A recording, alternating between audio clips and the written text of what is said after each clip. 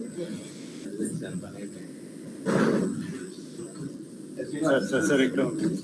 at this.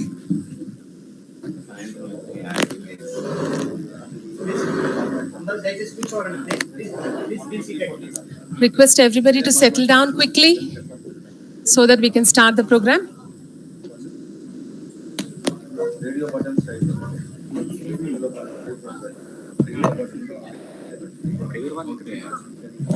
Students responsible to deliver the prayer, please come forward. Please come forward.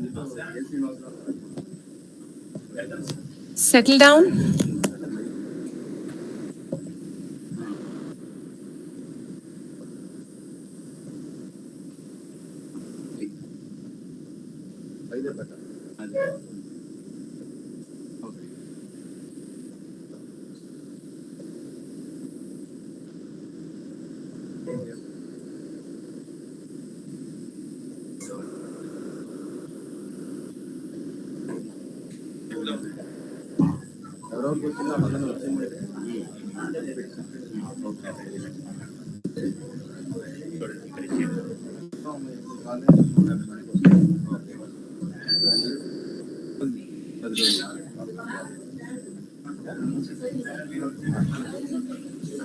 Please settle down and maintain silence.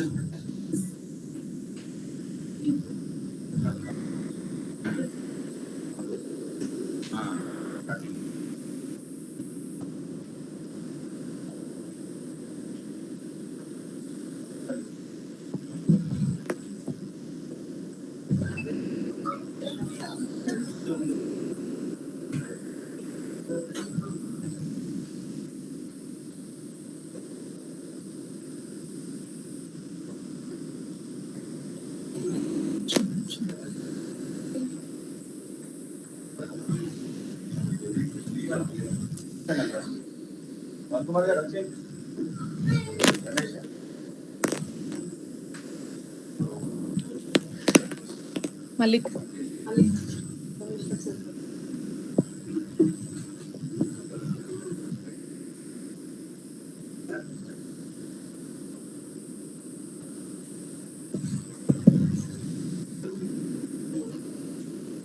Good morning, respected dignitaries, dear faculty, scholars, students, guests, and the supporting staff, and the most importantly, our spiritual personalities who have graced this occasion. I cannot help but extend a warm welcome to you on this hot day. But from the bottom of my heart, a warm welcome to all of you on the occasion of the 9th International Yoga Day celebrations, this national seminar being conducted and organized by the Department of Yoga and Consciousness, Andhra University, in collaboration with Inter-University Center for Yogic Sciences. So now, without wasting much time, I will just give a brief intro to our dignitaries on the dais. Our Vice Chancellor, PVGD Prasad Reddy Garu. With pride and great pleasure, I take this opportunity to introduce our high-spirited and visionary Vice Chancellor, Professor PVGD Prasad Reddy Garu. Though he hails from the stream of computer science engineering, yet his knowledge for subjects even such as yoga and lofty matters like spirituality are remarkable. He's a great teacher, a passionate academician, and has over 35 years of experience in his department. Okay, sir. Okay. Most of us here know that he has worked in various respected administrative positions in the university, but I would like to touch upon a few of his recent achievements, which I thought are worth knowing for all of us. Our Vice Chancellor took steps towards ensuring employment to all the students at the time of the completion of their PG degree. Got their parents invited to the university and got them felicitated by their own children, which is one of its kind of an event in the history of our university. And worth mentioning is another event. AU has recorded the maximum number of startups and patents during his tenure. In another event, he has protected the university's property from bandicoots, and most importantly, in connection with yoga, he's the one person who spread yoga to affiliated colleges of Andhra University around the area of Visakhapatnam. We from the Department of Yoga and Consciousness collectively congratulate you, sir, for all your efforts and thank you for gracing the occasion. Now, I consider it a great privilege to introduce our respected principal, Professor A. Narasimha Rao Garu. He belongs to the Department of Commerce and Management, and his expertise lies in the areas of accounting, finance, and operations management. He is a great academician and displayed his administrative capabilities when he served as a registrar in the University, Adikavi Nannaya University in Rajahmundry. Thank you, sir, for gracing the occasion. And coming to our Honorary Director, respected Banu Kumar Garu, I would like to really mention a few things which I felt was worth knowing for all of us. He was appointed as a director in 2020, the COVID-19 year. And in spite of all the odds, he was instrumental in developing various innovative programs on behalf of the department, offered them to the society in the midst of COVID-19, when yoga and alternative systems of medicine has become as important as modern medicine. And since then, year after year, he's been striving to conduct national and international level conferences on the eve of International Yoga Day and added value to the department. And he gives highest priority to quality work and always looks forward to new ideas and concepts. He always puts us on our toes and pushes us to deliver the best. Thank you, sir, for being there for us. And coming to our HOD, Dr. K. Ramesh Babu Garu, a very humble and down-to-earth human being, a dedicated disciple of Yogacharya Rapati Ramarao Garu and an expert in Hatha Yoga, as we all know, a very approachable and affectionate teacher for most of us here. I invite all the dignitaries to grace the occasion and let's go forward with the program. Girls, pray. Okay. I request all the dignitaries to step down the dais and start the program with lighting of the lamp.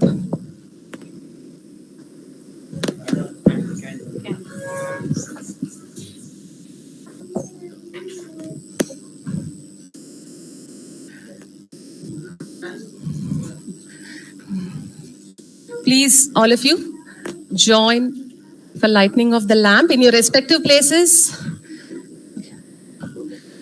Feel the essence of the lightning of the lamp.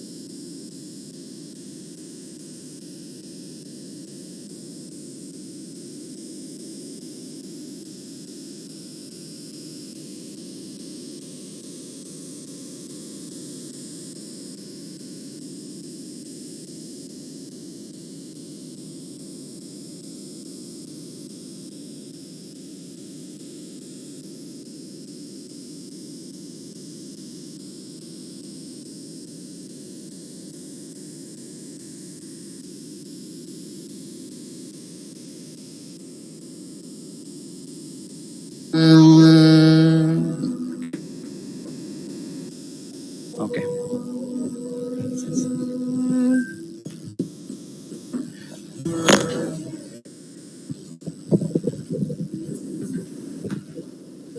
Please settle down. We have our students offering the prayer. Over to Madhavi Garu.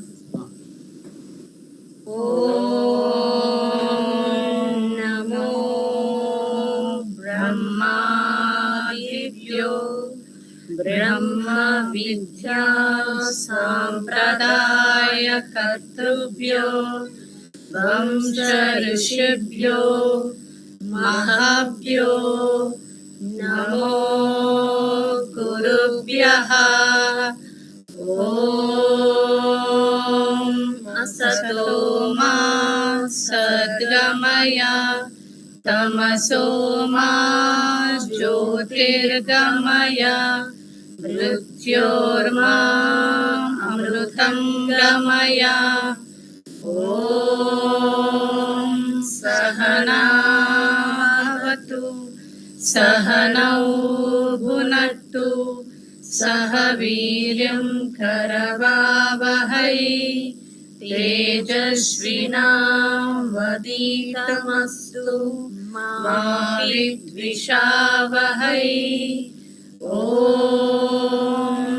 शान्ति शान्ति शान्तिः हरि ओम तत्सत् ओम नमः. Thank you. Now we have the introduction about the national seminar by the organizing secretary, Dr. K. Ramesh Babu garu.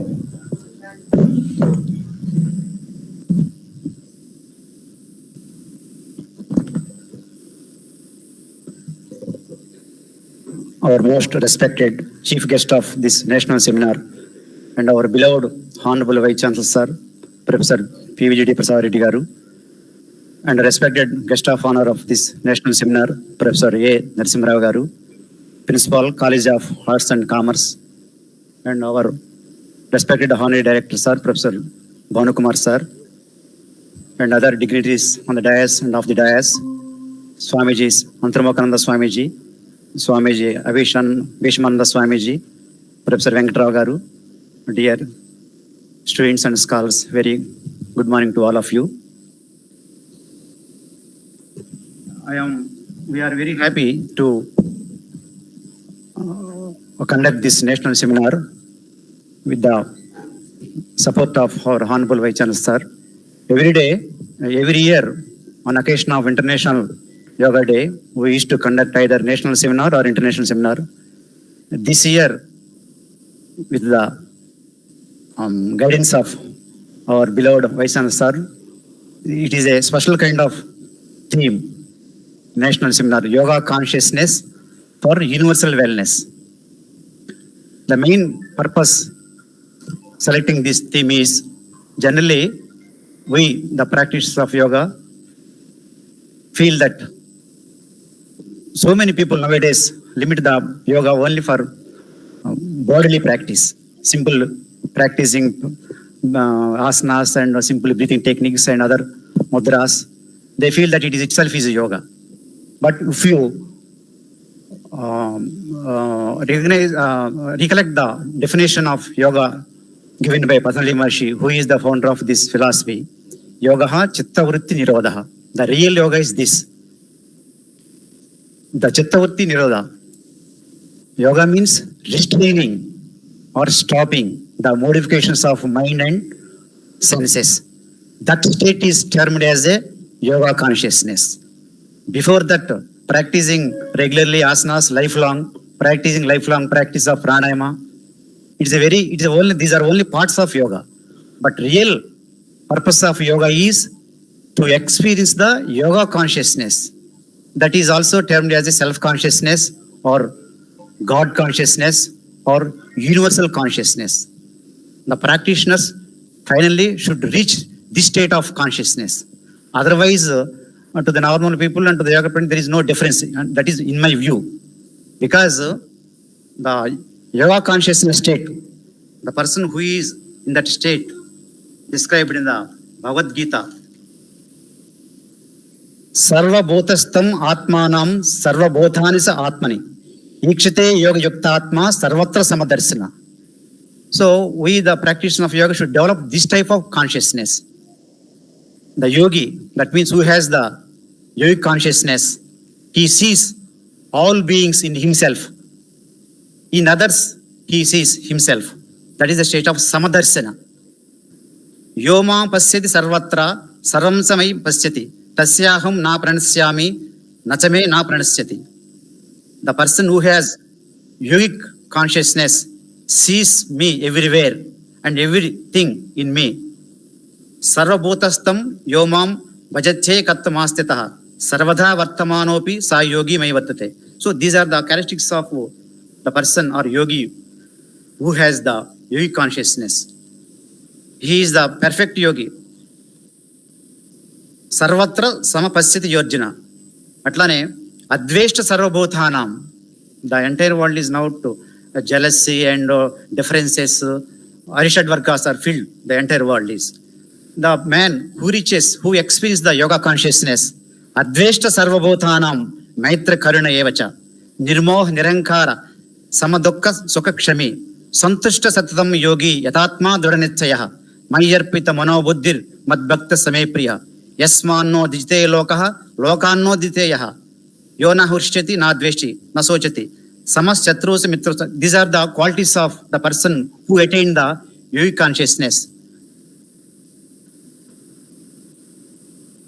That means the person who has the yogic consciousness, he has no envious, but is a kind friend to all entities, who is tolerant, always satisfied, self-controlled, and determination. These are the qualities of the person who attained the yogic consciousness.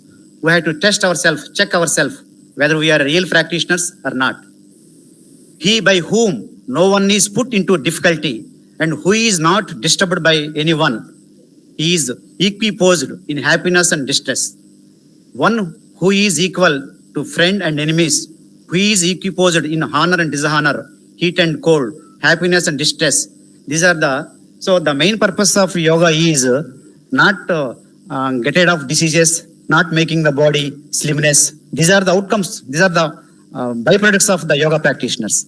But the main thing is to attain the state of yogic consciousness, yoga consciousness, or universal consciousness, the self-consciousness.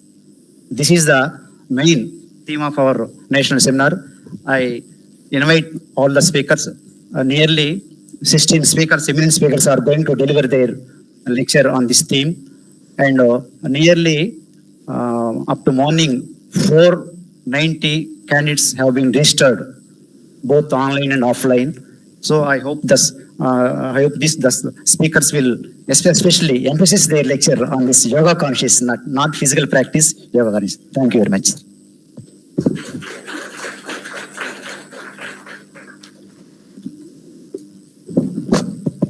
Thank you, sir, for emphasizing the importance of yoga consciousness.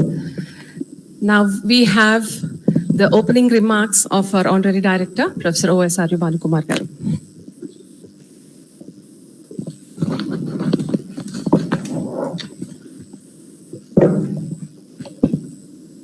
So my heartfelt greetings and namaskars to all. Today is really a great day for all of us. For all us means yoga lovers who really did and who really practicing yoga from day to day, from time to time. Here, all yoga lovers are really very great in contributing, in spreading yoga to most parts of the world like a wildfire. Especially, it took a wonderful role with the role of a COVID-19.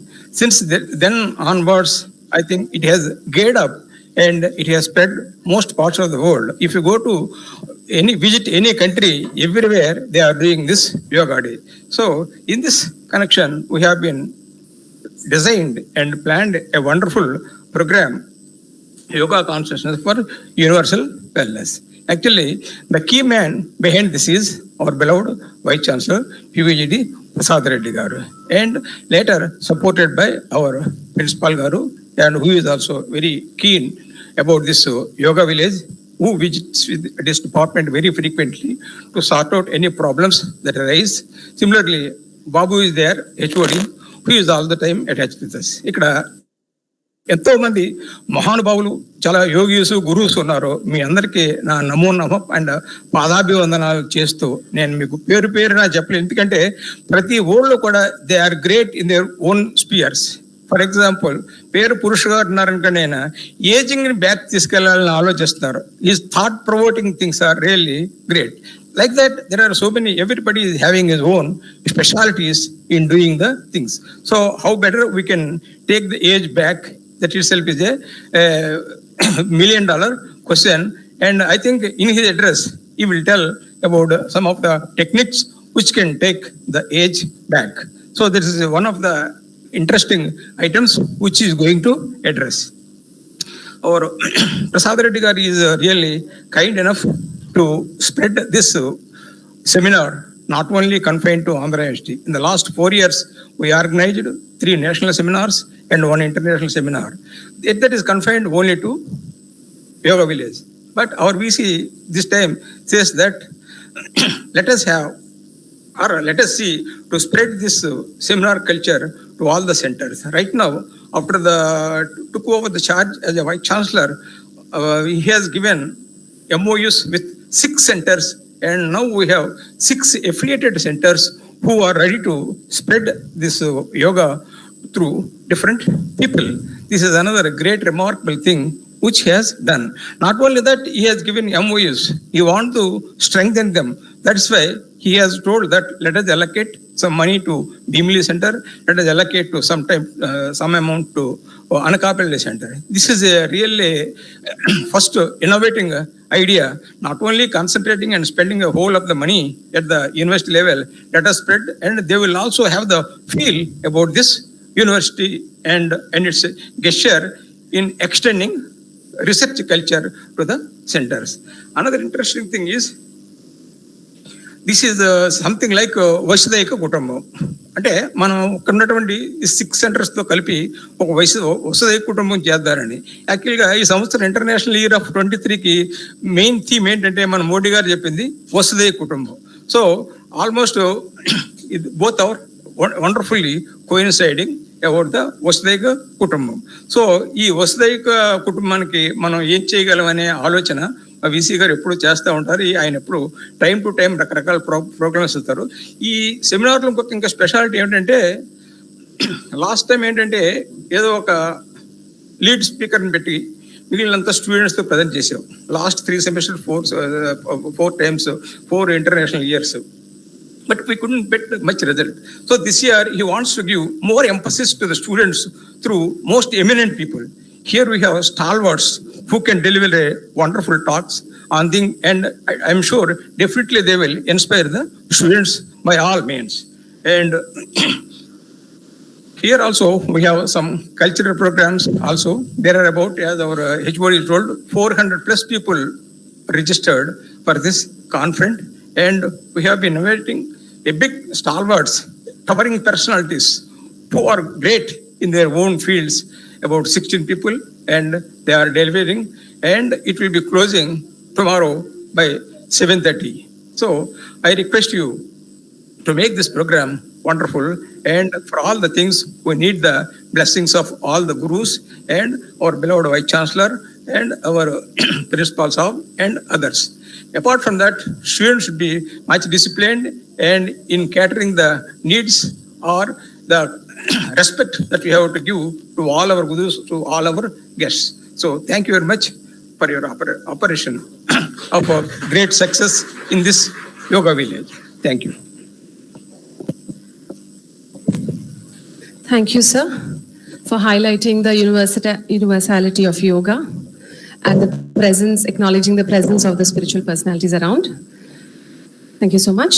Now I invite our principal, Professor A. Narasimha Rao Garu, to give the message for this 9th International Yoga Day.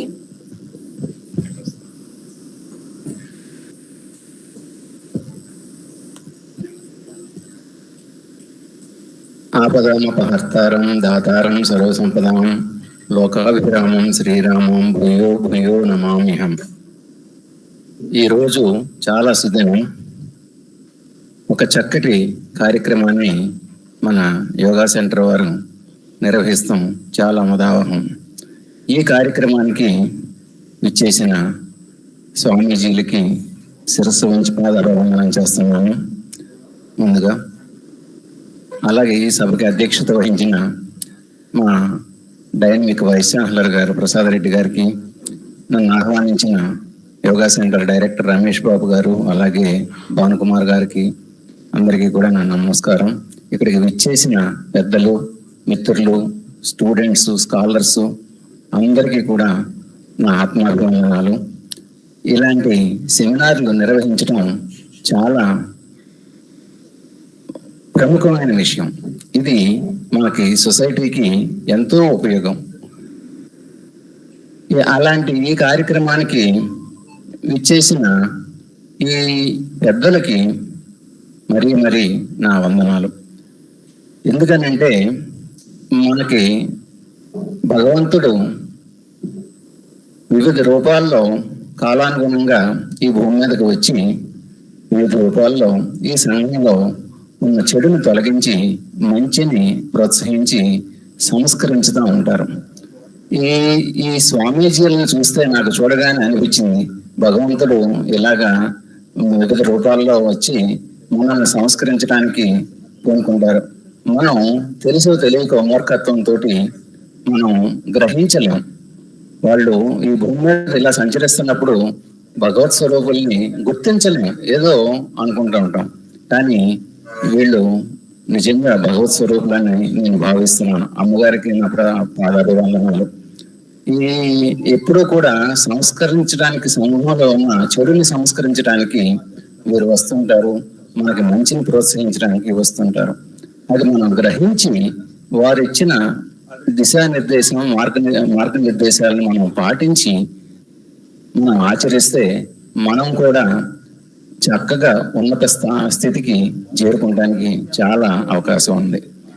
ఈ seminar సందర్భంగా ఇటువంటి మహామహుల్ని ఆహ్వానించి ఈ కార్యక్రమాన్ని తీసుకొచ్చినందుకు రమేష్ బాబు గారికి ముఖ్యంగా ధన్యవాదాలు తెలియజేస్తున్నాను, భానుకుమార్ గారికి కూడా. ఈ సందర్భంగా 2 విషయాలు. ఒకటి, మన ఈ ఆంధ్ర విశ్వకళా పరిషత్తు సరస్వతి నిలయం, సరస్వతీదేవి నడయాడే స్థానం. ఈ స్థానంలోకి ఇలాంటి మహామహులు రావడానికి మార్గాన్ని సుగమం చేసే మా డైనమిక్ వైస్ ఛాన్సలర్ గారికి ముందుగా కృతజ్ఞతలు తెలియజేయాలి. నేను సుమారుగా 40 సంవత్సరాల నుంచి యూనివర్సిటీలో ఉన్నాను. ఈ యూనివర్సిటీకి ఈయన చేసినంత అభివృద్ధి అంతా ఇంత కాదు. అంటే ఇక్కడ ప్లాట్ఫామ్ మీద, ఈ స్టేజీ మీద పొగుడుతున్నానని కాదు, నభూతో భవిష్యత్తు 500 కోట్ల రూపాయల ఆస్తుల్ని, అన్యాక్రాంతం అయిపోయిన ఆస్తుల్ని ఆయన ధైర్యంగా ఎన్నో ఒత్తిడిని ఎదుర్కొని మళ్ళీ ఈ సరస్వతి తల్లికి తీసుకొచ్చాడు. అంటే సామాన్యమైన విషయం కాదు అది. ఎన్ని ఒత్తిళ్ళు ఉన్నా నిజంగా నేను ఆయనకి పాదాభివందనం చేస్తున్నాను ఈ సభాముఖంగా. ఎందుకనంటే ఇంత డైనమిక్ గా ఎంతో మంది వైస్ ఛాన్సలర్ని చూశాను. ఇంత డైనమిక్ గా చేసి మన ఆస్తుల్ని మనకి వెనక్కి తీసుకురావడం అనేది చాలా గొప్ప విషయం.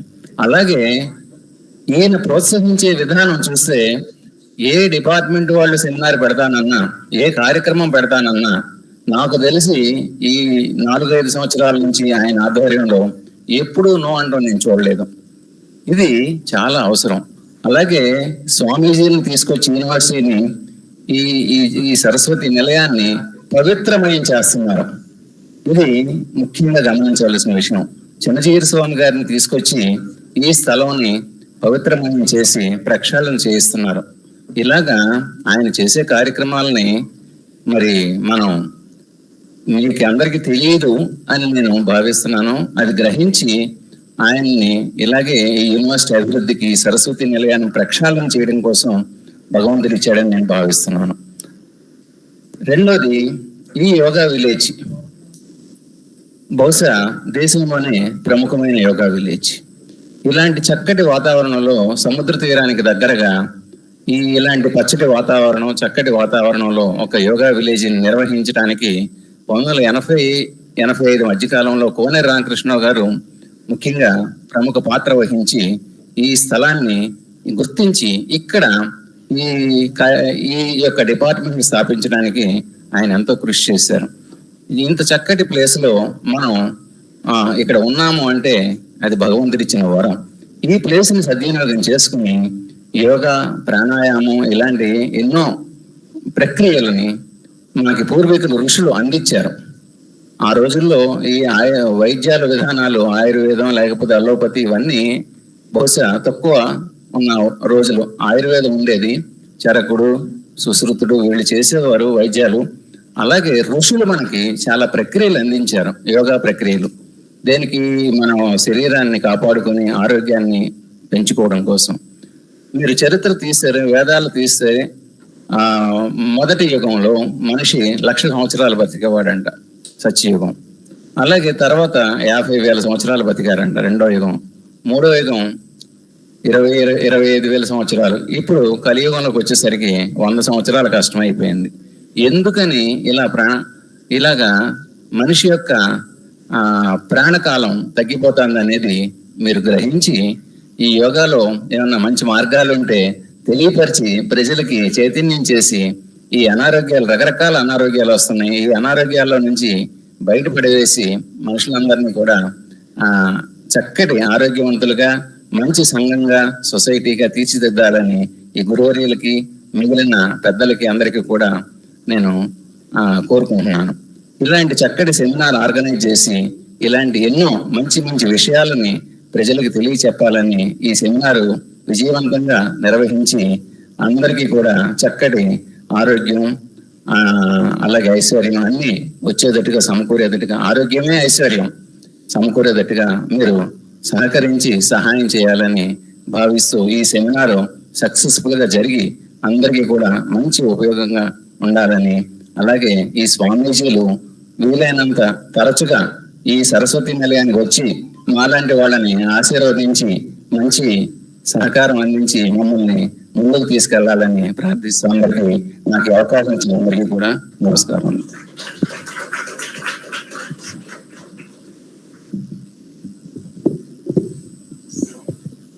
Thank you, sir, for the heartwarming message in highlighting the importance of the ancient technology and techniques packed in yoga and the scope it has for the well-being of humanity.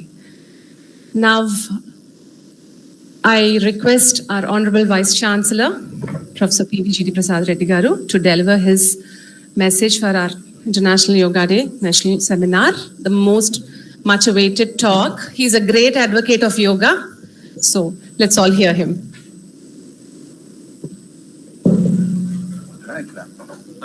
Which is comfortable. Blended mode.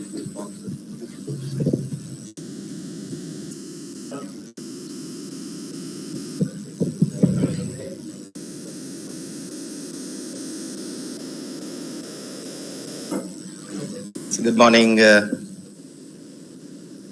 ladies and gentlemen.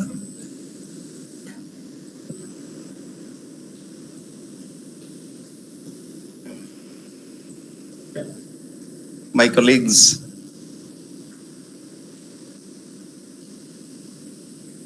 who are present for the inaugural session, today along with me on the dais, with the principal of Andhra University College of Arts and Commerce, Professor Narsimha Garu, and in a way my very dear friend, must be elder to me by age, but otherwise, he's very, very close to me that way, Professor Bhanukumar Garu.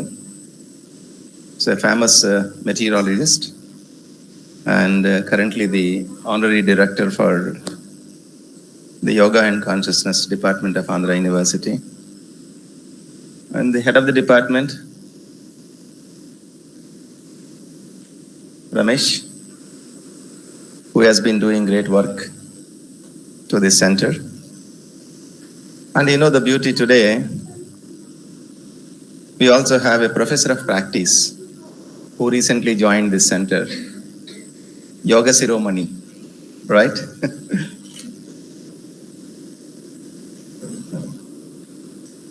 I, in fact, took her as a professor of practice very recently, a week back. I don't know whether she has reported? Yeah, Shravani, right? So she's Professor Shravani, but somewhere I saw it here as Dr. Shravani, right? You'll have to probably, I think, add the tag professor, right? All, noble Swamijis here. I recognize the presence of the secretary of Ramakrishna Mission, and also Antarmukhananda ji from Yoga Pitam Vijayanagaram. The other Swamijis over here. I see Krishna Garu over here. I see Dr. Shantrao over there, Gurunath Garu, and all distinguished people. I recognize the presence of Madam here, and see, it's in a way Today the department is organizing a national seminar, a wonderful topic, Yoga Consciousness for Universal Wellness. And, this is being conducted here for 2 days in a blended mode in association with the Andhra University Center for Yogic Sciences, Bangalore.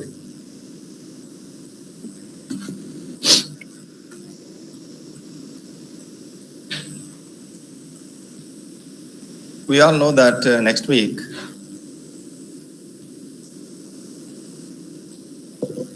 yeah, 21st of January, that way, right? The planet is in fact going to celebrate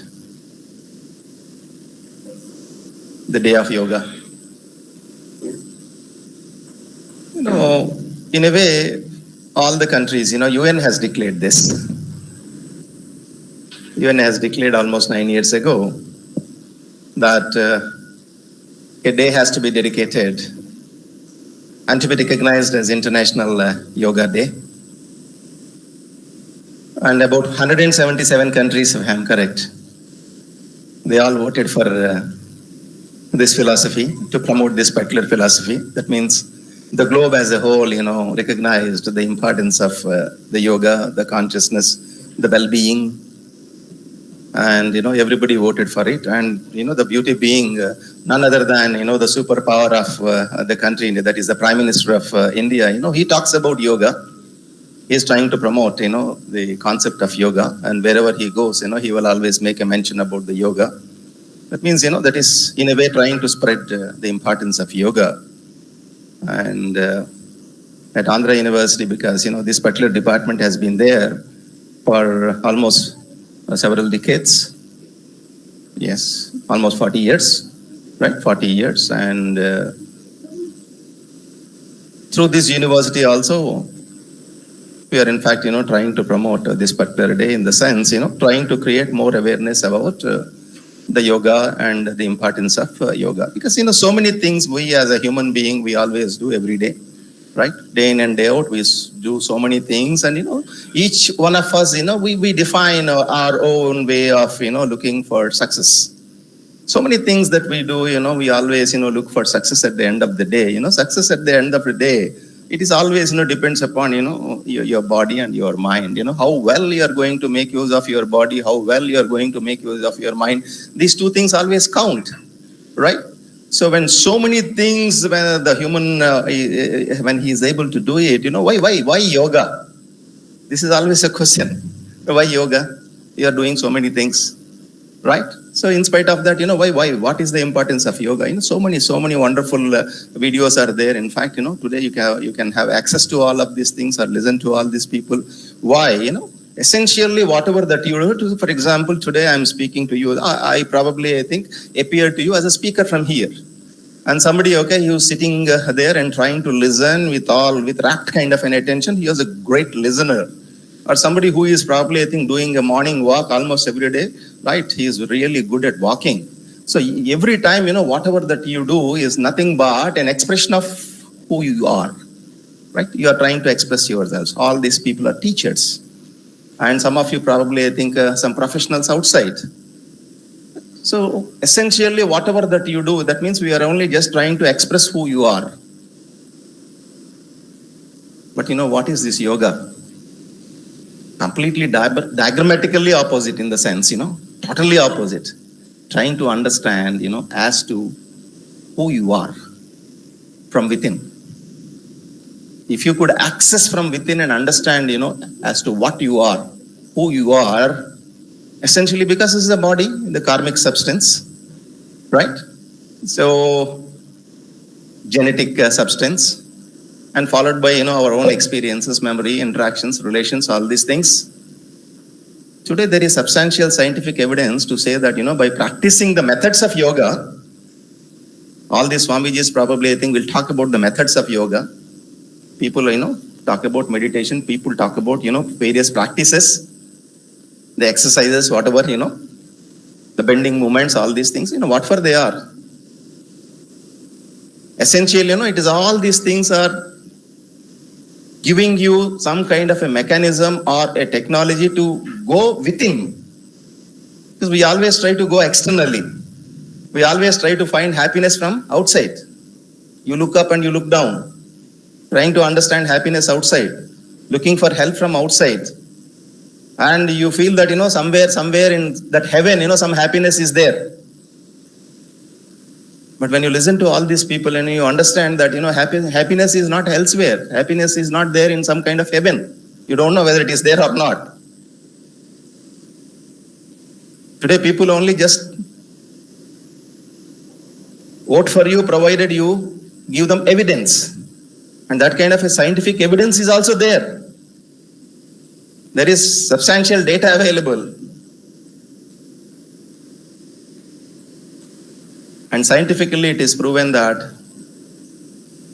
if you can travel inward, and from inward, you can create, things in such a way that you enhance your well-being. So that well-being, today we talk about, that well-being, it is possible for everybody. You don't require, any kind of education. You don't require any kind of practice, all these things in the sense, the professional practice. What is required is, some kind of a belief that, yes, it is possible that anybody can travel inward and there he can access or expand and then enhance, his well-being. This is possible. In fact, this is missing for a long time for various reasons. It could be industrial age or technological age, or today people talk about knowledge zenith age, all these things. Somehow we missed all these things. Maybe that could be the reason why, when Professor Narasimha Rao made a mention that, a man who was living for thousands of years, he had to cut down all his lifespan, minimum to about 70 or 80 or 90 or maximum 100 years. Could be the reason. And in fact, in the campus of the university also very recently, we have established a Center for Medical Genetics.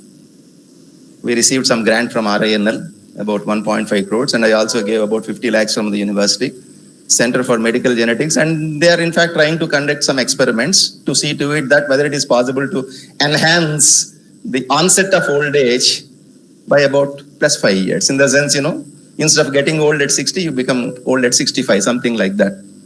They are doing some experiments over there. But the best experiment is, no cost involved. Access insight. That is possible only with this kind of a yoga. Yoga, our country, this is the proud country which has introduced the concept of yoga to the whole globe that way. Existence of the man, Adi Purush, about 15,000 years ago, sir. Am I right? Or 10, 15,000 years ago, right from those days, the yoga. Several kings, kingdoms, rulers, all these people made several efforts, in fact, to reach to the public on the positivity of, practicing this yoga. Even Lord Krishna also, for that matter, I understand, in fact, I heard one video also, in fact, on the net, that, he is instrumental for creating so many, centers, about 10,000 spiritual centers in the northern region. And he was, in fact, trying to relate these spiritual centers with all these kingdoms. Why not Andhra University should create, maybe I think give some affiliation to some 5-10 centers across. It should have been done long ago. So after 40 years today, we try to recognize one center at Bhimli, one center at Tanakapalli, one at maybe I think BVK College, Selection Nagar. We should have done it very long back. When UN from there is trying to, in fact, promote yoga, getting about 177 votes. Andhra University, a small university, that way, right? Why not we try to spread the culture of yoga across all these 3 districts? We need to, in fact, enhance this particular number, scale up this activity to at least 100 centers. Reach remote villages. Reach every remote village. There you try to establish a small center. If somebody is trying to operate from a single room, right? Collaborate with him and let them associate with you.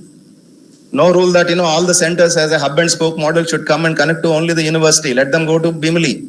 All, the small centers which are close to Bhimli, let them go to Bhimli. let some people go to and access that center which is recognized at Bobli these days, right? I think we have given recognition to one center at Bobli. Identify something at Saluru, identify something at Araku, and there is one center at Anakapalli, right? Try to enhance this. After all, you are giving an MOU, identifying some people over there, because it doesn't really require any education for someone, to practice yoga. Do you require a PhD? You don't require a PhD at all. All these certifications and all, we have created all these things.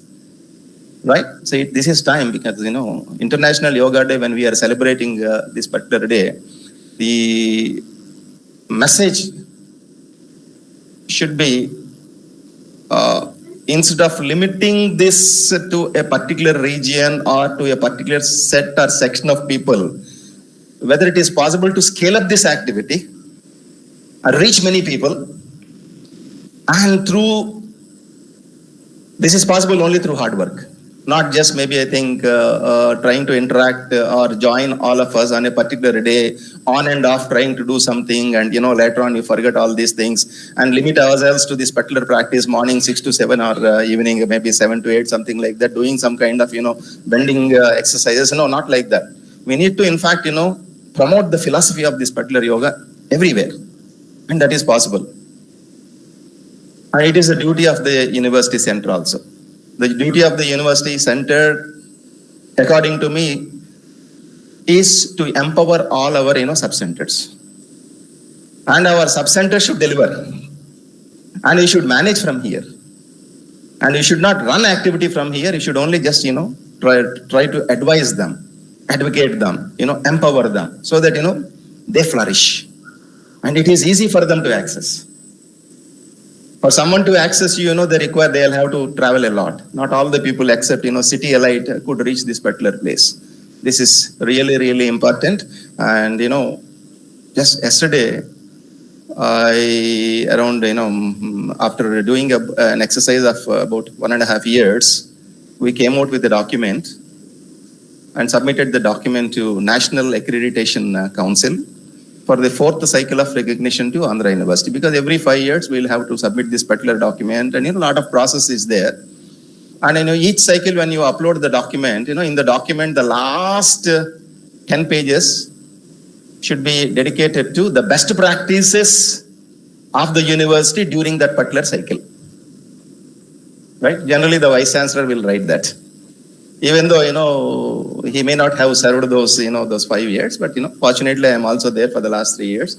So what I thought was, what should be the best practice of this university, so that, others also would have a look at it and emulate. I said, practice number 1, best practice of Andhra University for this cycle, which started in this cycle and which is going to extend through the next cycle, is I said that AU wellness system, that's a holistic wellness system, integrating yoga, sports, and counseling systems.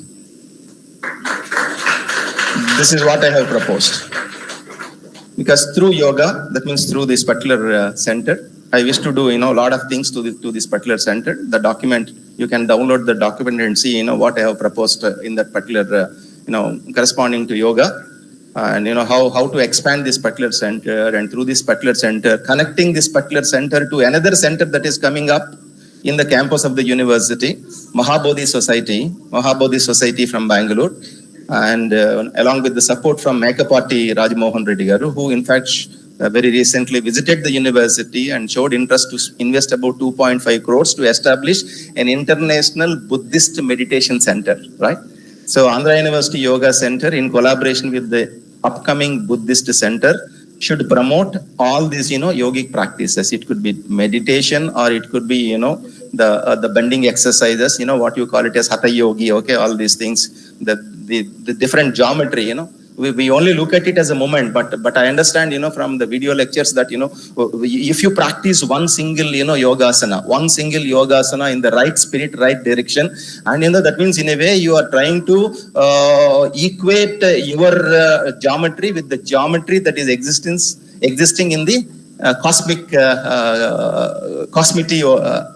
top above, in the sense, that there is a cosmic geometry, and if you try to equate your body geometry with the cosmic geometry by means of at least one single moment, automatically you get that kind of a cosmic spirit.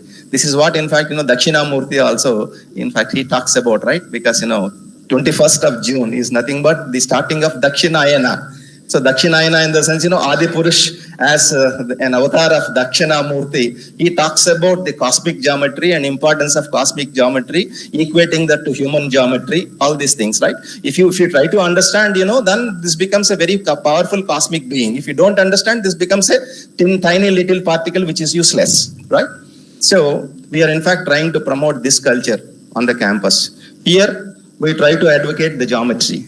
And there, in fact, we try to advocate the meditation practices. Apart from that, we are also trying to promote the naturopathy kind of, treatments to be started. Maybe you can see next coming 6 months on this particular campus. And we also try to promote the same things, across all the centers. That's number one. Second, you must have seen, we made a lot of investments to promote 7 sports grounds. Earlier, we had got only 2 sports grounds. But Andhra University today, we have got 7 grounds. We have an engineering college, old ground, which is expanded, right from, it was only 13 acres earlier. Today it is 25 acres. And right opposite to that, we have come out with another new ground, 15 acres. It is named as Urja by none other than Chinnajayar Swamiji, because he made a visit and he also visited this particular center. He called the center ground as Urja, that means energy ground. And third ground is AU Polamamba ground and AU helipad ground. And also there is one AU, beach grounds, you must have seen, very close to this particular place. Earlier we had only 2.5 acres. Now we have got about 14 acres ground. And apart from that, the platinum, the silver jubilee ground of, which is nothing but the old university ground, which was only 9 acres. Now it is expanded to 15 acres. So altogether, we have got about, 6 to 7 very huge, big grounds. Not only that, I'm trying to promote, badminton, shuttle, tennis courts. Earlier, we had got only one single court. Now we have got 6 courts. Similarly, box cricket, nets also we are trying to establish. All these things. And, physical vitality is also really, really important. And apart from this, there is a psychology department. And in the psychology department, there is a counseling center, which is doing its, own style of work. But I wish to, in fact, expand that. Bring in professionals from outside. Professionals does not mean somebody having a PhD degree, right? Professionals means, who knows things and who talks about things and who delivers things. Maybe that could be the reason why, University Grants Commission also came out with a different philosophy, in the sense, somebody who has got expertise in a particular field. For example, yoga. Somebody with an expertise in that particular field, even without having a degree, can be inducted as a professor of practice on the campus, provided that man is proven with having about 15 plus years of experience. Somebody yoga, somebody with, good journalism experience, somebody with good theater arts experience, somebody with good, fine arts experience. All these things are professions which does not require any degree at all. But unfortunately, over the last, 70, 80 years, we have been equating all these things with the degrees. But fortunately, today UGC came out with different regulations, in the sense, if it is for journalism, if it is for yoga, or if it is for theater arts, if it is for music, if it is for dance, for all these departments, some recognized professionals outside, if you can trace him, we can always invite him as a professor of practice onto the campus. And Andhra University, in fact, started implementing it. Right? So like that only, in fact, even though having doctorate, having looked at, her, credentials and, that yoga ceremony, that award and all, I took her as a professor of practice on the campus. Similarly, I took one person as a professor of practice in School of International Business. I took 3 people with very good software experience. They do not have master's degree also, but I took them as, professor of practice to, in fact, guide the students in the upcoming, the machine intelligence kind of, domain in computer science department. So like that, the university is identifying. I have also located one expert from, journalism, who is a practicing journalist outside, who is really, practicing positive journalism, right? So I'm also, in fact, planning to take him as a professor of practice in journalism department. And please guide me, in case, somebody is there who has got interest to probably, I think, spread the philosophy of yoga or meditation, all these things, and who can spare time here and deliver lectures to the students, I can always induct them as, professor of practice into the yoga department, because there is only one teacher, that is Ramesh Babu, and we need to strengthen him. And it is not possible, in fact, to recruit faculty, because, courts are always, coming into picture.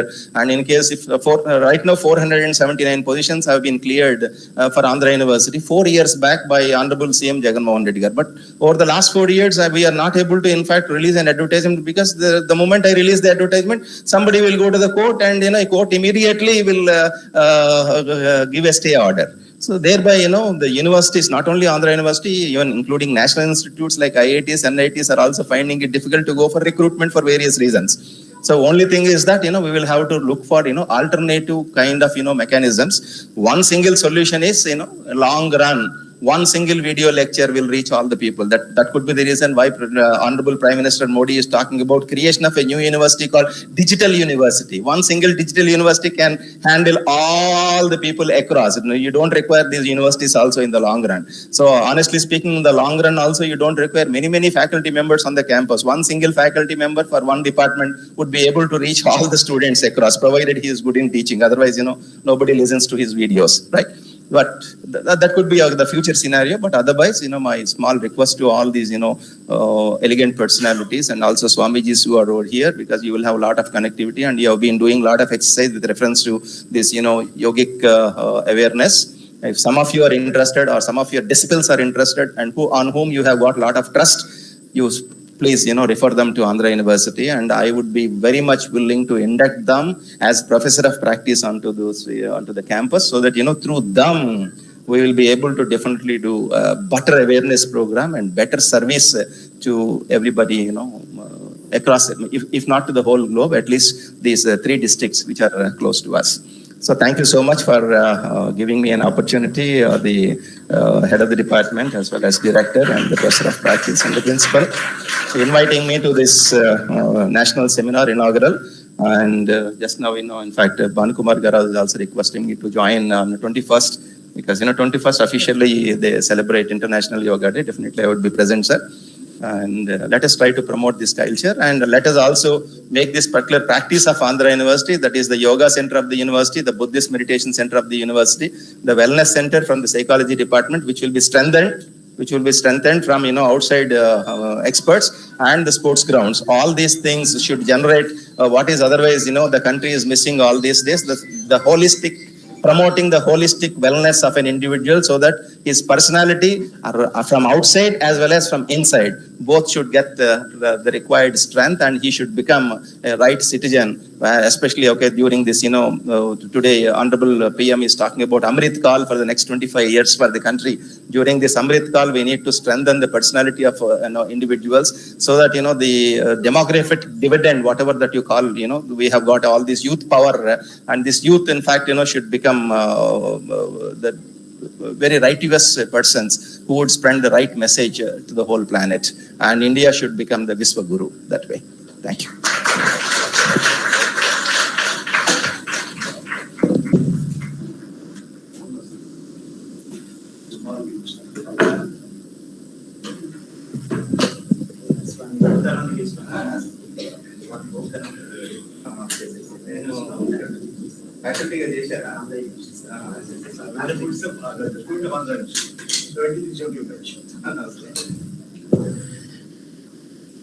Thank you, sir, for your inspiring message and bringing out the importance of the inner journey and the potential beyond the body and mind, and also your sense of universal consciousness by giving us the message of spreading yoga from the universal level to specific individual remote village level. Thank you so much. We definitely take your message. And now over to our HOD, sir, where in the next program we will be felicitating our chief guest by Swami Antarmukhananda Swamiji. Please come forward, Swamiji. Let's felicitate our chief guest.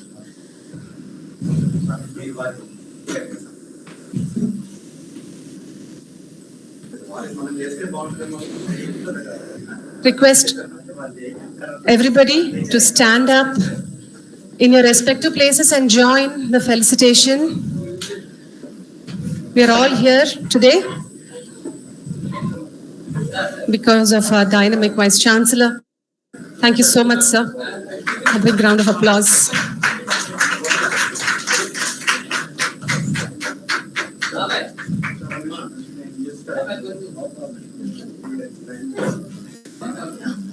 Radhika, please hand over the fresh flowers, bouquet of flowers to our Vice Chancellor. Please give way to Radhika. అమ్మా నువ్వు ముందు నుంచి ఇచ్చేసేయండి, ముందు నుంచి ఇచ్చేసే రాధిక, ముందు నుంచి ఇచ్చేసి ముందు నుంచి.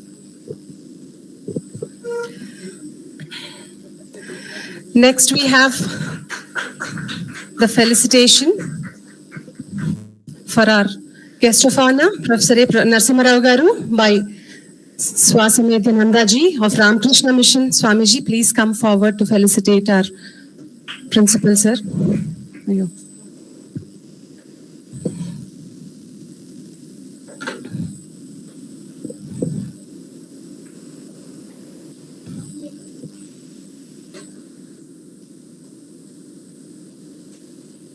All of us, please join in the felicitation in your respective places.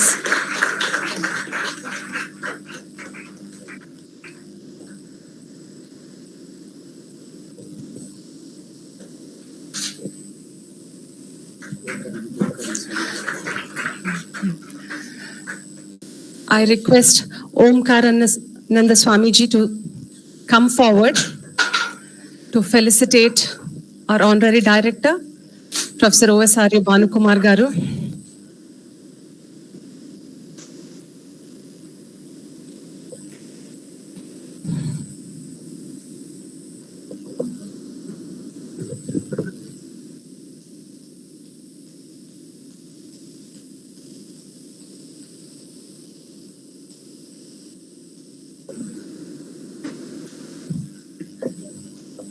Please join in the felicitation.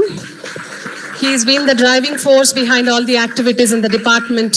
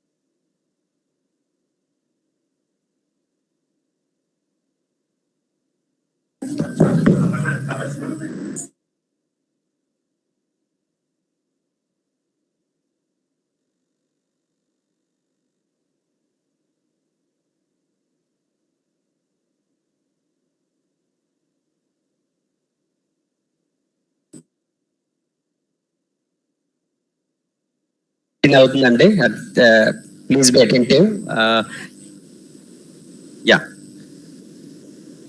ఇప్పుడు మనకి వచ్చిన ప్రముఖుల్లో స్వామి సంవేద్యానందాజీ, he is the secretary of Ramakrishna machine.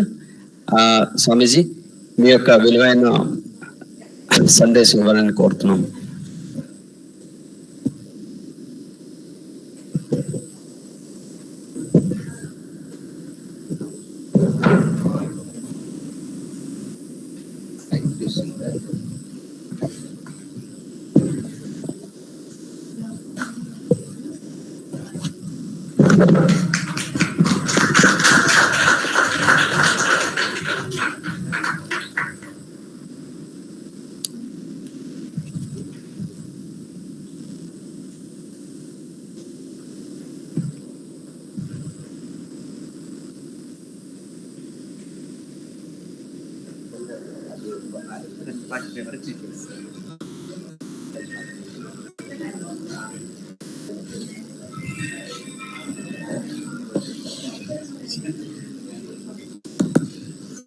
Please silence. Please switch off mobiles. Request all of you, please switch off mobiles. Cameraman వెనకాల వాళ్ళు cut అవుతారు. Cameraman వెనకాల కెమెరా వెనకాల కెమెరా వాళ్ళు ఇటువైపు కెమెరా వెనకాల అందరూ కనపడలేదు కదా కొంచెం బాబు కెమెరా వాడికి ఒక సైడ్ నుంచి బాగుంది అంటున్నారు, అందరూ విజిబుల్ గా ఉంది. అట్లా అప్పుడప్పుడు వస్తే వాళ్ళు కనపడతారు, లేదంటే వాళ్ళ సీట్లు పక్కకు మార్చితే సరిపోతుంది, ముందన్న వచ్చి కూర్చోవచ్చు వెనకాల ఒక line. Okay, you can avoid frequent. ఈ సైడ్ ఏర్పాటు చేసుకుంటారు మీరు? No, straight will have to be there. You should not be frequent, constantly staying, that's all. Now and then you can sit there. కూర్చోండి మీరు అక్కడే కూర్చోండి, అక్కడే కూర్చొని టచ్ చేసి వెనకాల వాళ్ళకి అడ్డుపడదు.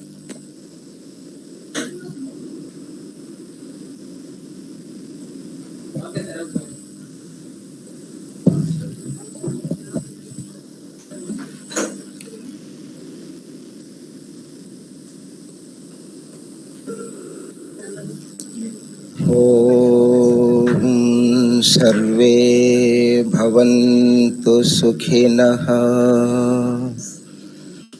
సర్వే సంతు నిరామయాః, సర్వే భద్రాణి పశ్యంతు,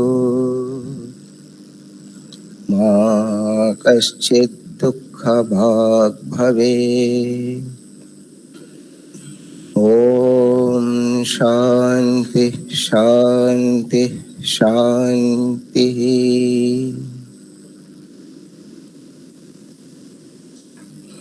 స్పీచ్ తెలుగులో ఇంగ్లీష్లోనే? తెలుగా ఇంగ్లీషా కంబైన్ అంటే తెలుగు వాళ్ళు? Okay.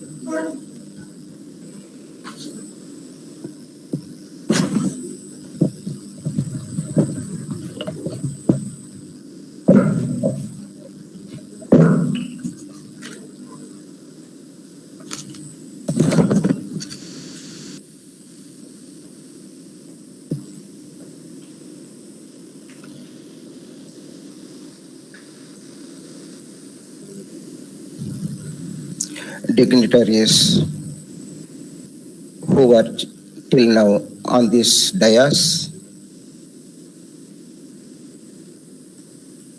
of the dais,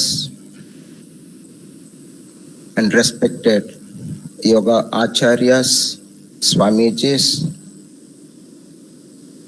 ladies and gentlemen, and my dear students. Today, we are celebrating here a program in connection with International Yoga Day.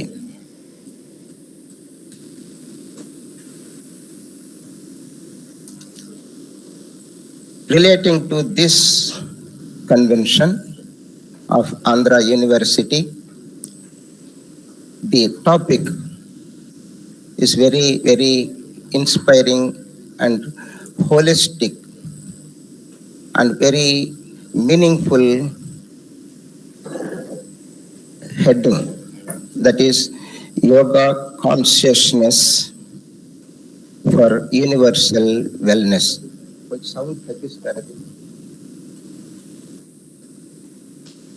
Generally, we have yoga means having some asanas, exercises, which will benefit us physical fitness or at most to the mental level only. But yoga culminates in whole. Whole in the sense we call moksha, consciousness, God, perfectness, all these things. Today, we are going to discuss, especially I am going to speak few words, yoga consciousness, which leads to universality. Then only will be well-being of whole universe, not only for human beings, as a whole for all living beings and non-living beings. In the Patanjali Yoga Sutra, it starts from the point after completion of the Hatha Yoga. That is why called, this is Patanjali Yoga Sutras, called another way is Raja Yoga. In that path, you believe or not believe in God, doesn't mind. It doesn't matter. But you should follow scientific method. That's all. So the first Patanjali says the whole gist, whole life of human life is yoga. He defines what is yoga. Yoga chitta vritti nirodha. Yoga chitta vritti nirodha. The controlling of all mental modifications is called yoga. So every aspect, every step we live, every thought we conceive, it should be connected to this nirodha of all our mental modifications. Why should we do like that? Because in whole universe, we have two broad concepts. The existing universe as God's creation and human creation. In Sanskrit, it is said Ishvara Srishti, Jiva Srishti. Ishvara Srishti, we know, He has created everything. But what created man? Man creates. If a God is created a man, human being, we identify him in various relations. A person is called by his brother, is called brother. If he is married, wife he calls husband. If he has got children, identifies as father. Like that, we have so many relations. That is called human creation. This makes us confusion and leads and takes away from the universal principles. There comes all other things, selfishness, individual conceptions. Any individual conception is there. It may be morally, some part of spiritually, it takes away from universal principle. That's why whatever we have experienced, all the experiences come from our human relations, human limitations, individual limitations. To overcome this, we have to do a lot. Vivekananda says, a man starts his journey by acquiring all things from external world, say called as science, technology, engineering, so many values or degrees. Then after some time, he wants to give up everything. He makes a one word jokingly, that is called learned ignorance. He puts a word, learned ignorance. We learn so many things, we want to ignore everything. That is learned ignorance. Why we would do like that? Because it doesn't satisfy us. In our human life, we find so many ventures, so many achievements, but still our quest untiringly goes on. Why? Then beautifully in this, the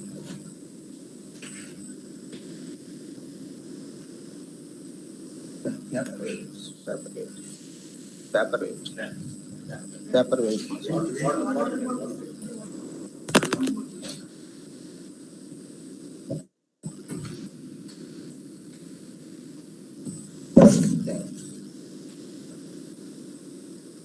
in this brochure, very, very beautifully, I appreciate who have done this message. Very, very beautiful.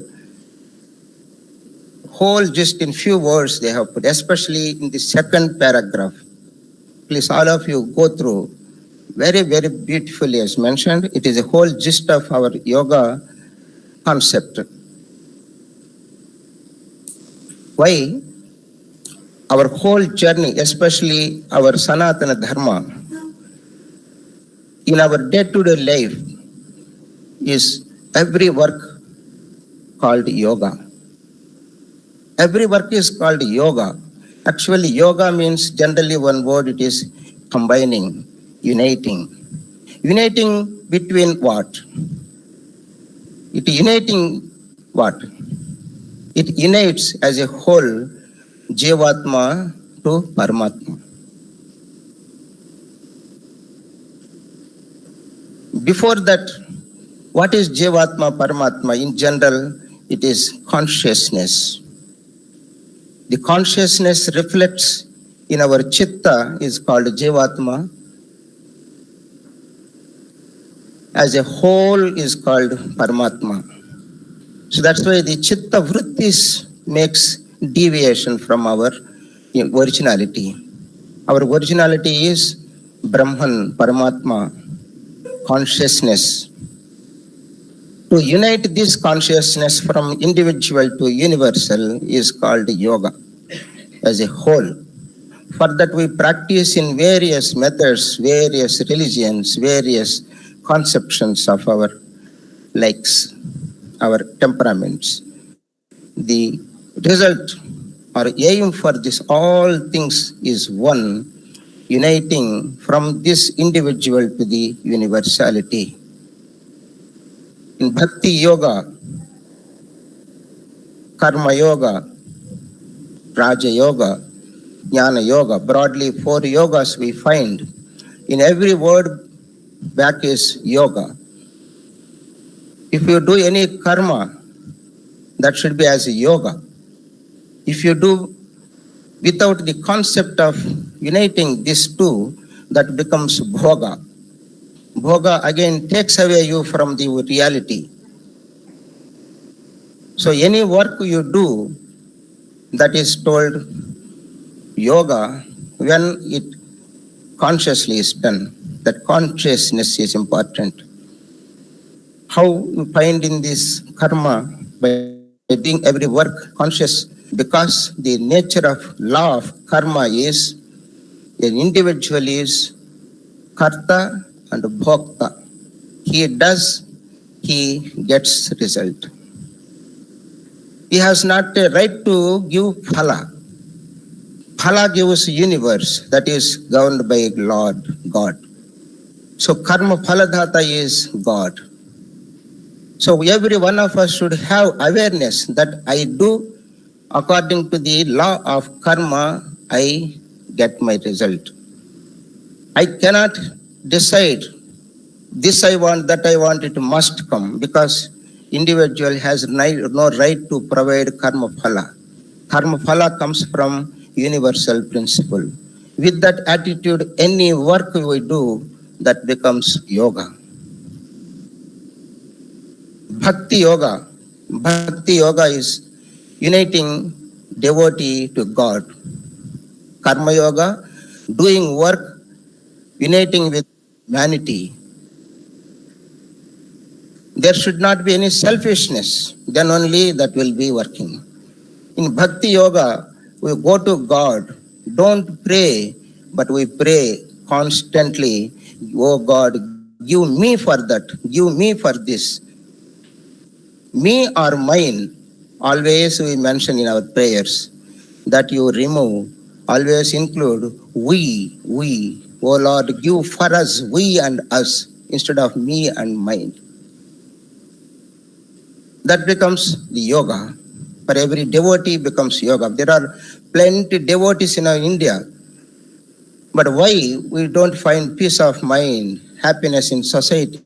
Why? Because we all play for individual benefits. Then Jnana Yoga. We want to know many things in the cosmos, beneath the ocean, but that knowledge always should be awareness. This whole world is Brahman, Sarvam Khalvedam Brahma. Whatever we conceive in this universe, it is manifested by the principle of this creation. That becomes the culmination of Brahman. Jnana leads to that yoga. Then Raja Yoga. By Raja Yoga, we analyze who am I, what is my real nature. Analyze it, what is vrittis, what is chitta, what made of. Then all this systematic scientific analyzation, it reveals that I am Atman, I am Brahman, but other than this consciousness, there are all so many 24 cosmic principles manifesting in me.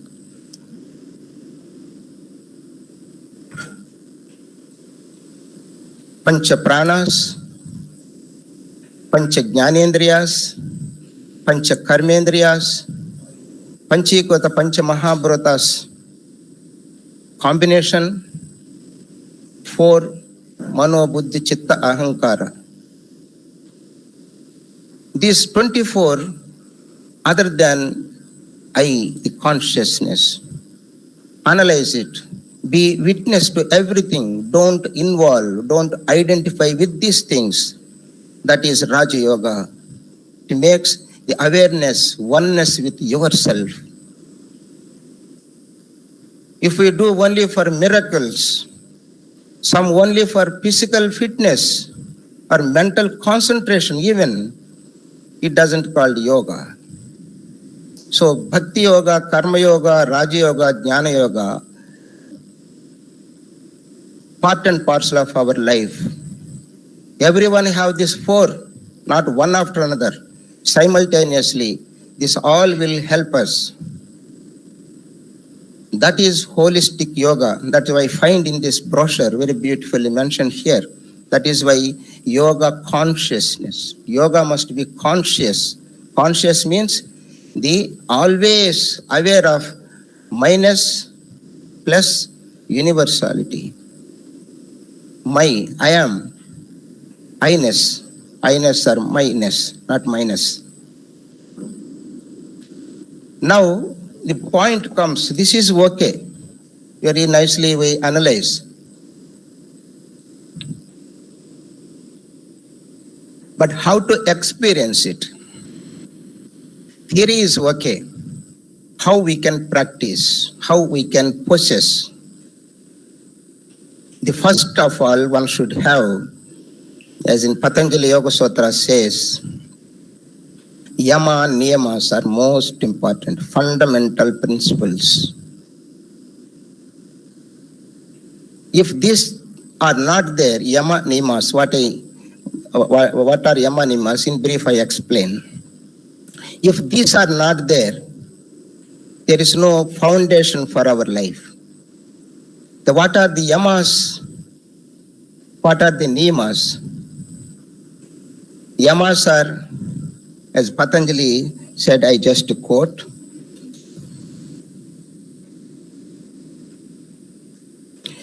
asana, ahimsa, satyam, asteya, brahmacharya, aparigraha.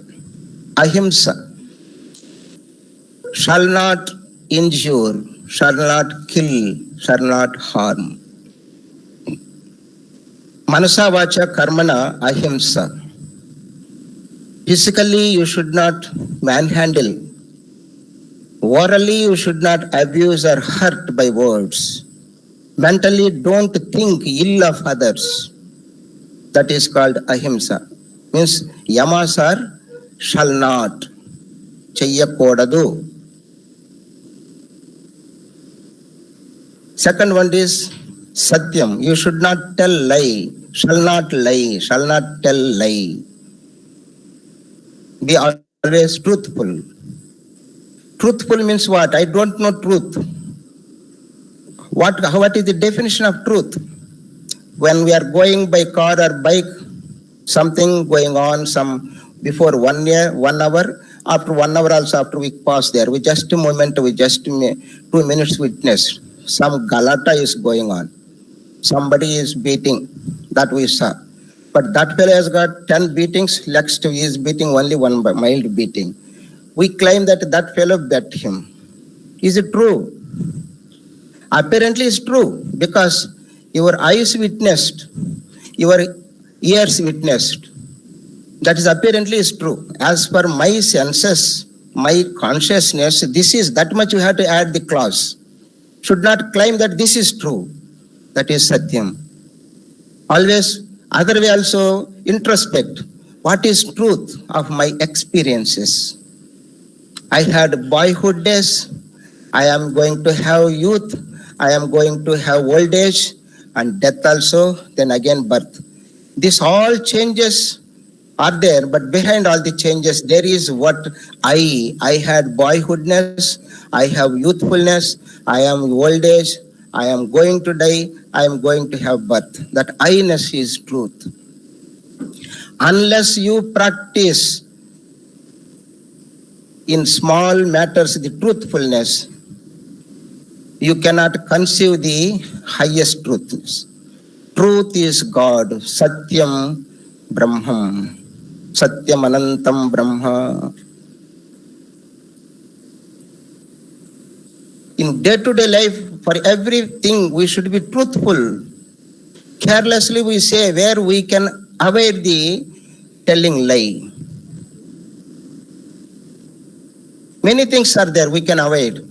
Sometimes when we are going by car, where are you? You are getting late. When you are going to reach? Just 2 minutes. It comes, it is 10 minutes, 10 hours, 10 kilometers. Road is there to cross. That road is not only for him. It is for public. How you say 2 minutes? When you put off the call, then you say 1 minute is over. You can say, I am away from you 10 kilometers. Let me say, when I come, I will inform you. It is truthful. That we have to practice. Then comes Asteya. Don't covet. Don't steal. Mansa vacha karmana. Don't be greed. What I have, that is enough. So one should have deserving before desiring. One should have deserving. Then only you can desire. Our side is Volta.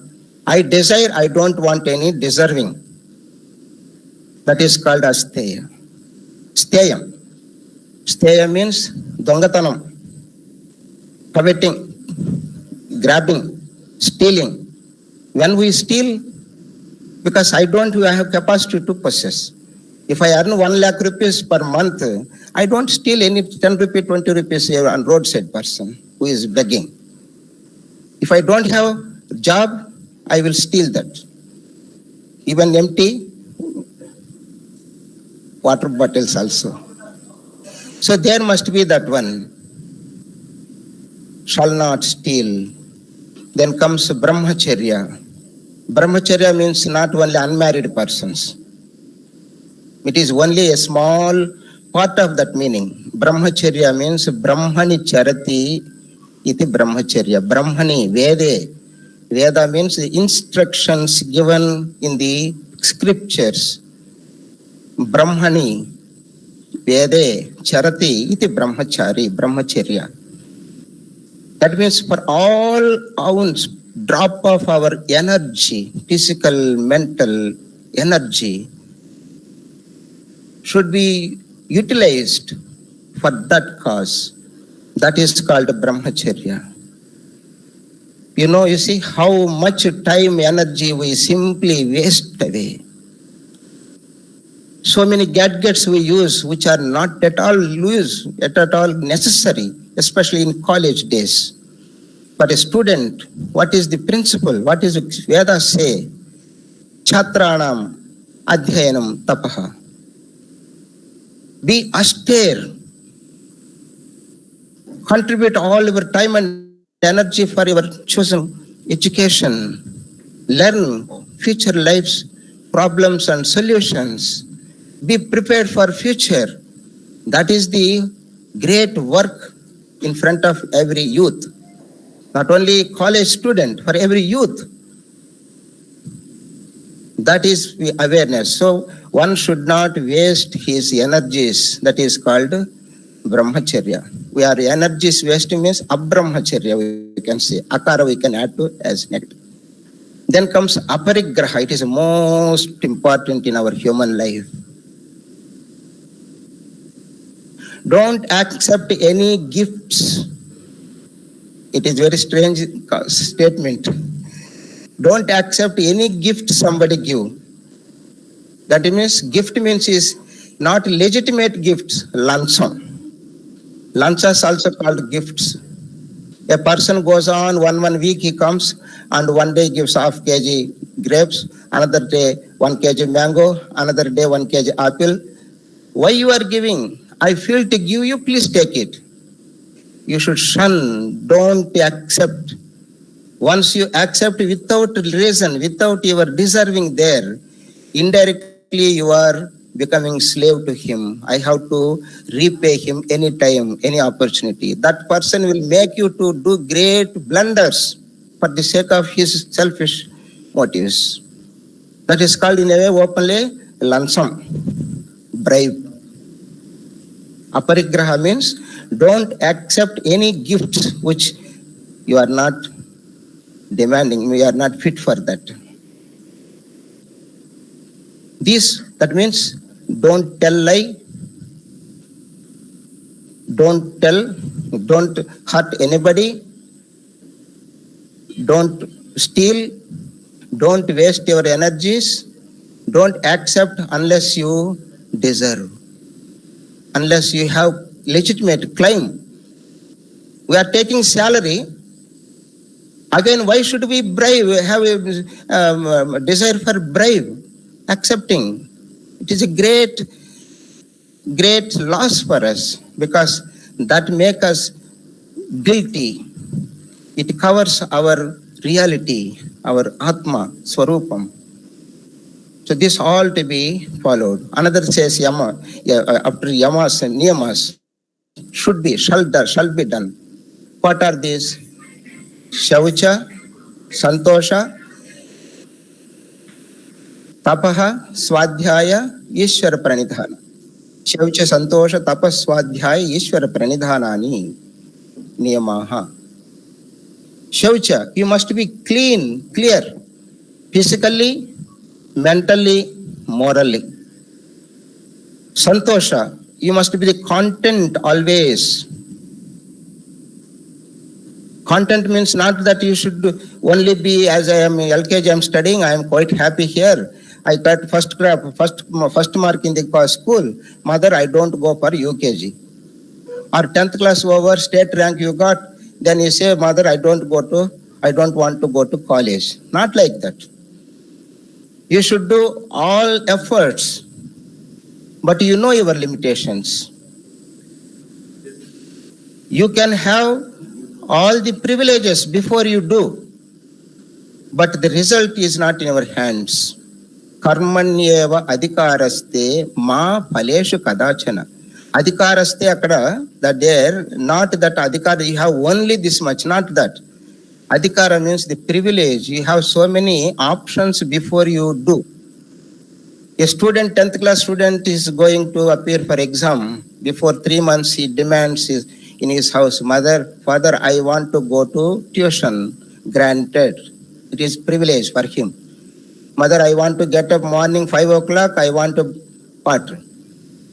Horlicks. They don't take bed coffee. Students, na? They want Horlicks, Bournvita. Yes, granted, till exams. Mother, I get disturbance by putting on videos, TVs. So put off. Granted. These all are privileges. Karmani eva adhikaraha. You have so many privileges. For what? For writing examination. After writing, I myself correct my paper and put 100 to 100 marks. That no adhikara.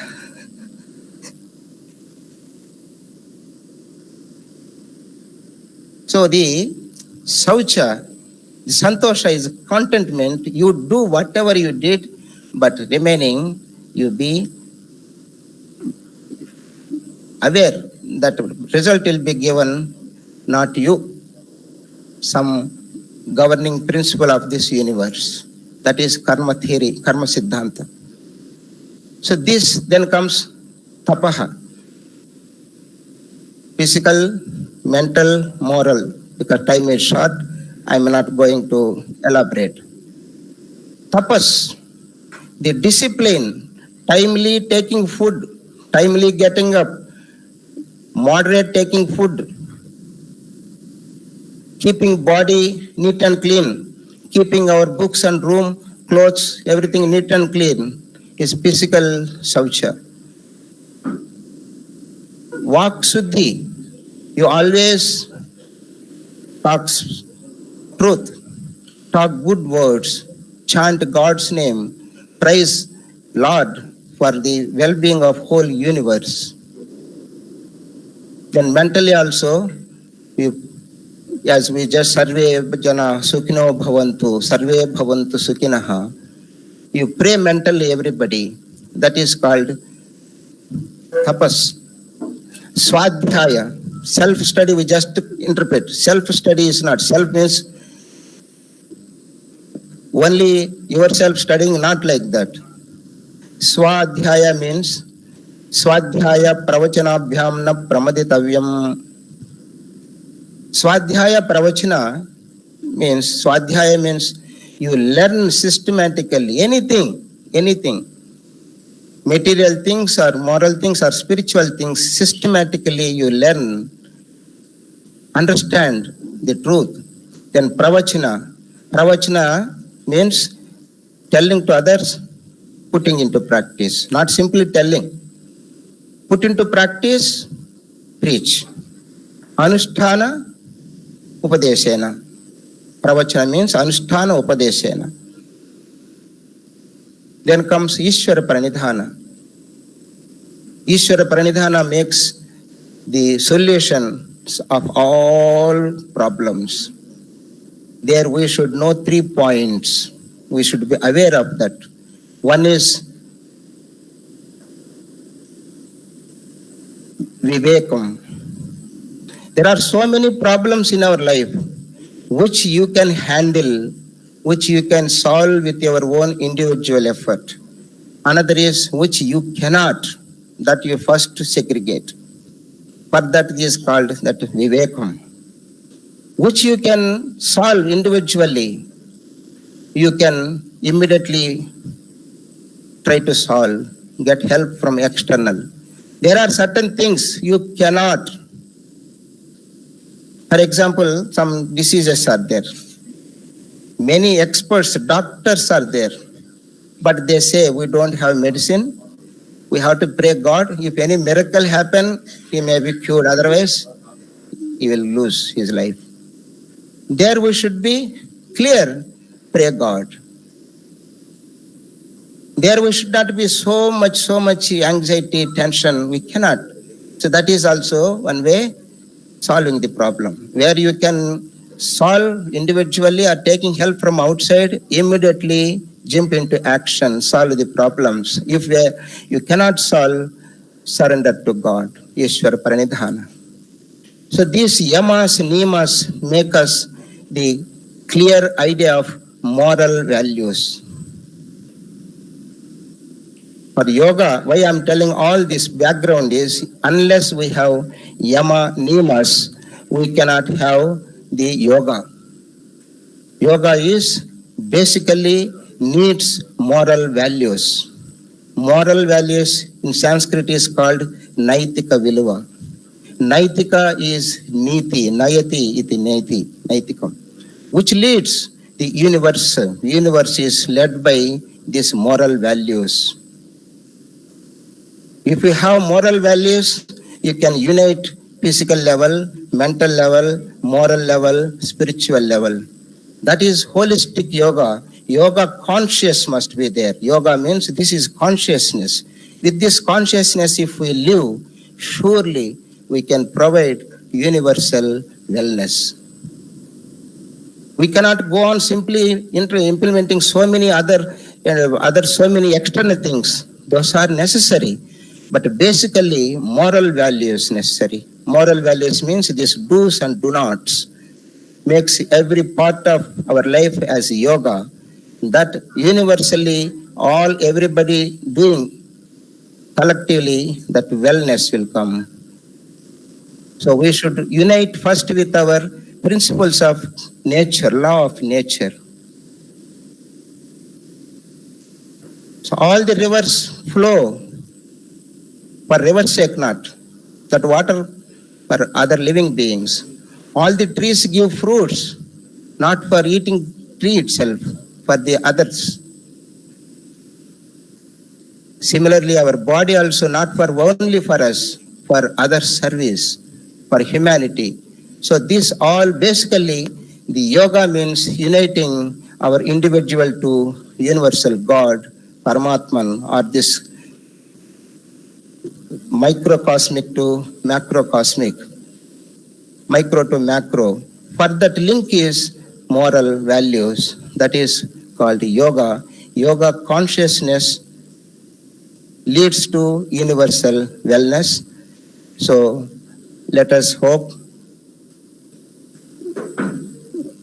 conscious in us, or we call God, Paramatman, enlighten us, make us meaningful life by practicing our life as yoga, and our share, our part we can give to this universal wellness. We also one part of this universe, we also will be happy, whole universe will be happy. Thank you. Namaskar. Thank you so much. Now, chairman of this session, Swami Bhishmananda Chaitanya Bharati Garu will sum up the Swamiji's message.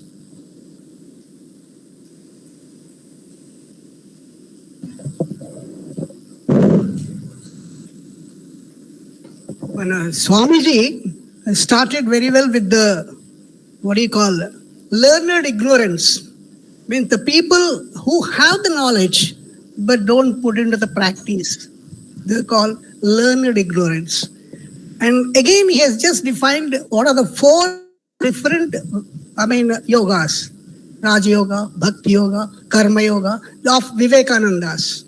And he has given the insights of how to just reach to the highest level of human conscious to the cosmic conscious level through each one of these four states of your yoga.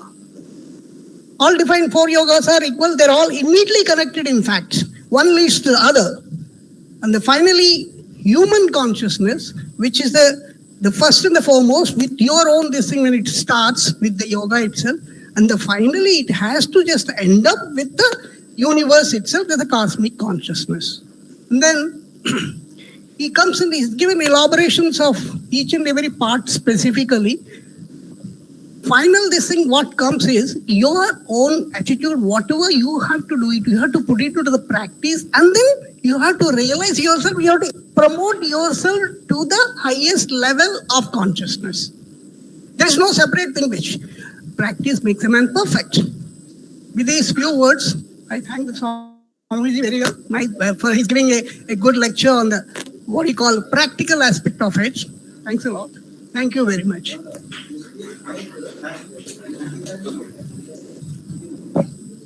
Thank you, Swamiji. Now, our Honorary Director, Professor Bhanukumar sir, will felicitate our Swamiji.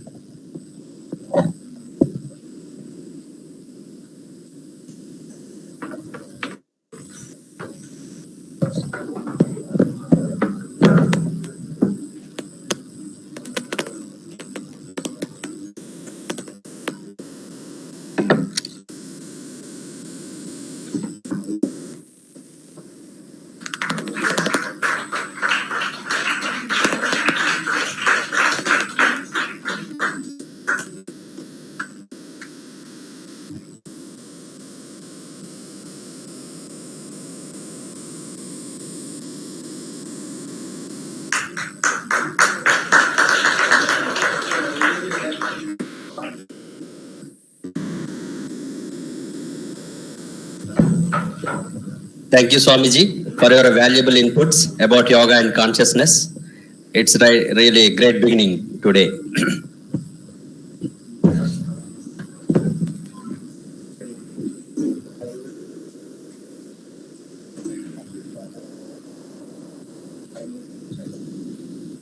Raju?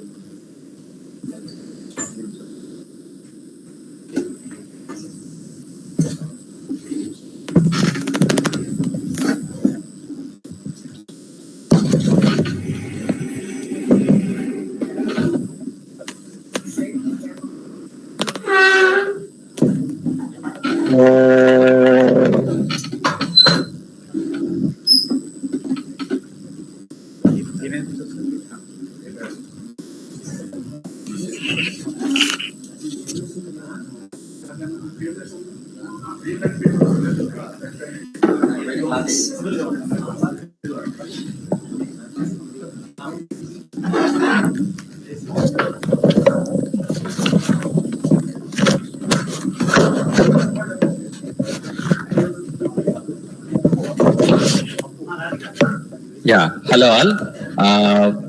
Now the speech by Siddha Yogi, Dr. Antharmukhananda ji. I will tell about a few points about him. Indeed, it's a great opportunity for all of us to be here in his presence, Swamiji's presence. It's a great opportunity. I'm sure you will be going to learn a life technique very soon. In next 1.5 hours, your learning will be helpful for entire your further life. It's proven and scientific. It doesn't attract any religion or caste, nothing. No Christian, any religion can follow. It's independent of religion, please. I know him since my childhood. I saw him a normal, ordinary family man. Usually, to become a yogi, people say you have to go to Himalayas, completely away from your materialistic world. But among us, fulfilling his professional life and personal life, he became yogi and heading a big ashram where he has disciples across the world. Dr. Swami Antharmukhananda ji has done his MBBS from Andhra University. He got gold medal and he got MD also, but he decided to serve the people. From day one, he started serving people in the hilly area, forest, and very remote area people. He served as a doctor, and he retired as DH&MO. For 5 years, he got the Best Doctor Award. So you can imagine a person like a clerk who feels very busy in his life and lot of emotional imbalances. In spite of all his challenging roles, he is currently, even now, he is heading the ashram and spreading his message across the world. Recently visited US also. There also, he has given a lot of speeches across US. Swamiji's main technique is Antarmukha Pranayama. In our academics, we may be coming to know various types of techniques, but this particular technique is not being practiced here also. So even if you are a yoga professional, you will see the uniqueness and kindly focus on that, and you will get benefit from the day one of your implementation. Very clear. So it's not from a rocket technology. From our own scriptures, he took this concept from Bhagavad Gita and other scriptures. You will come to know how easy it is and how important it is for all of us in this particular stressful days. Swamiji, we are really honored to be here. And it's a great opportunity to be with us. It's a really great opportunity. In fact, we are planning to have you in complete day in Yoga Village. Our directors are also called you last time. I think that is reserved already. That day we are waiting for your day. Actually, it is only seminar as part of our national program, and this also is very, very useful and kindly invited.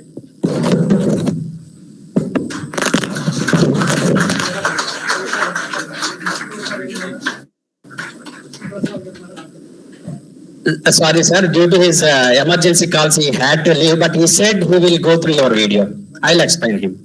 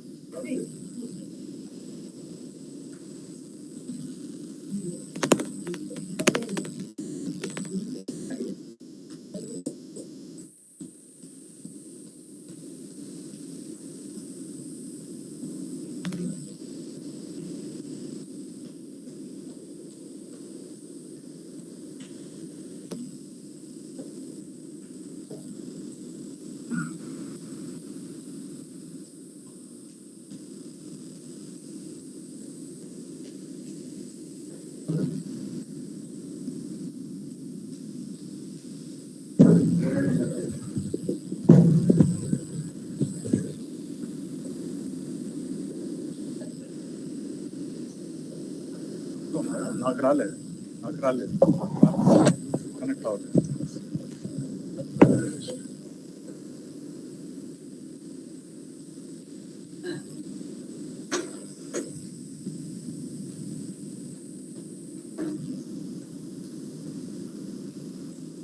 Okay, ఇప్పుడు connect అయిందమ్మా.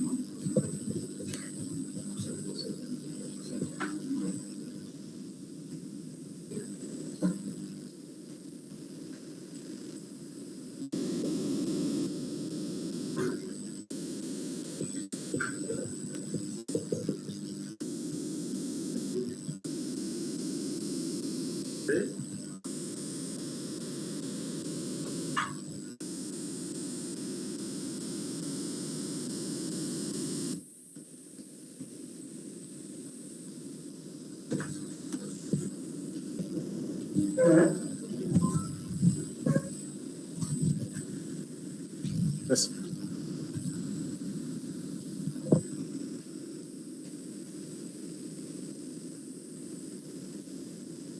Is it live?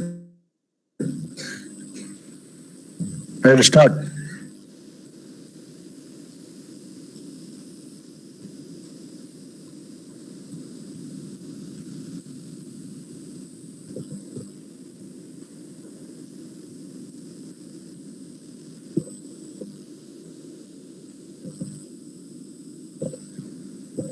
ఓం శ్రీ గురుభ్యో నమః. ఓం సద్గురు శ్రీ రామానంద పరబ్రహ్మణే నమః. ఓం సద్గురు శ్రీ శివానంద పరబ్రహ్మణే నమః. ఓం సద్గురు శ్రీ కృష్ణ పరమాత్మనే నమః. ఓం సద్గురు శ్రీ శంకర భగవత్పాదాచార్య నమః. ఓం సద్గురు శ్రీ నిత్యానంద పరబ్రహ్మణే నమః. ఓం సద్గురు శ్రీ వ్యాస భట్టార్కాయ నమః.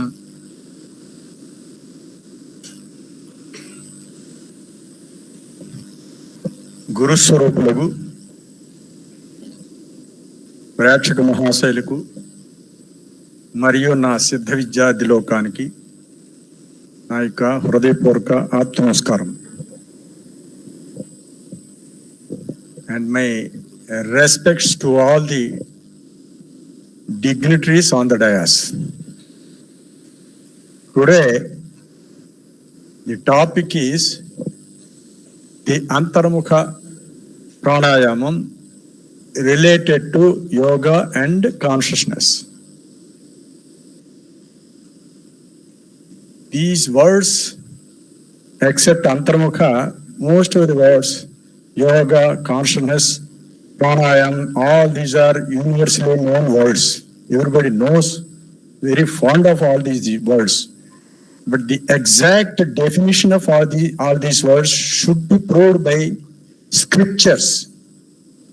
Scriptures. The word yoga is meant by like this. Yat prana pranayo raikyam swarajo retasasthatha surya chandramaso yogo jivatma paramatmano evam hi dvandvajalasya sanyogo yoga uchyate. It is told in Yoga Sikhopanishad. The meaning of this yoga, it is a combination of four pairs. Four pairs. Yoga means usually we call it as union. Yunjate anena iti yogaha. The effort to achieve the target is called yoga. Yoga is otherwise union. Union of what? Union of four pairs. Yat prana panayo raikyam. There are two forces, prana, apana. The combination of prana and apana. Swarajo retasastadha. There are male and female seeds. Retas means that is from the male. Rajo means female part. But in every human being, both male or female is also having Rajo Retasasa and male is also having Rajo and Retasasa. Swarajo Retasastada. So you have to combine the Raja and Retas of this within the same individual. So whether it is male or female, he has to combine the Rajo Retasasa inside within his own body. Prana panayo rekyam swarajo retasastada surya chandramasor yoga. Surya chandramasa means there are two nadis, Surya nadi and Chandra nadi. And in medically we can call it as sympathetic nervous system and parasympathetic nervous system or Pingala or Yada. So like that combination of all these things, you all know about those who are studying about this yoga, you are all acquainted with these words. But exact practically what they mean, you should know. So, prana panayo raikyam sarajo retasastadha surya chandramasor yogo jiva atma paramatmano. This is also you know. But what is meant by jiva atma paramatma aikyam? See, jiva atma means, see, when you are respiring downwards, your prana shakti is going downward and outwards. Then you are becoming jiva. When it is going upward, you will become Iswara. But it's not regularly going upwards. Upwards going is very less. And downward going is more. That's why you are always jiva. So like that, jivatma paramatmana means the meaning of jiva, prana, mind, they are all one and the same. Jiva, mind and prana, they are all one and the same. When you are expiring downwards, then it is called jivatma. If you take it upwards, it is called, you will combine with the paramatma. So the exact meaning of this yoga means combination of pranapanam, rajo retasas and Yuda Pingala Surya Chandra and Jivatma Paramatma.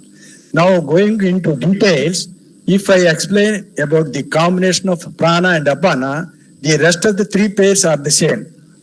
If you do prana, apana, yoraikyam, the swarajo retasastadha, Surya Chandra and Jivatma Paramatma, all these three pairs automatically they will combine. So all these four side pairs are nothing but combination of prana apana.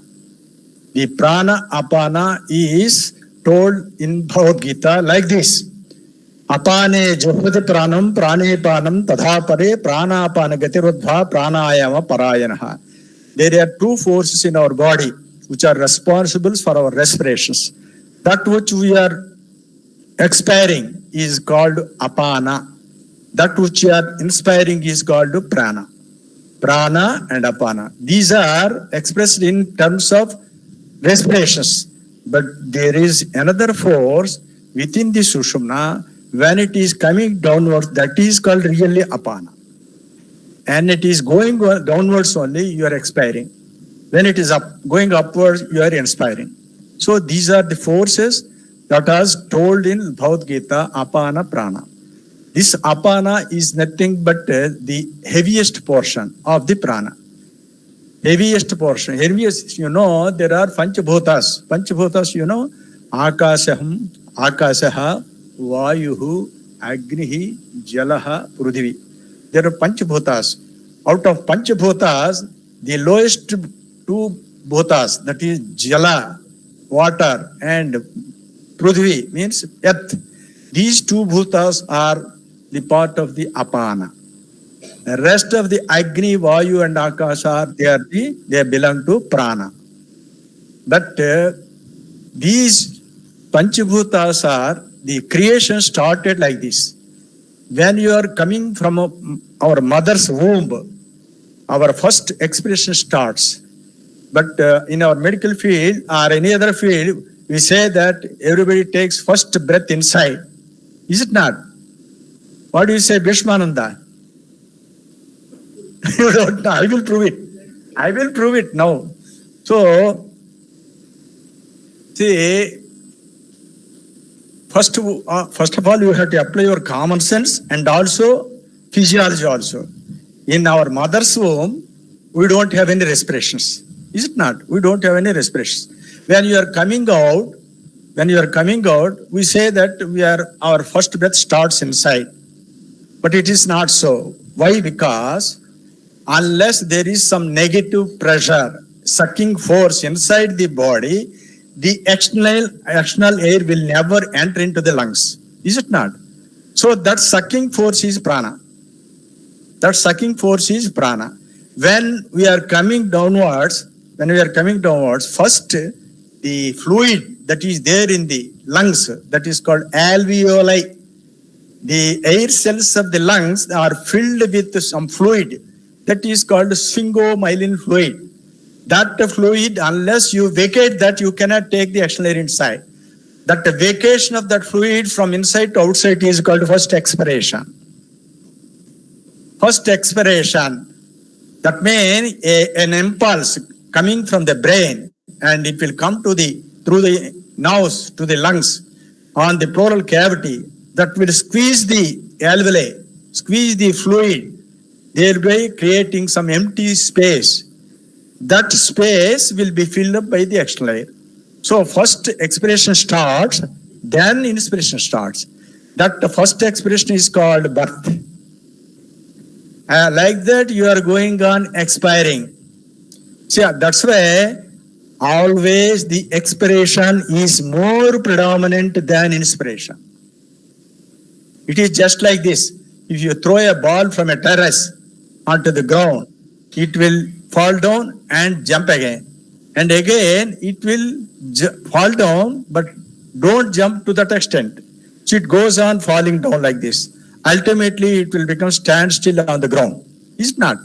So like that, from the mother's womb, our expiration starts first, then inspiration, expiration, inspiration. Lastly, only expiration, no inspiration. That is called expired.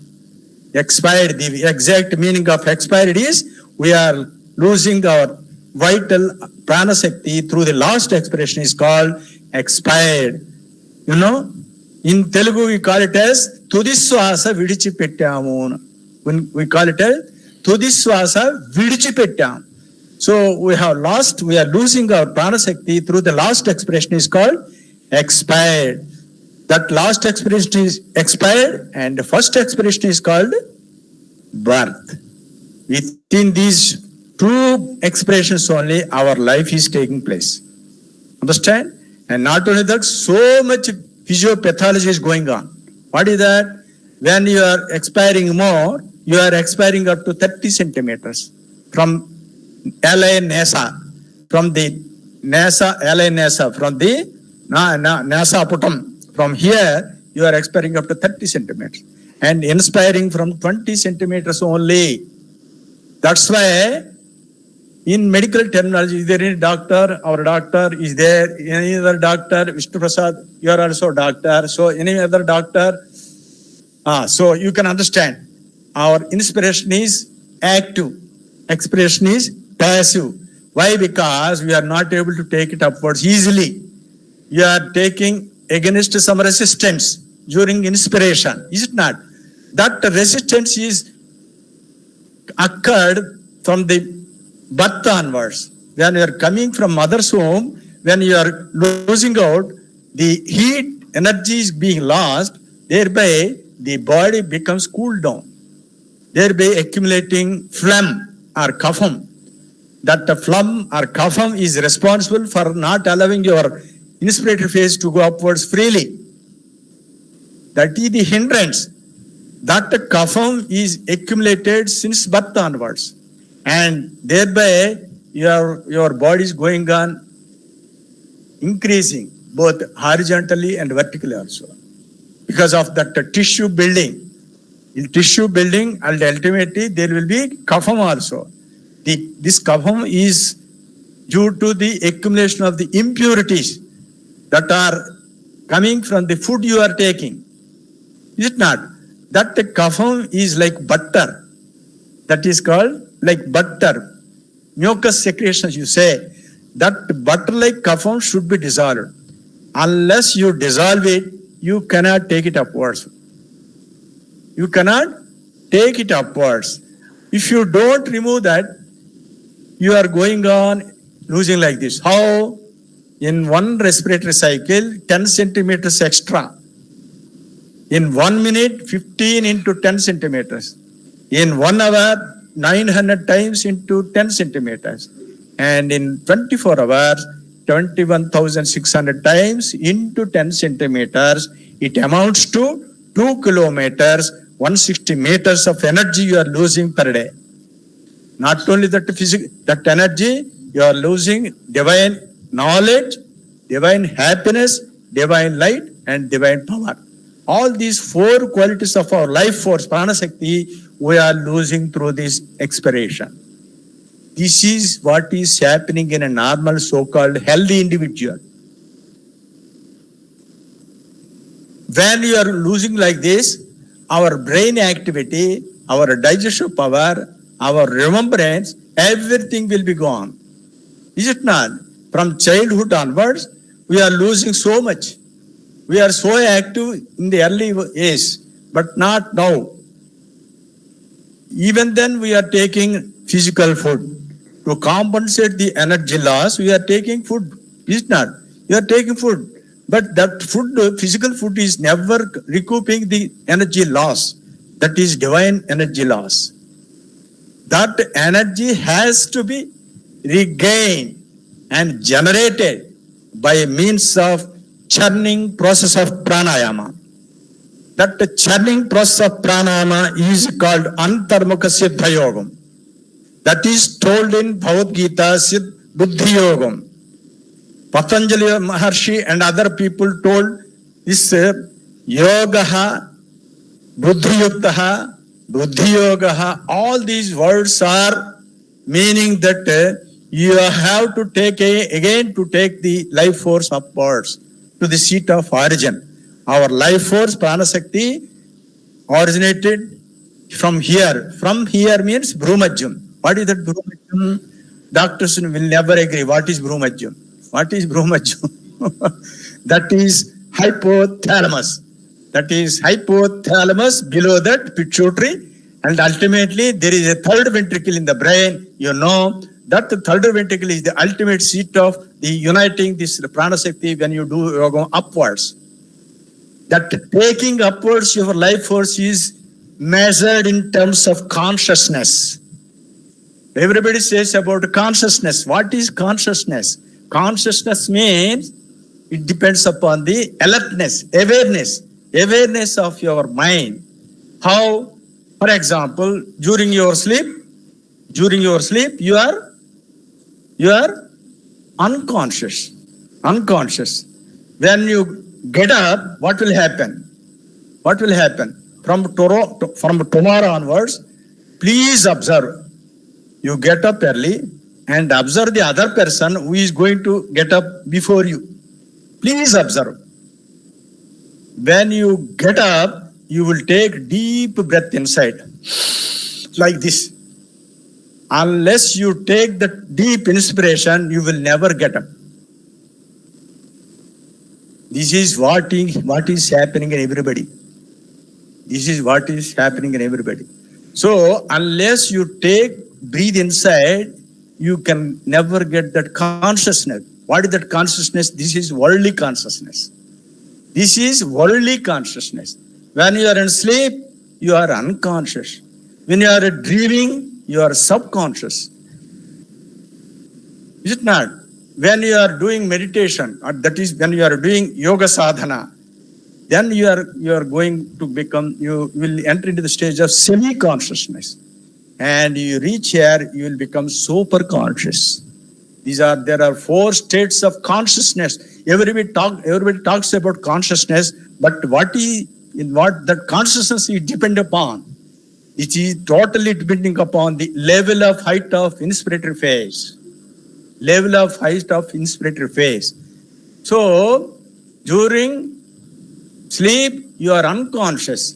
When you are wakeful, you will get worldly consciousness. When you go to dream, you will go to worldly subconscious. When you are doing going to reach the Turiam, before that, during the state of this yogam, you will go to semi-consciousness. Ultimately, you will reach the Turiam, that is called super consciousness. This super consciousness is neither sleep, nor dream, nor wakeful, but it contains everything. Super consciousness is neither of all these 3 things, and it contains everything. So this is totally dependent on the level of your pranayama. So when you do this pranayam means, what is meant by pranayam? Prana plus ayamam, pranayam. Ayamam means lengthening, heightening, straightening. See, when normally we are inspiring like this. But when you do pranayama, you will take inside upwards. How? This is the main explanation of this yoga or pranayam. See, when you are ordinarily losing your energy through the expiration, if you want to counteract it or take it back, how? There is a hindrance, there is an obstruction. That obstruction has to be removed. How? The obstruction, please all of you rub your hands. Rub your hands. When you rub your hands, are you not getting heat? Yes? This heat is physical heat. This is physical energy. Like that, you rub inside. By taking the help of the respirations. Inspiration, expiration. But not with the external air. That is the thing. Nowadays, till now, everybody is thinking that yoga or pranayama means with this external air only. But that is not so. That is told in Bhagavad Gita, 5th chapter, 27th slokam. Lord Sri Krishna says, Sparshan krutva bahirbhahyan chakshushyaiva antare bhavo pranapano samo krutva nasabhyantara charino. Sparshan krutva, there are 5 sensory fields. Shabda, Sparsha, Rupa, Rasagandhas. These are 5 sensory fields. These sensory fields are being connected with the 5 senses. Senses what? Eyes, ears, nose, tongue and skin. So when these senses are coming in contact with the 5 sensory fields, you are enjoying all these sensory pleasures. Is it not? How? Unless your mind your prana shakti comes from inside to outside, then only all these senses will work. And this is what Lord Sparshan Krutva Bahirbahya. You have to keep away all these sensory pleasures which are coming from outside, keep them away. Bahirbahya. How? That I'll explain. Bahirbahyan Chakshusheva Antare Bhruvo. You have to keep your gaze, you have to keep your eyes Bhrumajam, at the Bhrumajam, means in between the eyebrows. That is at the center of the eyebrows. You have to keep your gaze upward. Chakshusheva Antare Bhruvo. Never close your eyes. Mind you. Now, in this world, everybody is closing the eyes, calling it as meditation. So, what Lord Sri Krishna says, always look upwards, never close your eyes. Samankaya sirogrivam dharyam nachalam stiraha sampreksha nasikakam samdishascha navalokyan. In the 6th chapter, Lord Sri Krishna says, you have to keep your body erect. Samankaya sirogrivam. You have to keep your neck, head and trunk erect, perpendicular. Shirodharyan nachalam stiraha. Don't move. Sampreksha nasikagram. You have to look thoroughly at the center of the eyebrows. This is chan avalokan. Don't see the sidewards. That means if you close your eyes, Lord Sri Krishna need not to say, don't see sidewards. When you see sidewards, don't see sideways while opening your eyes only. That too by opening, keeping your eyes upwards. That is the way of doing pranayama. When you are churning inside, sparshan krutva bahirbahyan chakshusheva antare bhravo pranapano samo krutva. This is very important. And another frame is nasabhyantara charino. There is nasabhyantara charino and pranapano samo krutva. These are anatomical places, and how to practice, Lord Sri Krishna has clearly mentioned. What is that? What is that place? Nasabhyantara charino. Nasa means nose. Abhi means opposite. Antram means inside. Just opposite to the nose. That is, there is a palate, there is a kondanaluka. Behind and above that kondanaluka or uvula, that space is called nasopharynx. Our doctors can understand. Our throat is divided into 3 parts. The uppermost portion opposite to the nose is called nasopharynx, and the opposite to the mouth is called oropharynx. Opposite to the larynx is, so the uppermost portion is called nasopharynx. That is told by Lord Krishna as nasabhyantara charino. Without knowing this exact meaning of this nasabhyantara charino, people are doing pranayama by just closing alternatively. I am not blaming anybody, but try to understand what is told by Lord Sri Krishna and Gurus. So, when you are practicing this pranayama, you need not touch the nostrils. You need not touch the nostrils. Simply do pranayama inside.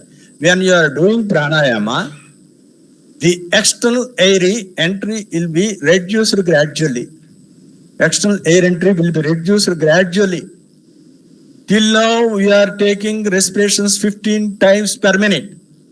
But on the day of beginning of this initiation, the practitioner, when I initiate this yogam to anybody, on the first day itself, his respirations will be reduced to 5. 15 to 5, they will be reduced.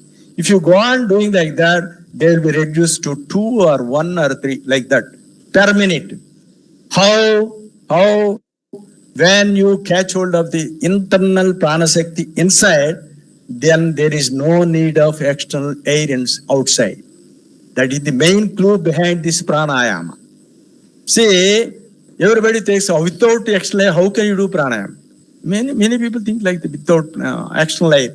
See, first of all, to differentiate with the external air and the internal pranashakti, I have to demonstrate one thing. Not demonstrate, just an example. I will tell an example.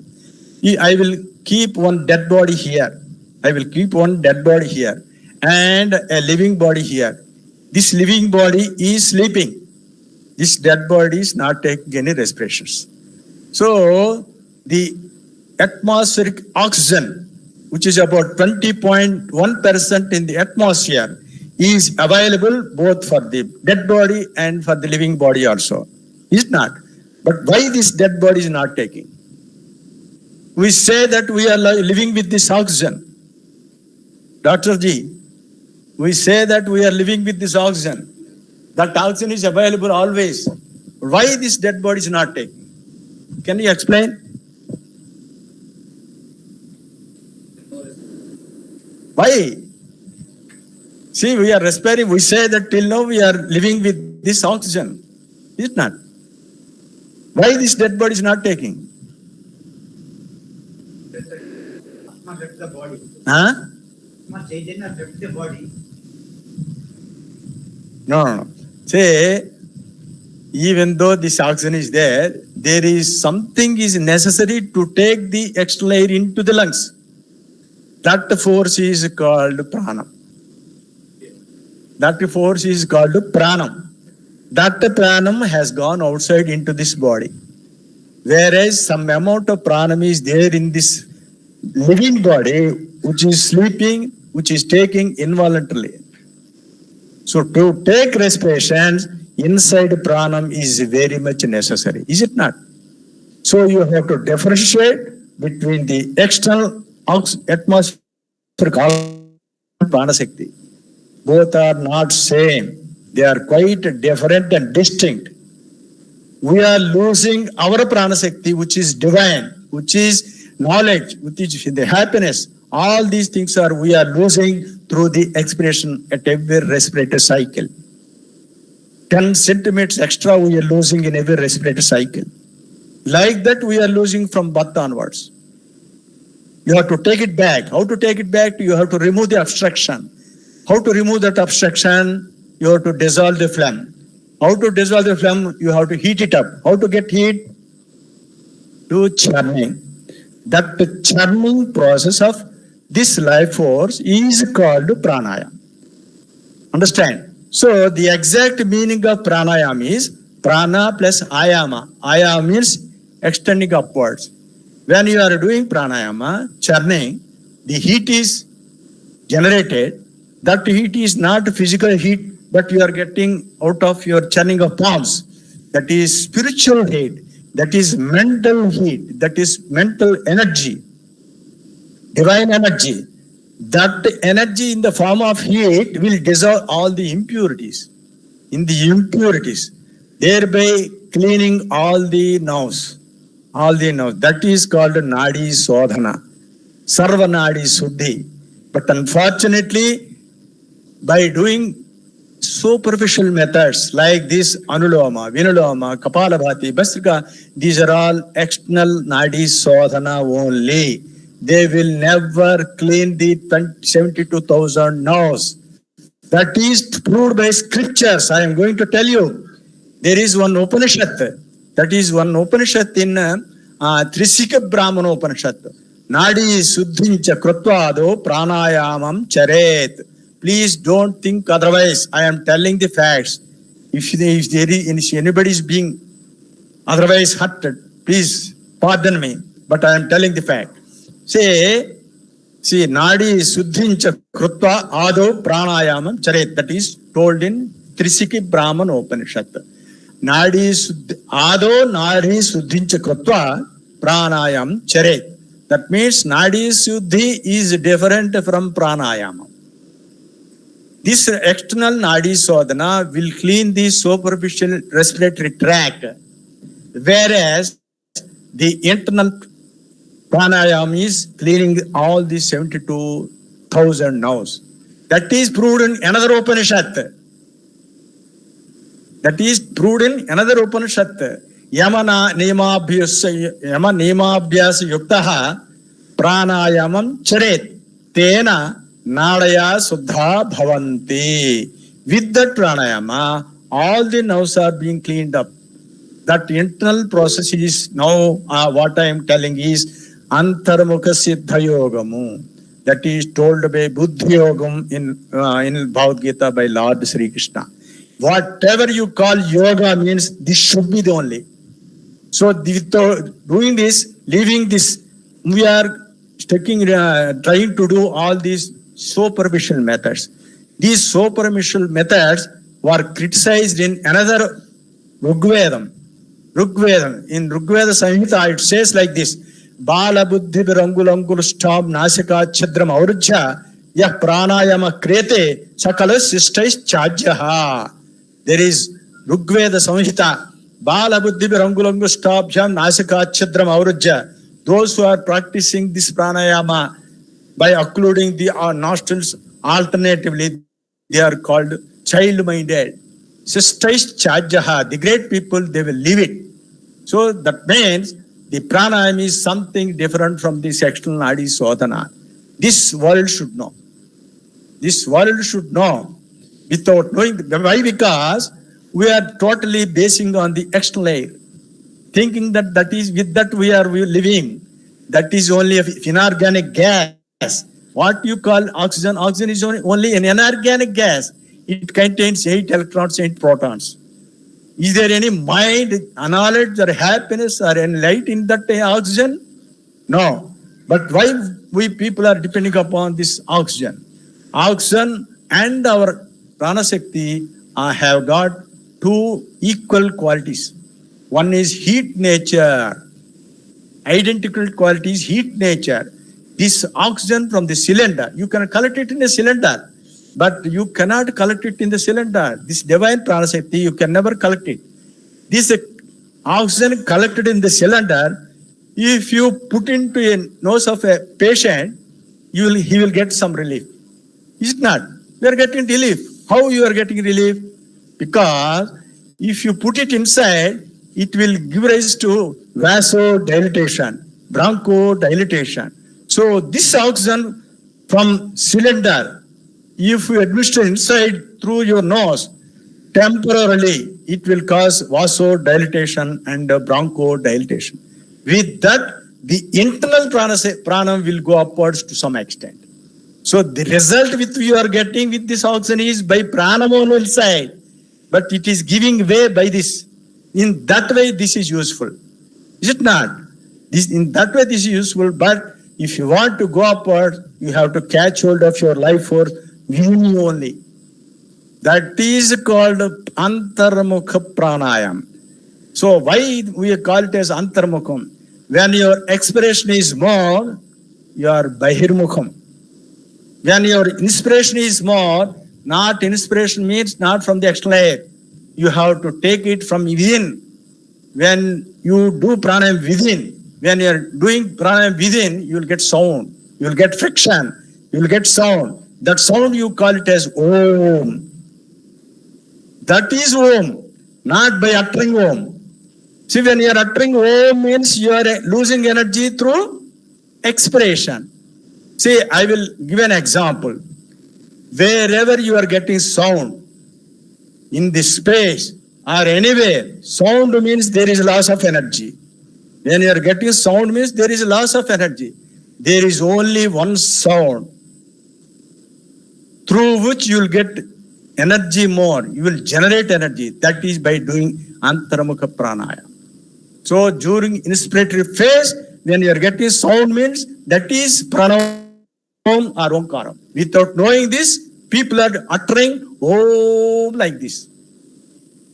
What is that you are doing? Losing energy, is it not? When you are uttering, you are losing energy. That is in the form of expiration. But if you do pranayama, your respiratory phases increase.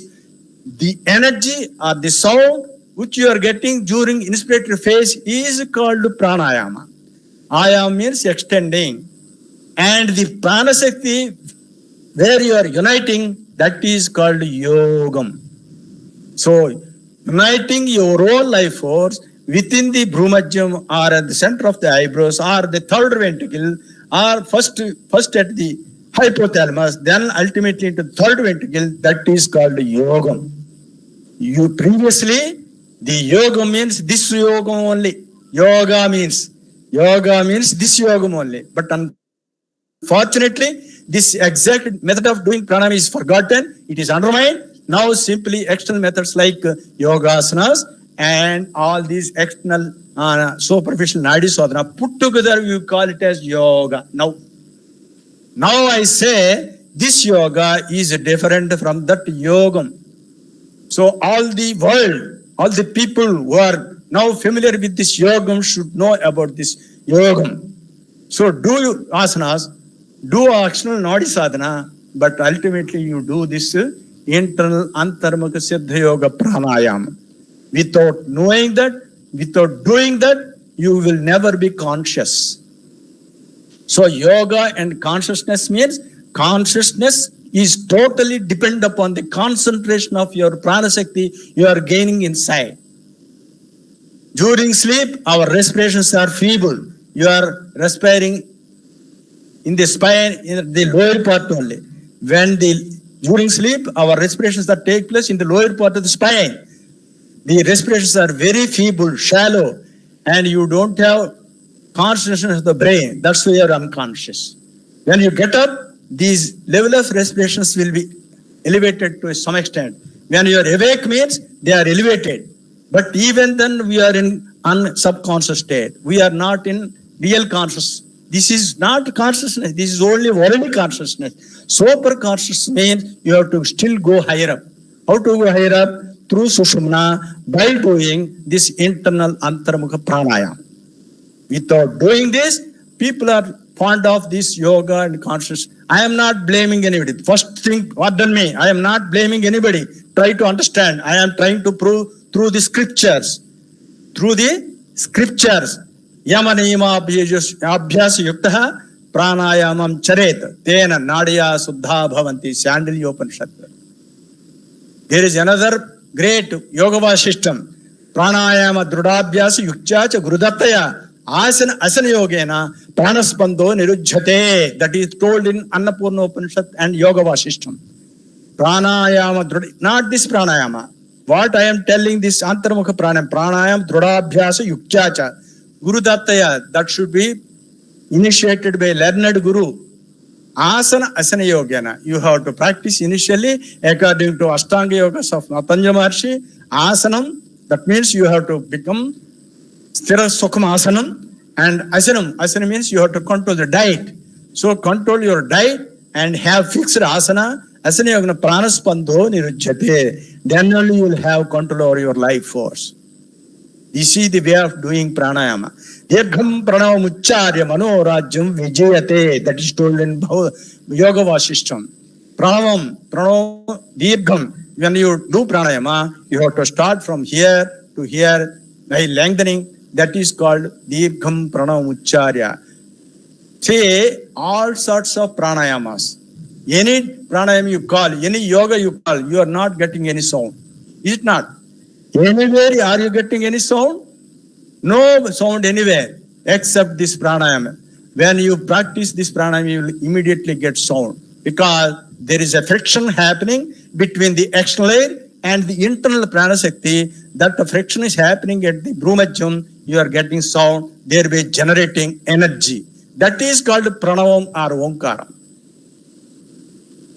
Om, and not this. This is only simply you are losing energy. What is meant by Om? Om consists of 5 parts. 5 parts. What are they? A, U, Ma, Ardhamatra and Bindu. A means Jagruta wakeful state. A means wakeful state. U means Swapna Avastha, dreamful state. Ma means deep sleep. Ma means deep sleep state. And Ardhamatra means that is at the Turiyam. And Bindu means Turiyatitam. So combining all these states of consciousness, when you reach there, that is called universal consciousness. That is universal consciousness. So consciousness means of anything. You are conscious of this world. But you have to go beyond. To go beyond means you have to cross over the 3 parts of the Om. That is Jagrut, Swapna, Shushupti. And the 4th part is Turiyam, that is beyond Brahmarandram. That is, when you reach there, medically I can say, when you are practicing this pranayama, the cerebrospinal fluid that is there in the spinal cord and in the brain, that cerebrospinal fluid will move upwards. Simply don't move upward. It will be turned into energy. Initially, it is like water. Then you are doing pranayama, that will be turned into ojas and ultimately into tejas. So like that, if you do pranayama, the cerebrospinal fluid will move upwards through all these nerves and enter into the spinal cord and then into the central canal of the spinal cord, then into the floor of the fourth ventricle, and above there is aqueduct of Sylvius. That is there in Dr. G. That is there in the brain stem. Aqueduct of Sylvius going from floor of the fourth ventricle above through pons, midbrain, and then into the third ventricle. Is it not? That aqueduct and this cerebrospinal fluid goes to the third ventricle and enter into there is a hole between the aqueduct of Sylvius and third ventricle. That is called Brahmarandram.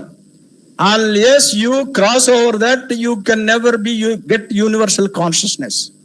Without achieving that, you can never say that is consciousness. So to achieve that universal consciousness, you have to do yogam.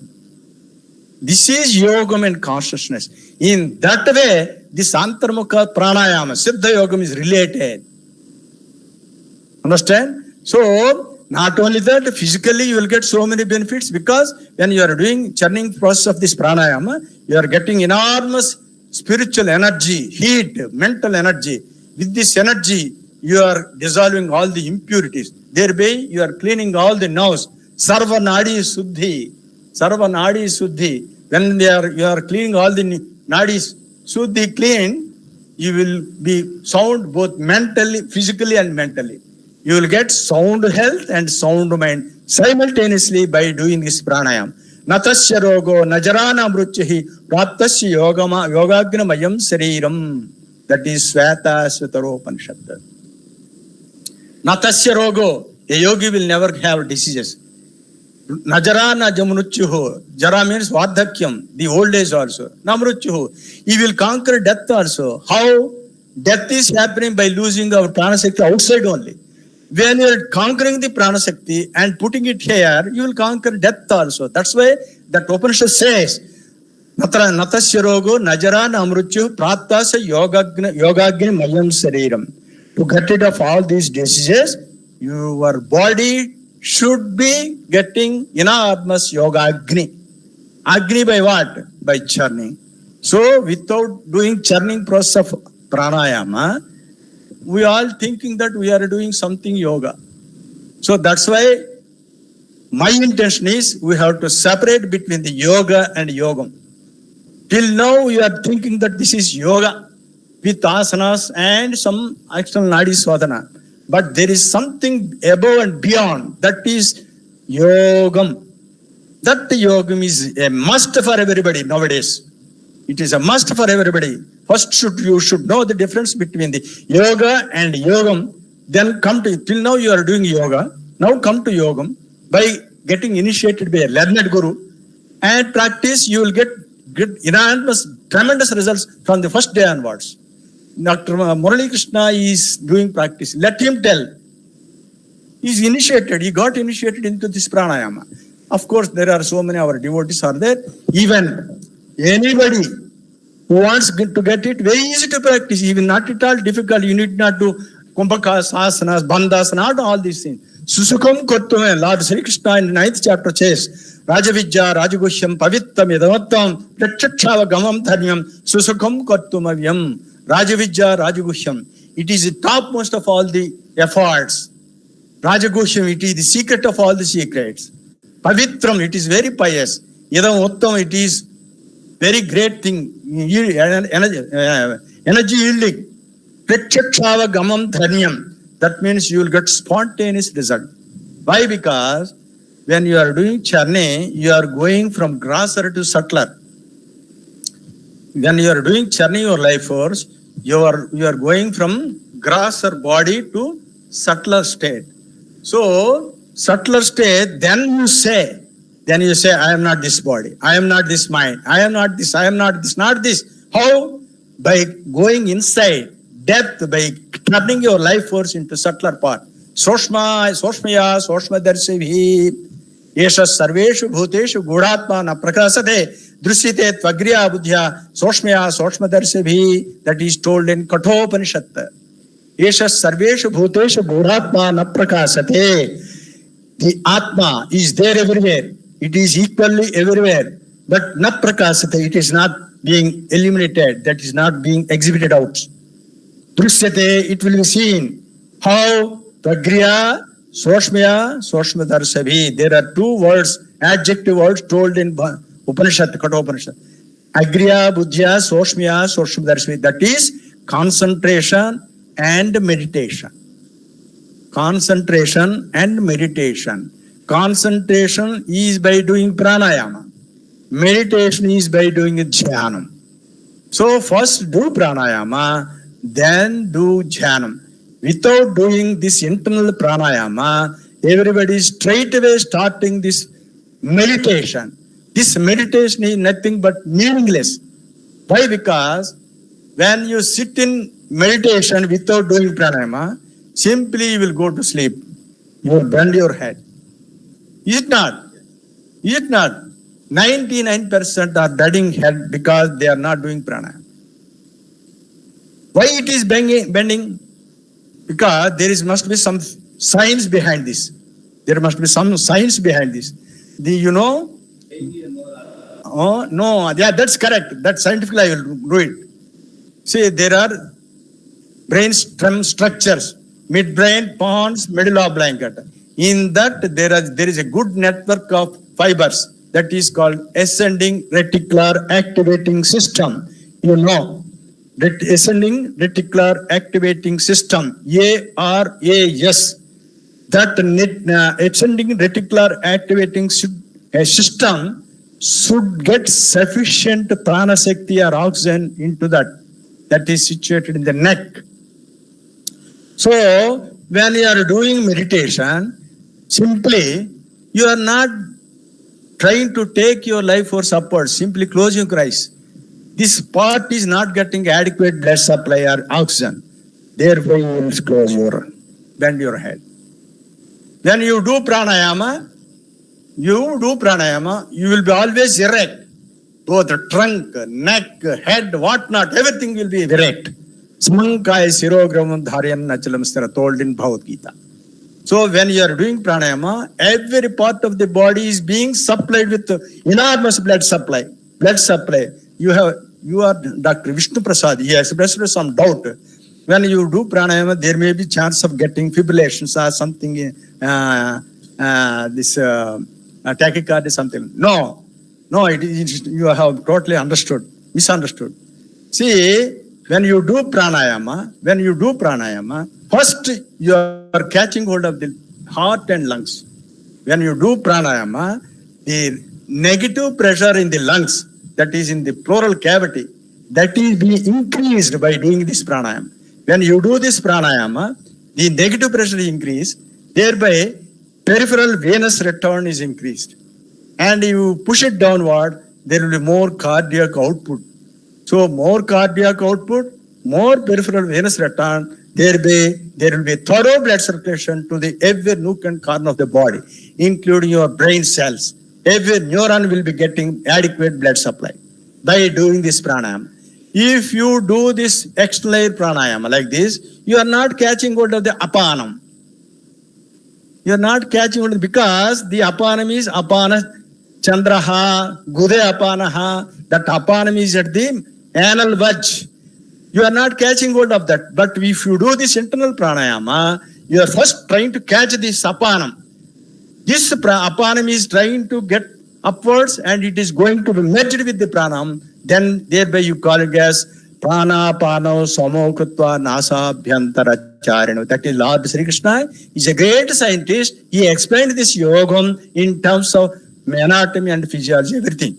Provided if you do that pranayama, you only can understand. Otherwise, the people are explaining so many methods, so many things. There are three main shlokas in Bhagavad Gita telling about this Antarmukha Pranayam. First, Apane Johati Pranam Prane Panam Tadha Pare Pranapana Gatirudha Pranayam Parayanaha. Fourth chapter. Fifth chapter, Sparsan Kutva Bahirbhahyan Chakshucheva Antare Bhruvo Pranapano Samokutva Nasa Abhyantara Charido. Sixth chapter, Samankaya Sirogrevam Dharyam Nachalam Siraha Sampreksha Nasikagram Samdishachana Avalokyan. If you combine these three slokas, that is denoting about the exact method of doing this internal Siddha Yogam Pranayama. So the exact meaning of pranayam is to do pranayam inside only, not with this external air. This external air is only Bahya Nadi Sadhana. You can do it initially. In Upanishads also it is there. But our Siddha Yogam, there is no need of doing this external Nadi Sadhana also. Straight away you can do this pranayam inside the throat. Understand? So this is Susukam Kartum, very easy to practice. Swadeha Maraning Krutva Pranavan Chottararan Dhyana Nirmadana Abhyasa Devam Pasya Nigudavat. There are two aranis. There are two pieces of wood. Where you will churn them and you will convert into fire. Like that, Swadeha Maraning Krutva. There is another arani. One arani, take the help of this body. And Pranavan Chottararana. When you do pranayama, you will get a Pranavadhvani, that is another arani. Dhyana Nirmadana Abhyasat. Dhyana Nirmadana Abhyasat means Nirmadanam first. Do churning of the buttermilk and do meditation. Dhyana means meditation. Madhanam means pranayam. So do pranayam first, then meditation. See, in Ashtanga Yoga of Patanjali Maharshi, he told Yama Niyamasana Pratyahara Prana Niyama Niyama Asana Pranaya Pratyahara Dharana Jhana Samadhi. There are 8 parts. Of course, the mental observations, mental principle observation is Yama Niyama and all these things. You have Sthirasana. Sthirasana also is not easy. You do pranayama for hours together, days together, years together, then you will get a Sthirasana. Asanam. Do pranayama. Pranayama is not this. Bala Buddhi Rangulastami. This is not pranayama. This is only swasayama. So do pranayama inside and then you go to dharana, pratyahara. Pratyahara means you are withdrawing your senses. You are withdrawing your mind from the senses. That is called pratyahara. When you are going to that level, you will get sound, inside sound. That is another sound. That is pranavam. Initially you get pranudhani during this pranayama. Later on you will get the natural sound inside. That is pratyahara or pranavadhvani. After that you will do dharana. Dharana is now you call it as meditation. No, never say that the jhanam is a process. Jhanam is only a result of the process. Jhanam is not sadhana. Jhanam is only the anubhuti. Until you practice this yama, niyama, asana, pranayama, pratyahara, dharana, all these 6 parts together, when you practice, then you will enter a state of tranquility that is called jhanam. The samadhi, jhanasya vismriti samyak samadhi ravidiyate. There is only one difference between jhanam and samadhi is the person who is doing jhanam. Doing means who is enjoying this ecstasy of jhanam can understand that I am doing something inside. I have done some process inside. But person with samadhi, he doesn't have that sensation also. The only difference between jhanam and samadhi is jhanasya vismriti samyak samadhi rabhidiyate. This is told in Jnanashtangam. Everybody knows about Ashtanga Yoga of Patanjali, but there are 8 Ashtangas of Jnanam. Jnanashtangas also same, but there is inner meaning in it. There are inner meaning in that Jnanashtangam. Of course, if you want, I will narrate within few minutes. What is your time? Scheduled time? No problem, sir. Go ahead, sir. Huh? Go ahead. We have time. Okay. Say, for the welfare of the society, first, increase your mental energy, that is spiritual energy, by doing churning process of pranayama. Then you go to meditation, dharana. dharana. There are 8 Ashtangas. That is called Jnana Ashtangas. What are those Jnana Ashtangas? After doing this pranayama and attaining certain amount of spiritual knowledge, your mind should be tuned into that. What are they? Indriyadhesha Vairagyam Yama Ichuchute Budaihi. So you getting renunciation from the sensory pleasures is called Yama. Indriyadhesha Vairagyam Yama Ichuchute Budaihi. Anurakti Pare Tattve Satatam Niyamasprataha. Anurakti Pare Tattve. Always your mind will be tuned into the Param, that is in the Atman. The interest showing towards this Atman is called Niyamam. Anurakti Pare Tattve Satatam Niyamasprataha. Sarvavastu Udashinam Bhavanam Asanamottamam. Asanam, not only this asanam, there is another asanam for the mind. Whatever you see, you should feel neutral. Sarvavastun Udashinam. You should neither attract or repel. You should never have ragam or dvesham. You should be always neutral. Sarva vastun yudasyanam bhavam asanamottamam. Jagat sarvam idam mijja pratiti prana sanyamaya. That is pranayam. Jnanastanga pranayam. Jagat sarvam idam mijja pratiti prana sanyama. That means whatever you see, this is all only midja. They are absurd. They are not staying last. They are temporarily staying. That amount of observation and understanding is called pranayama. Chittasya words, yes. Chittasya antarmukhe bhavo pratyaharastu sattama. When you are doing pranayama, your mind go to antarmukham. That is called pratyahara. Chittasya nischale bhavo dharana dharanam viduhu.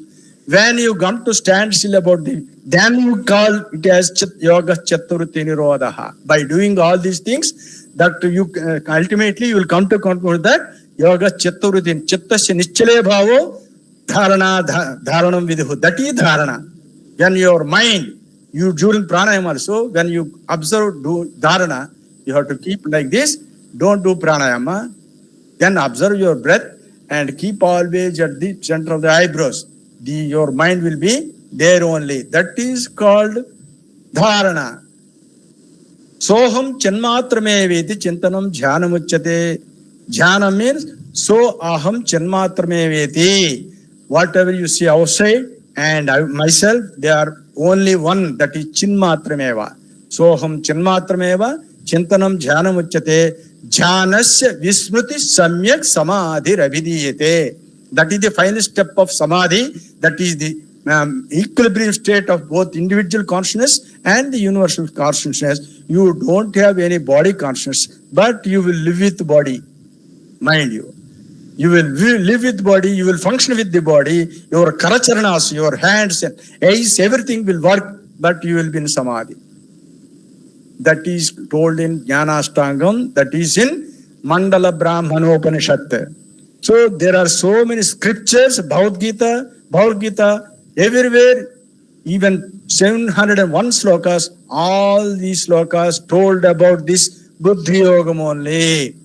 Uddhared Atmanatmanam, Natmanam Avasadet, Atmayesh Atmano Bantar Atmaimar Vipratmanaha.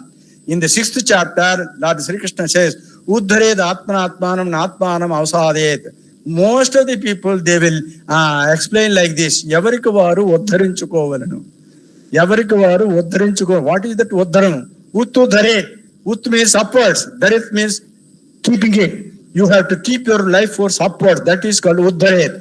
Uddharet atmana atmanam. Your life force and mind, life force, everything you have to keep it here. That is called uddharet atmana atman. Na atmanam avasadet. Don't allow it to come down.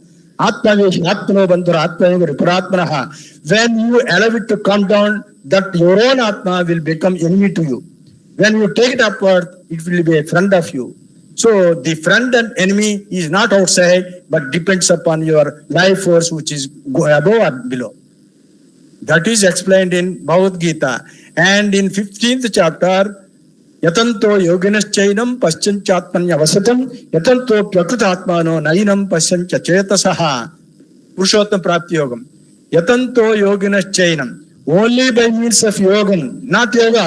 యతంతో యోగినశ్చైనం పశ్చంచాత్మన్యవస్థితం, only yogi can see the ఆత్మన్ inside.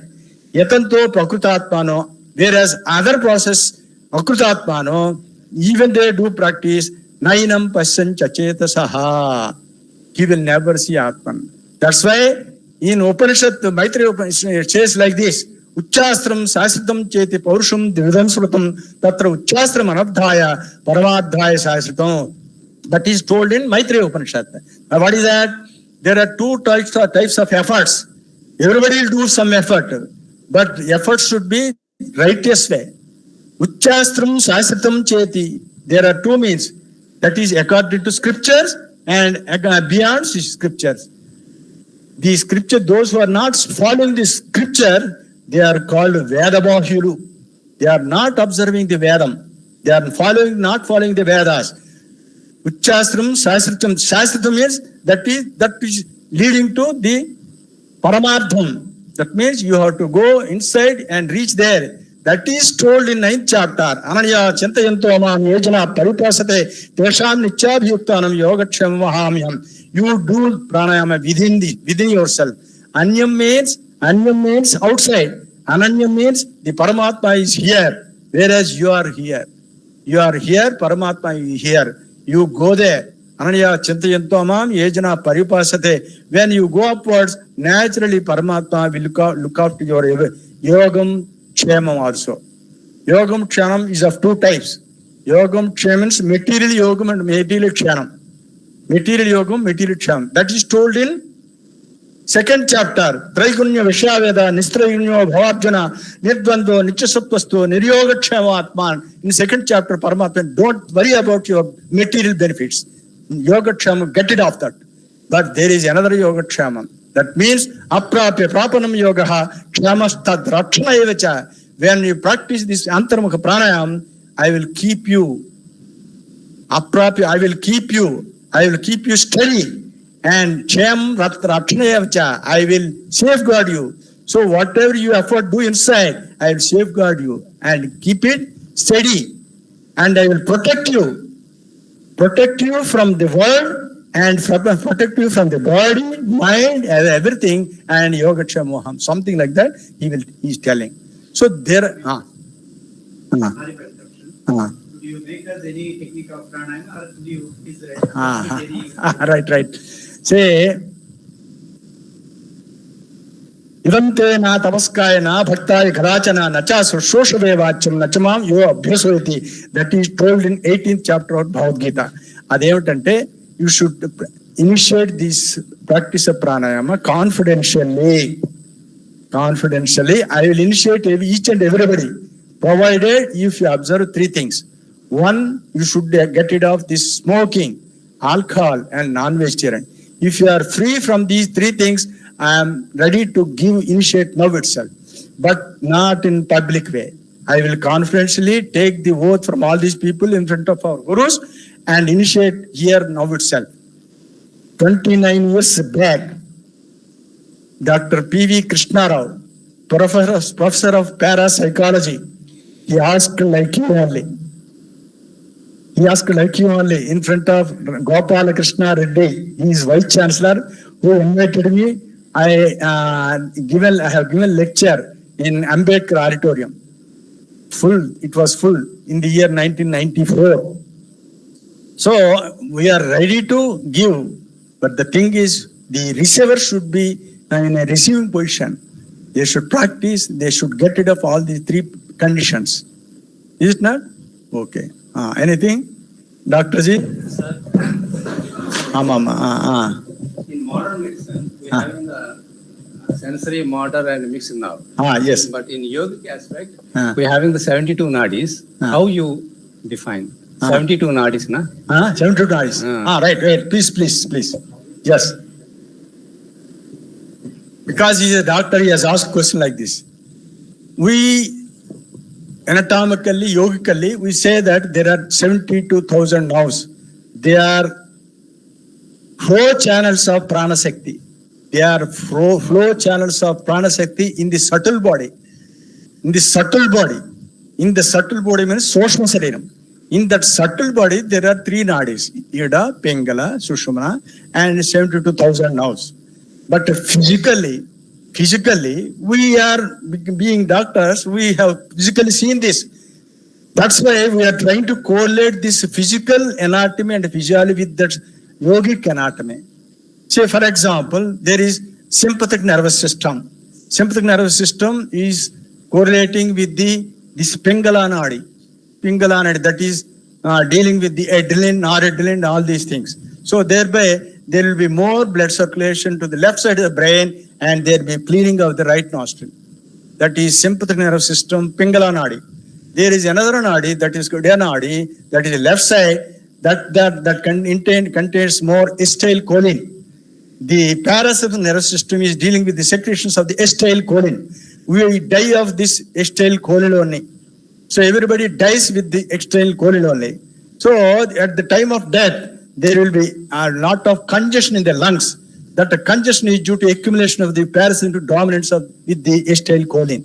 So here, the anatomically, physically, according to our medicine, we are dividing a nervous system into two things: voluntary nervous system and involuntary nervous system, central nervous system and autonomous nervous system. Central nervous system deals with the main brain, cerebrum, and pons, midbrain, and all these motor nerves and sensory nerves. There is another nervous system that's called autonomous nervous system. Autonomous nervous system is not in our control. That is dealing with this Ida and Pingala. If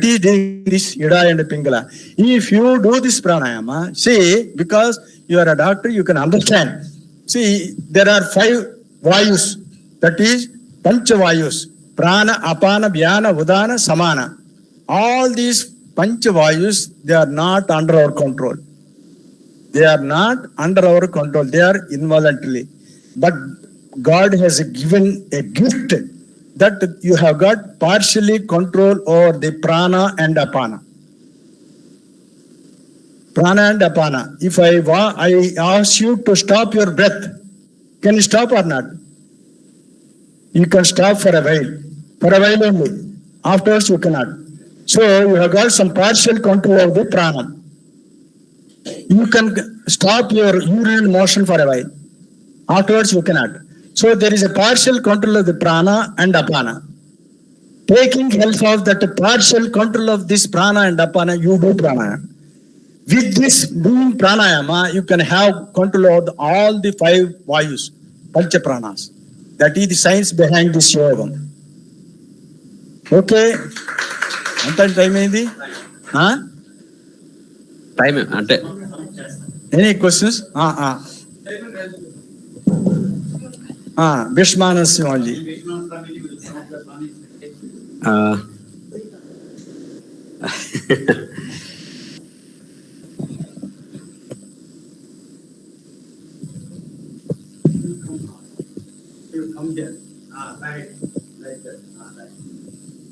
To be frank with your people, the subject what he has spoken is gone above my head. Let us be frank about it. Because he has given the scientific validation of what is actual, what we call it pranayama, that is called Antarmukha pranayama. As of now, first time I heard about this Antarmukha pranayama. Let's be frank. I am 77 years young man. I had been to various schools of yoga.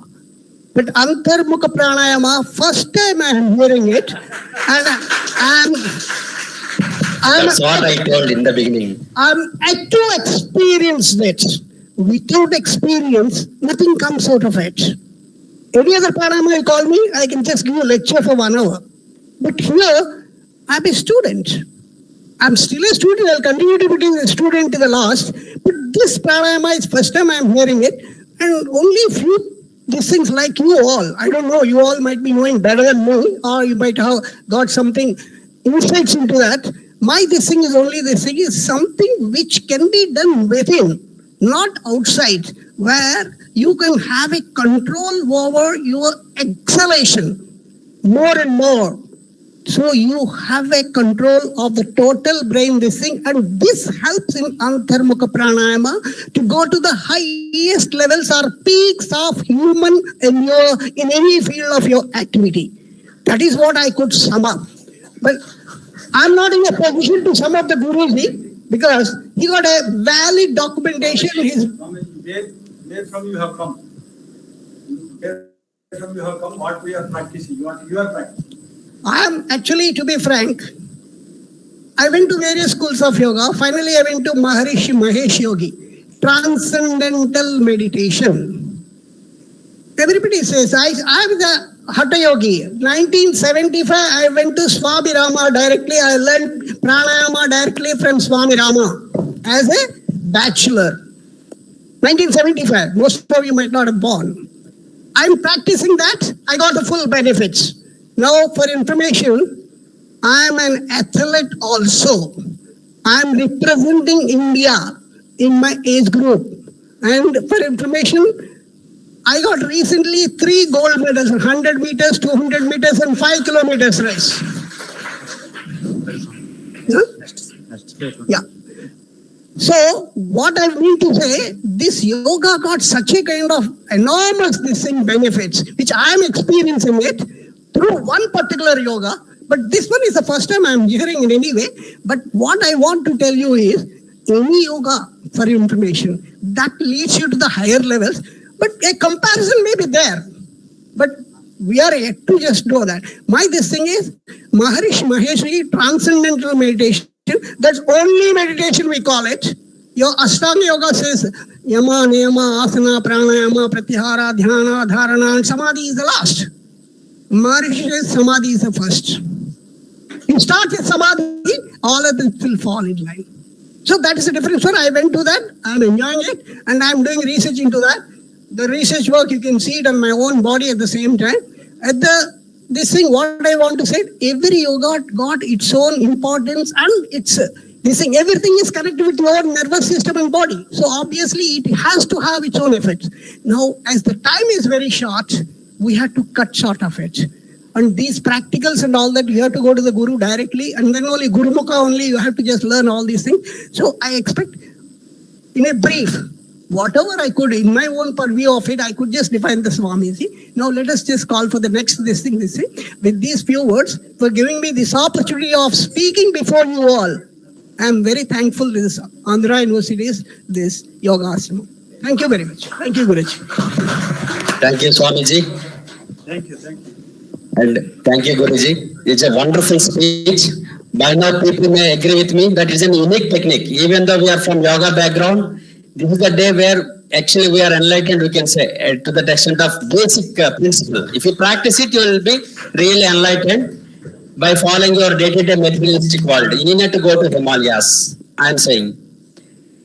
And very simple, now you yourself can check yourself how much length is expression compared to your inspiration.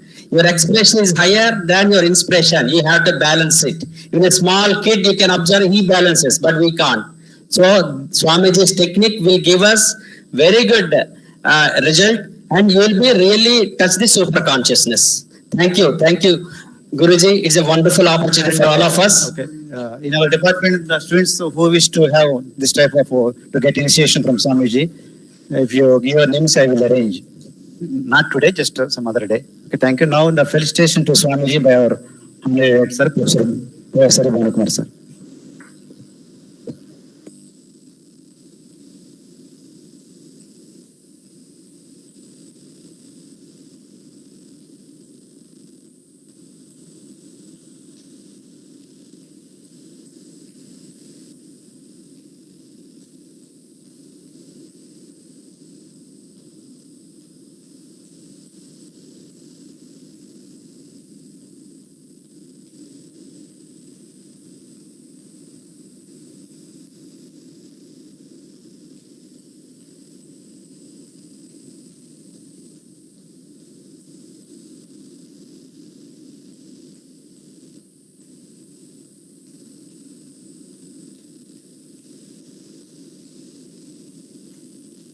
गो ब्राह्मणेभ्यः शुभमस्तु नित्यं लोकाः समस्ताः सुखिनो भवन्तु। ओम ओम सर्वे सुखिनः सन्तु सर्वे सन्तु निरामया सर्वे भद्राणि पश्यन्तु मा कश्चित् दुःखभाग् भवेत्। ओम सहना भवतु सहनौ भुनक्तु सह वीर्यं करवावहै तेजस्विनावधीतमस्तु मा विद्विषावहै। ओम शांति शांति शांति। ओम श्री गुरुभ्यो नमः। जय गुरु।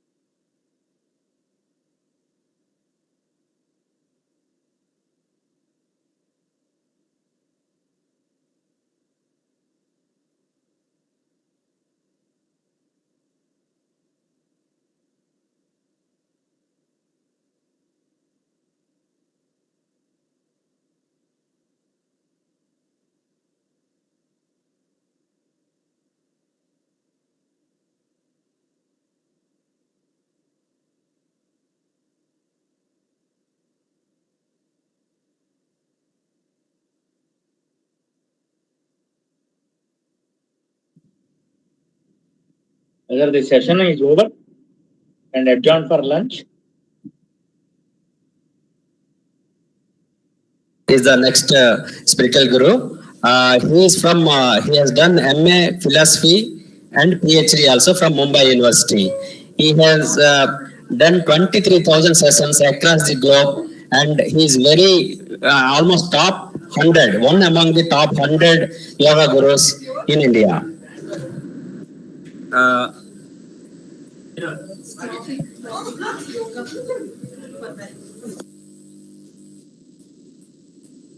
Now he will release his speech on yoga and yoga consciousness.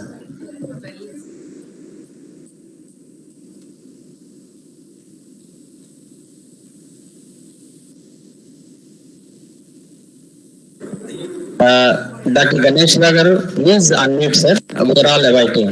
And dear participants, please open your camera. We want to see your faces.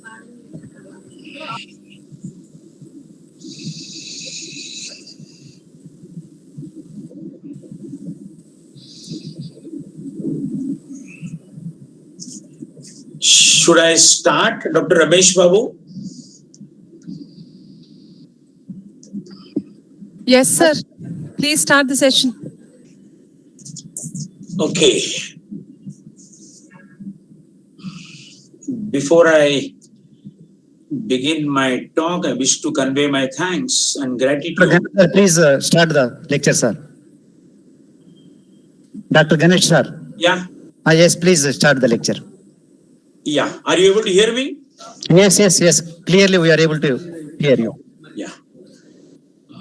Once again, I make a request to people on the screen. If they can come on the screen, it will be nice to see faces and real human beings to talk to.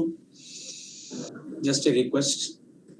లోపల కూర్చోవాలి అందరూ please కూర్చోండి ఎందుకంటే ఇప్పుడు ఆయనకు కూడా మీకు visible గా ఉండాలి. Okay, before I start my talk, I wish to convey my thanks and gratitude to Andhra University for inviting me to share my thoughts on this topic of yoga consciousness and wellness. Originally, I said yoga for wellness. In particular, I wish to thank Dr. Ramesh Babu, Dr. Shravani, and Dr. Sri Krishna in this regard. In line with the theme of the seminar, I shall focus on the role of yoga consciousness for wellness rather than just yoga for wellness. When we talk about yoga for wellness, we understand yoga practices leading towards wellness, or our knowledge about yoga and the practices mentioned therein leading towards wellness. Whereas I would like to focus on yoga consciousness for wellness. This consciousness of yoga or yoga consciousness is quite different, not only in degree, but in kind from the normal sense in which we understand the word consciousness. But before I go into that, it is in order for me to understand what I refer to by wellness.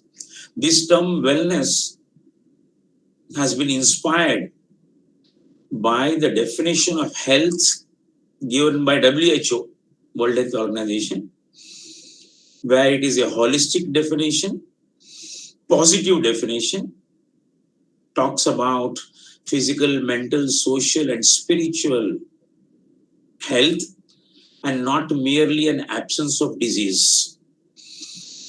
The term wellness, inspired by this definition, goes beyond absence of illness.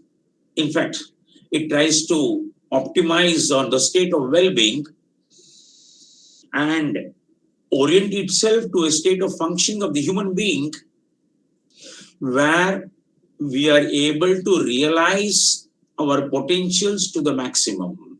So wellness is one step beyond health, where health can be physical, mental, psychological, even spiritual. Wellness can extend to environmental, occupational, financial wellness. It's a total wellness of the human being. So it's a broader term than just health. When I come to consciousness, for a lay person, common person who is not philosophically initiated, consciousness is understood synonymously with the mind.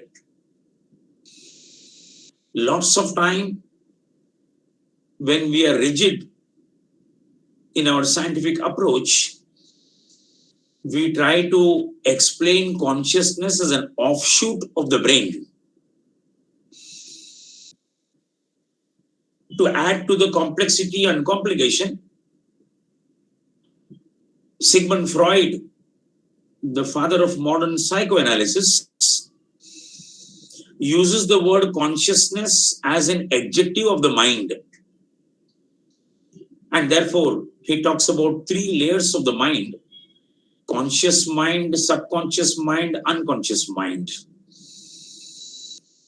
And subsequently, Carl Jung adds a fourth dimension to the mind: collective unconscious. You will see in all these definitions, consciousness is used as an adjective of the mind. In Western philosophy, most of the time, consciousness is understood as intentional, object oriented. So when I say I'm conscious, according to Western philosophy, anybody can be ask me, you are conscious of what? There is always an object in consciousness. Consciousness is more performing the function of a verb in English grammar. As against all these approaches, when you come to Indian philosophy, or rather Eastern philosophy, we treat consciousness as a noun, not a verb. Consciousness is considered as the real nature of human being, the real self of the human being. And when it is understood that way, it gives rise to terms like Atman and Brahman in Vedanta, Purusha in Sankhya and Yoga, the Shiva of Shiva and Shakti in Tantra, all of them standing for pure consciousness.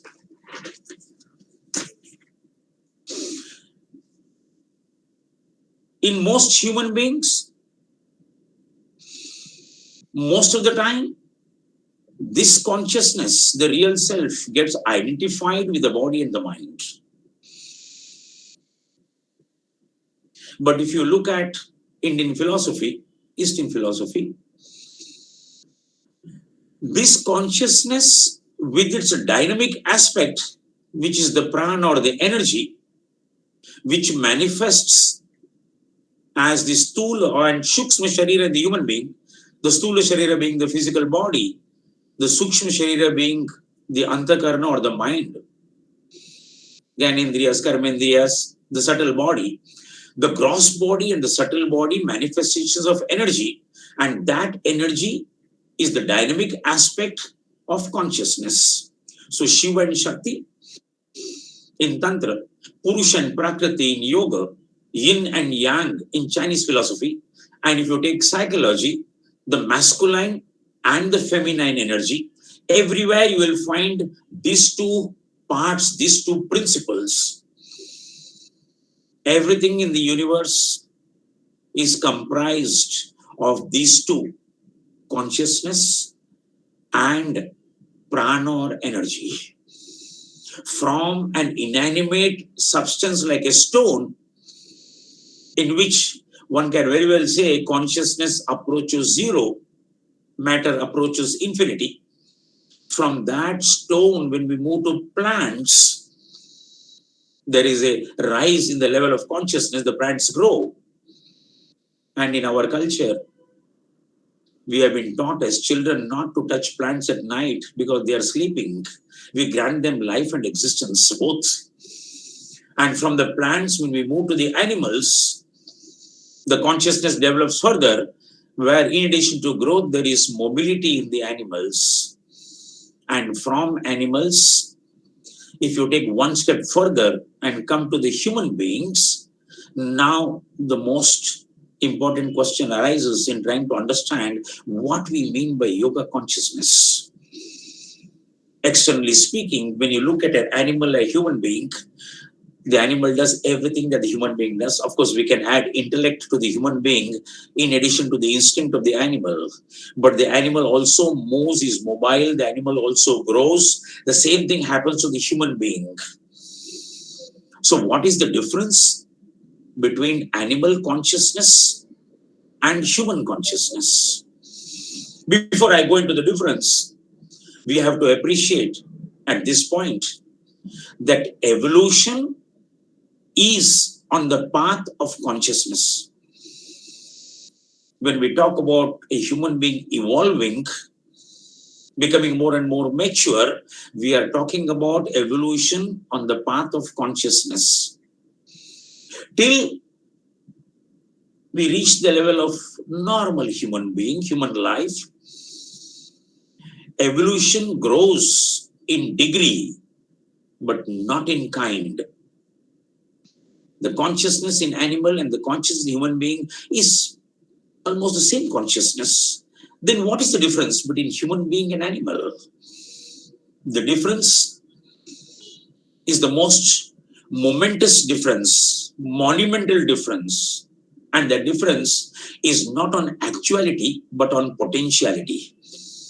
In the human being, for the first time, there is a promise or potential of this consciousness being transformed.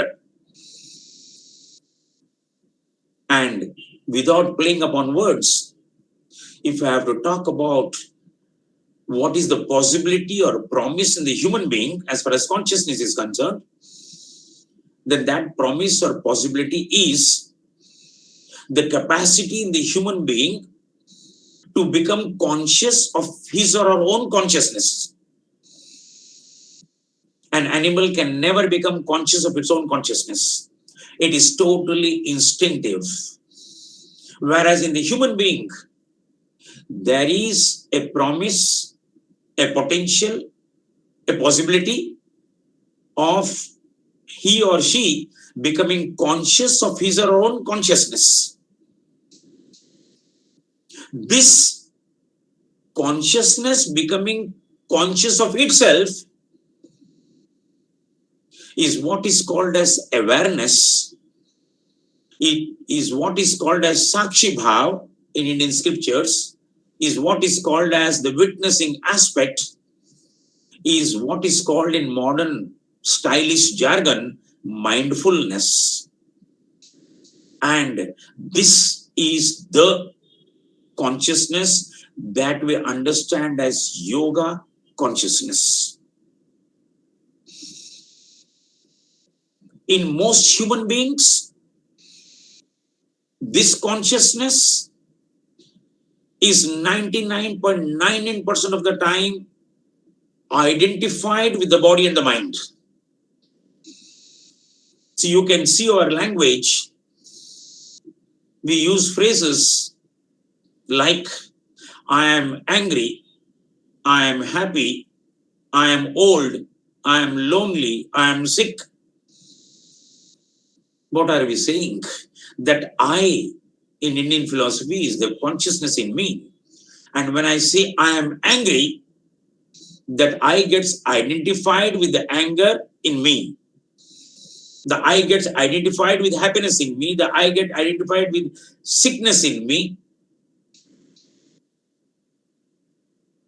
This I refers to the real nature of the human being, the consciousness. All the time it gets identified with the body and the mind. In Sankhya and in almost all the Indian philosophies, where we talk about dukkha or sufferings of human life, this dukkha or suffering happening because of avidya, ignorance. Ignorance is not absence of knowledge. Ignorance is wrong knowledge. That wrong knowledge is what makes me falsely identify my real nature with my false nature. Because of avidya, the consciousness which is real me gets identified with the body and the mind. And the moment it gets identified, all that happens to the body and the mind, I take as if it is happening to me. So when the mind is angry, I say, I am angry. No, you are not angry, your mind is angry. When the body grows old, I say, I am old. No, you are not old, your body is old. Because of this identification with the body and the mind,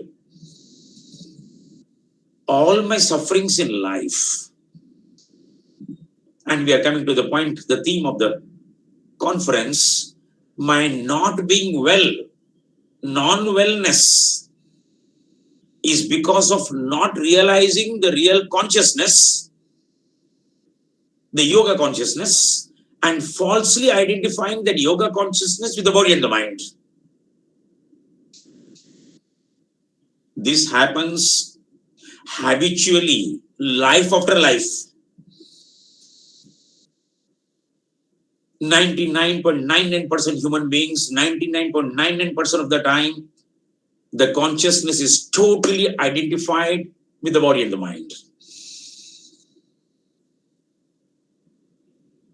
If from here you go to the definition of yoga by Patanjali, you will understand it very clearly.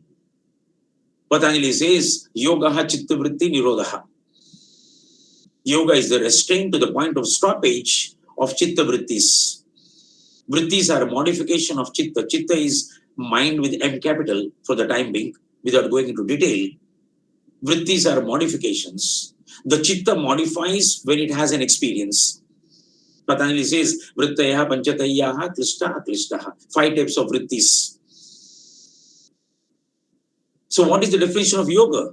Yoga happens when these Vrittis stop. Why should the Vrittis stop? Because the mind does not have a structural presence in the body. If I ask you, where is the mind? Unlike the brain, the heart and the lungs, where you'll point for the heart and the lungs, you'll point the chest. And for the brain, you'll point the head. Yeah, there is the head, there is the brain, there is the heart and the lungs. If I ask you, where is the mind? There is no specific structural presence of the mind in the body. The mind comes into existence only when the functions of the mind are there. These functions are what we refer to as vrittis or our experiences. So what happens? Why is yoga defined as yoga chitta vritti nirodha? Because the moment the vrittis are stopped, when the functions of the mind are stopped, there is no mind. And if there is no mind, there is no possibility for the consciousness to identify with the mind. And if there is no possibility for consciousness to identify with the mind, the consciousness for the time being is set free. And that is the third sutra, Tada Drashtu Swarupe Avasthanam. The Drashtu or the seer or the consciousness of the Purusha is established in its own nature, which is pure consciousness. When vrittis are there, vrittis sarupya mitaratra. When the vrittis are there, once again the consciousness identifies. This is the reason why the legendary mystic George Ivanovich Gurdjieff makes a very beautiful statement.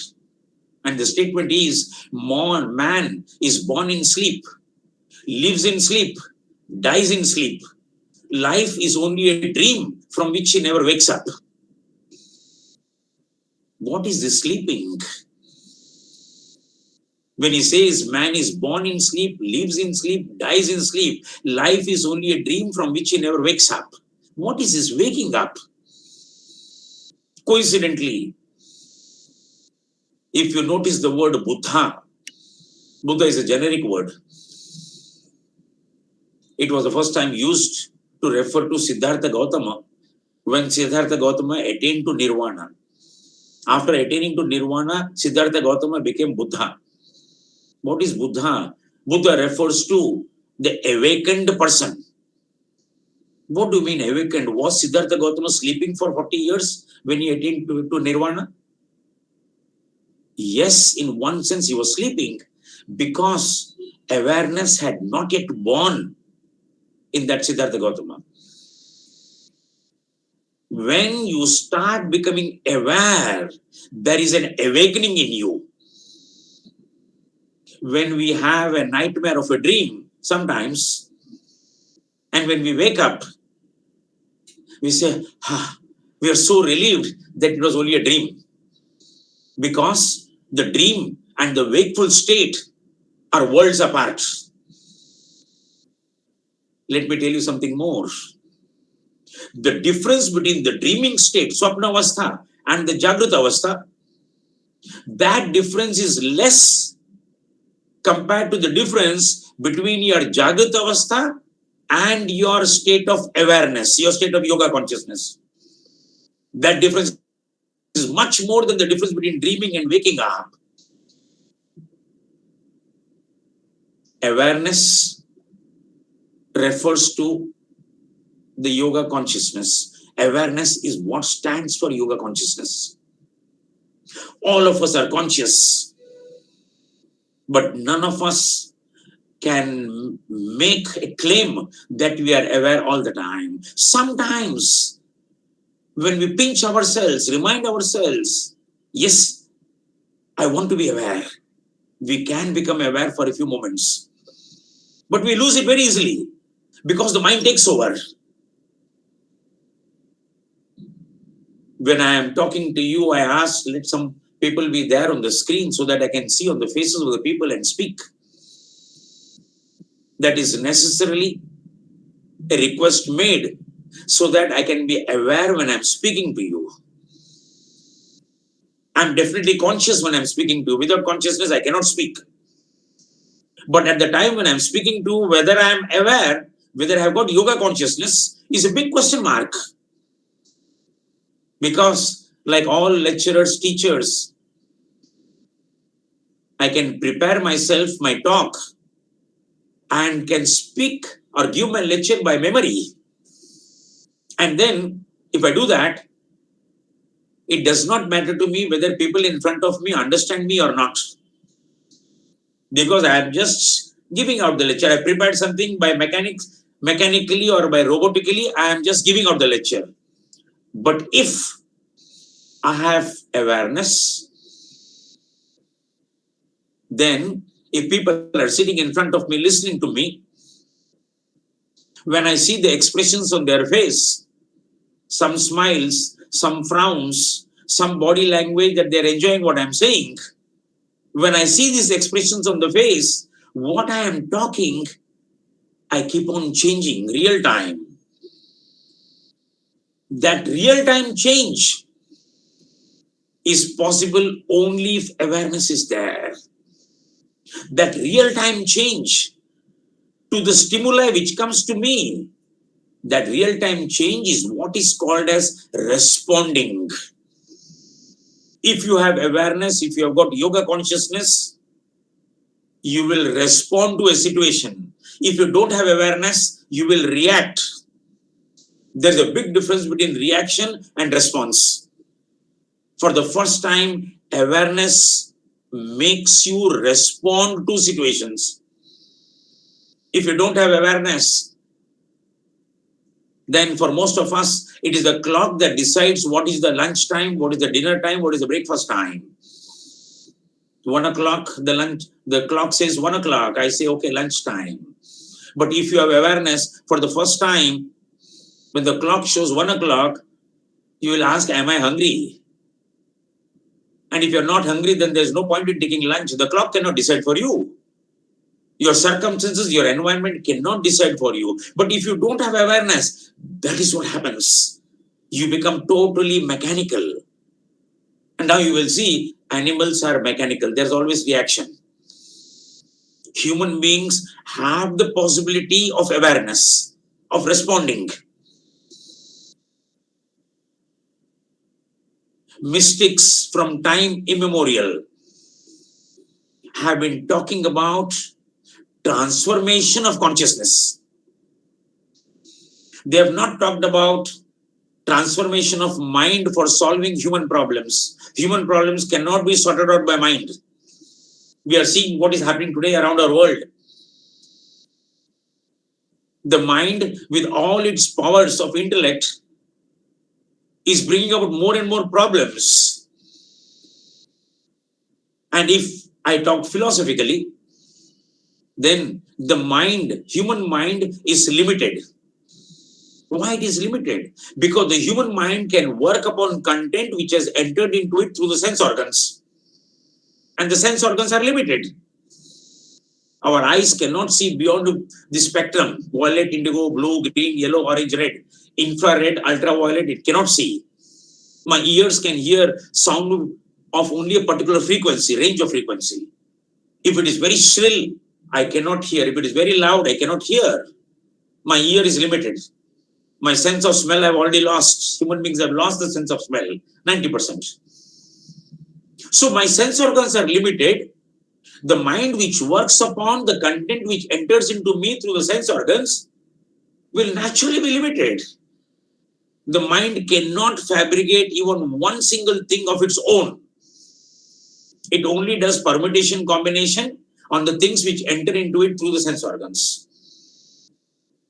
The limited mind cannot provide a perfect solution to human miseries and problems.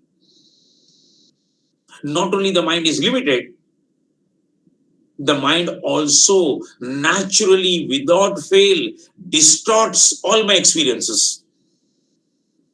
I cannot see reality as reality is, because my mind is loaded with past experiences which are referred to as samskaras. And if I talk about Western psychology, my mind is conditioned. So two persons looking at the same object will have different stimuli from the object, different idea, different understanding. The object is the same, but two persons looking at it will have different ideas. Why? Because both have their own minds, both are conditioned minds, both are, totally, they are distorting what they see. The mind cannot see reality as reality is. The human problems, human miseries, the dukkha cannot be sorted out by human mind. Forget about sorting out. It adds to the problem. Today, all so-called creativity of the human mind has led only to destruction. Like an Einstein who makes a reference saying that if I knew my inventions resulted in the atom bomb, I would have not made the inventions at all. Today, there are so many things we are coming up, including all the gadgets of social media, which is spoiling, destroying the fabric of family, the fabric of society, all in the name of advancement. Advancement for whom? Advancement for what? Yes, it has its own positive benefits. One cannot deny that it has got no benefits. But the problem is, along with that benefits, so many disadvantages come. And the mind latches onto that negativities faster than it latching onto the positivities. This is why mystics like Gurdjieff, Osho, J. Krishnamurti, all of them have been talking about transformation of consciousness. Mark the word transformation. They are not talking about improvement of consciousness. Improvement of consciousness is improving in the same direction. And a lot of time, if you use the word improvement of consciousness, you can simplistically understand the more concentrated you become, the more your consciousness has improved, because you've got the capacity of focusing. But that is not going to solve the problem. That focus, that concentration in Patanjali's Yoga Sutras will only lead to finally the state of Sabija Samadhi, where siddhis happen. But that siddhi is also a vritti. And that is why Patanjali says, Te samadho upasarga vyuthane siddhayaha. Those siddhis are accomplishments from the world's point of view, but from the point of reaching your goal in yoga, it is an obstacle. If you have to go have a transformation of consciousness, you have to go beyond that Sabija Samadhi state. And going beyond is transcending the mind, not abandoning the mind. You're transcending the mind, and now you are slowly venturing into what you refer to as the Nirbija Samadhi, and then finally leading to Dharmamika Samadhi. Does not matter. All techniques of meditation, whatever technique you use, all of them have only one goal, one aim, and that aim is to experience the no-mind state, the Unmani Avastha or the Manonmani Avastha. Because when you say no-mind state, vrittis have stopped, Mind is no longer a problem. Now you're in the zone of consciousness. Every meditation, when it becomes successful, gives you a glimpse, first-hand glimpse of what is awareness. And that glimpse you carry forward in day-to-day life. And that is why we say it is not sufficient only to do meditation. It is necessary to be meditative. So what you have experienced in the state of meditation, that awareness, that tadardrashtu sarupi avasthanam, that drashtu, that seer, that pure awareness, what you have experienced, can I bring that in my day-to-day life? You will see when you don't bring that, what happens when a man, why a man, a woman also, a human being, when a human being gets angry and does the damage and then resolves, take a sankalpa that getting angry is not good. Henceforth, I will not get angry. The one important question to this person is, when you were angry, where were you? The question is self-explanatory. When I say, when you are angry, where were you? I am pointing out to the fact that when you are angry, you are not aware you are angry. If at the time you are angry, you are aware you are angry, then you are no longer angry. Then you can use your anger. All the emotions can be used. When I train my sports person on the field, I do get angry. But that anger does not disturb me. Because that anger I'm using, I'm fully aware of that anger. I'm using it for making my sports person do their work. When a first-time mother gets angry with her tiny tot who is playing mischief, it does not disturb her. Because she knows this anger is meant for correcting this child of mine. But when the same first-time mother gets angry with her husband, all hell falls loose. Because she loses awareness. This awareness is the cornerstone of health, healing, wellness. Not only individual wellness, this is the awareness, this is the yoga consciousness which is instrumental in bringing about universal wellness. In the first place, this awareness enables you to come to the present moment. Otherwise, when the mind is holding sway, the mind will always take you to the past or the future. Only your awareness of what you are doing at the present moment will bring you there. All the time it will bring you there. And if I make a statement, what is past is over, what has not yet happened is the future, life is only in the present moment. It's a truism. And if you add to this, life is only the present moment, if you add another premise, and that premise is life is only in the present, but the mind is either in the past or the future.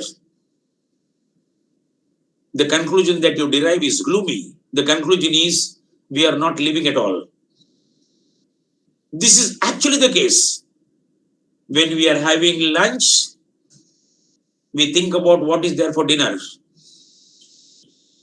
Or we compare that lunch to the lunch we had yesterday in different restaurant. When I'm talking to some person, my mind is thinking about something else. The mind invariably goes to the past and the future. How do I hold it and bring it to the present moment?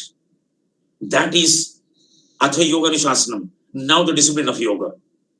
The discipline of yoga is of the now. Can I come to the now? Can I come to the present moment? That coming to the now is having yoga consciousness. When you come to the now, all creativity happens. The secret of creativity is that awareness. The secret of your growth is that awareness. This potential is there in human being. That is why in Indian scriptures, Time and again, it is mentioned that to be born as a human being is the most fortunate occurrence. Why? Why to be born as a human being? Because only from the position or status of a human being, further progress is possible. In fact, in some of the scriptures, it is said, even for gods to progress further, they have to take birth as human beings and then go ahead. We are all privileged as human beings to have this promise of awareness or the promise of yoga consciousness in us.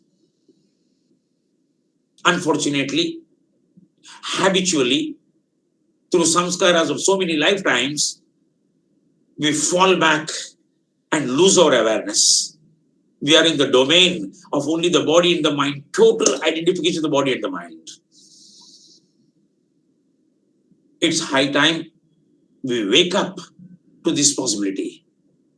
The most formal way of waking up is meditation. And that is why you will find in all spiritual disciplines, whether you take Zen, whether you take Sufism, whether you take Christian mysticism, whether you take yoga, in all of them, meditation is the highest practice. Because meditation as a practice enables you to have a glimpse of what is that awareness. When you are conscious, but there is nothing to be conscious about.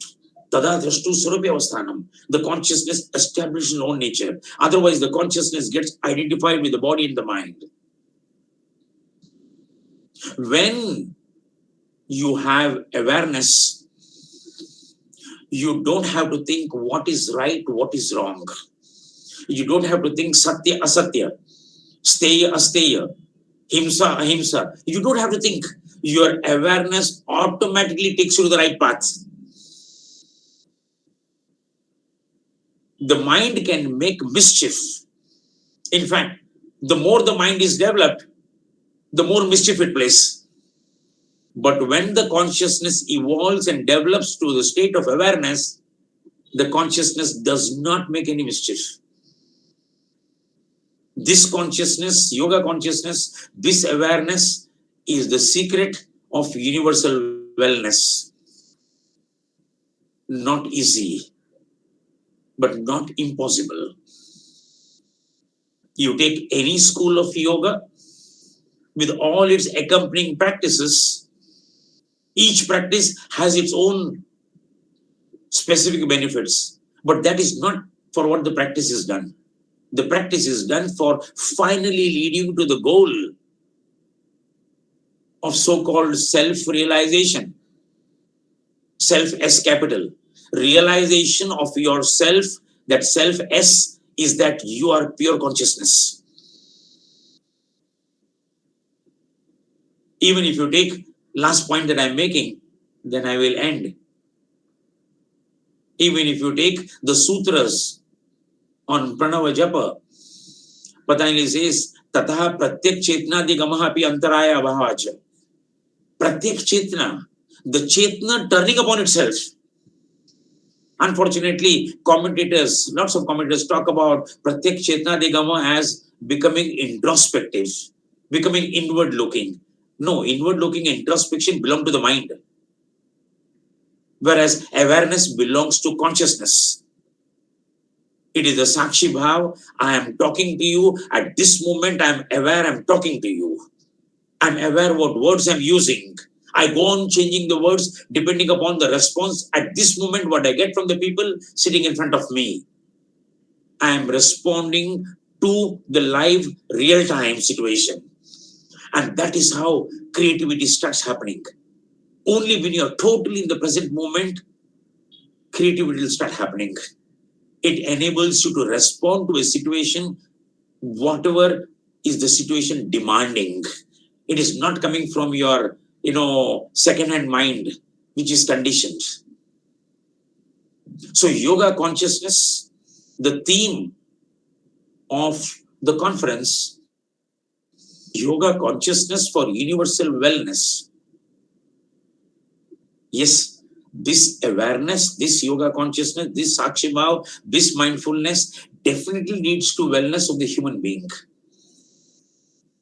And when cumulatively there is a development of wellness in human beings, automatically there is universal wellness. Probably is the most important topic in the whole of yoga.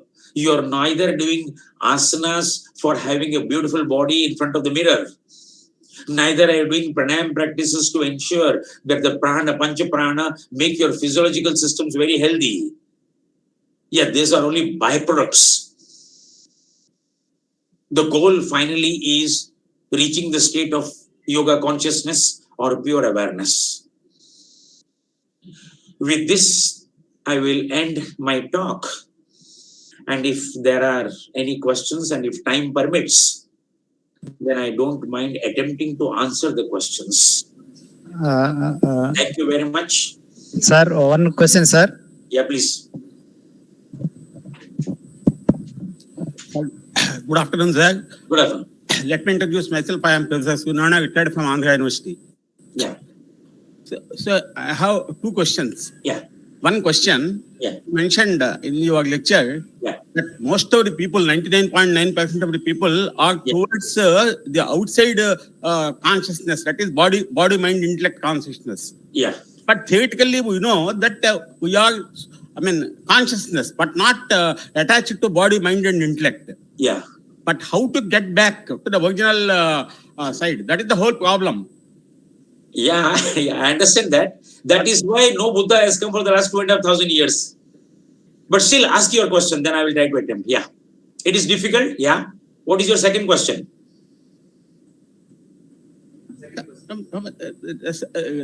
Practically, this is the same. Okay. Okay, I will attempt to answer this question. Having known that our consciousness is the reality, how to connect with this? How we are going back to the Anbhakti side?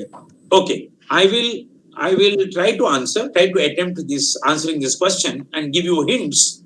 Maybe what I'm talking may not be exhaustive in its nature, but will definitely provide a hint. The first thing is, the slower your activity, the higher the level of awareness possible. The slower your activity, the higher the level of awareness possible. So the first step, if at all you want to sincerely go towards developing awareness, then start doing things slowly, one thing at a time. The second, and that is why you see in traditional yoga, Patanjali's Ashtanga Yoga, we try to do the asanas as slow as possible. Because the slower my movement, more possibility of me being there completely in that moment. The moment I do it very fast, I lose awareness. So I do it very slowly. Every activity, do it slowly. You may immediately ask me a question that there are so many demands upon me. Will I have time to do everything slowly? I can tell you something very strange, but a reality. And that is, when you do things slowly, the quality of what you do improves definitely. But you'll be surprised to know even the quantity of your work increases when you do things slowly. In a given fixed time, when you do things slowly, you are able to achieve much more than what you think that if I do fast, I will achieve. No, if you do fast, neither quantity nor quality enhances. I'm talking about research being done in this area, and the conclusion of the research that the slower you do with full attention, with full awareness, the quantity of the work and the quality of the work both increase. So the first step is to do things slowly. Second, when you are getting a stimulus,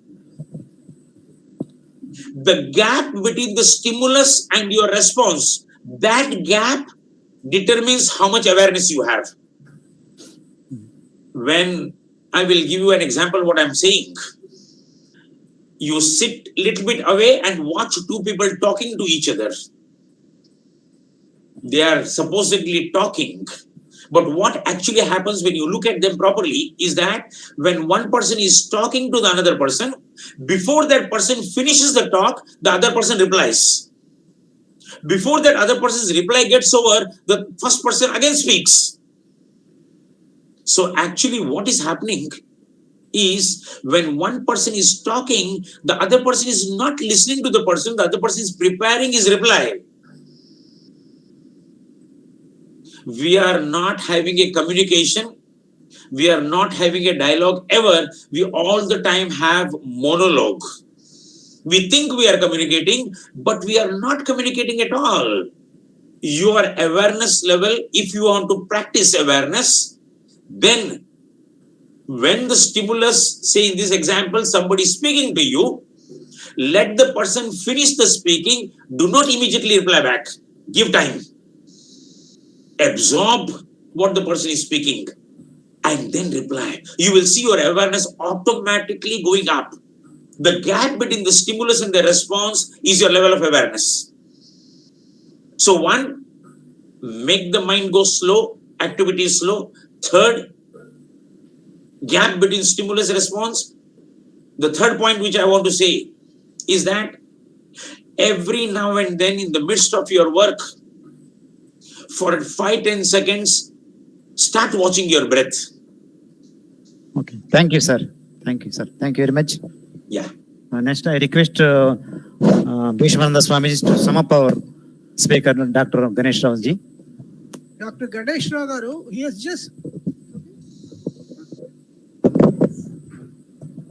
he has nicely covered up the consciousness right from the beginning, and he has given the definition as well.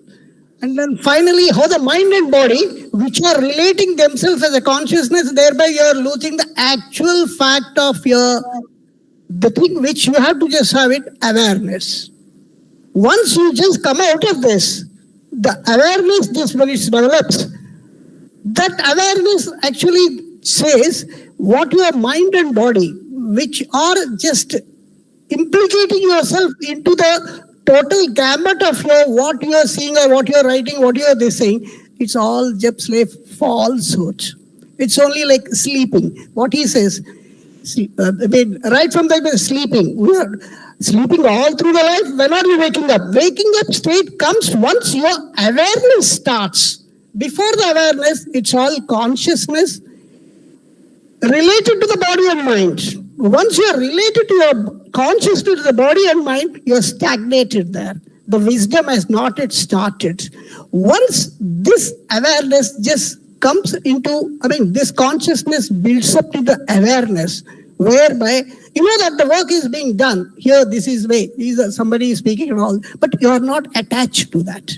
You're always looking as a spectator, what is happening and all that. So all these things are happening, but I'm aware of it, but I'm not into that. All these things nicely has explained it, and there the yoga consciousness starts. The awareness starting is a yoga consciousness, what it is. And this thing is a pure consciousness, which is there in each and everybody. But only thing is you have to cultivate that. That is, to cultivate that, you have to cultivate your nervous system. And once you cultivate that, what happens? You're always samadrushti. Everything is good or bad, right or wrong. All these things are mind-body correlations. Something right for you may not be right for me. As simple as that. So, all our memories are simply because we are relating every damn thing to the body and mind. Beyond that, there is something. That is what he calls yoga consciousness. You're aware of it. You're aware of it, but you're not into that. That particular definition, if you define yourself, you come out of that, automatically you are into a different personality. And once you will be very happy within yourself. Once each and everybody is within himself, they think that with this yoga consciousness, the whole world will be, happier, and it will be to the bliss point. Actually, human being is born for happiness and enjoying it, not for for having worldly affairs and all, what we call it, miseries and all that. It's all we created because we go against our nature. Our own nature, our own existing nature. Once you go against nature will punish us. As simple as that. Okay? With these few words, I'm just closing it down. Thank you very much. Thank you, sir. Thank you very much, Dr. Ganesh Rauji. This is Ramesh Babu. Thank you. Thank you. Thank you. Thank you very much, Swami. Thank you very much. Just a very enlightening lecture. That is a role of yoga from wellness. It is a role of yoga from wellness. It is a very enlightening lecture to our students and scholars, to the participants of this. Thank you very much, sir. Thank you very much. Thank you.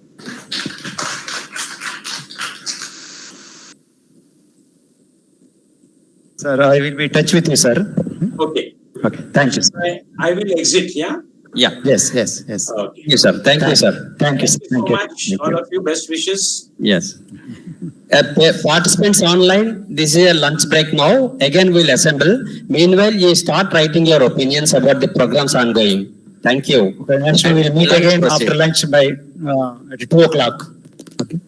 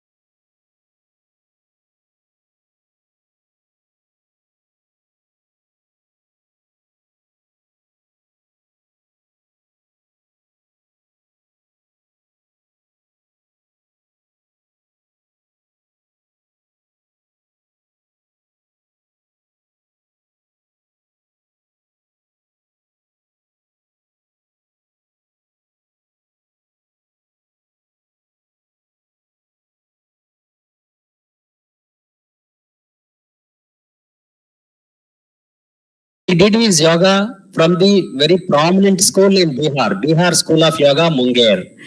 Welcome, sir. So we would like to have your wonderful speech on yoga consciousness and for the higher consciousness. Thank you.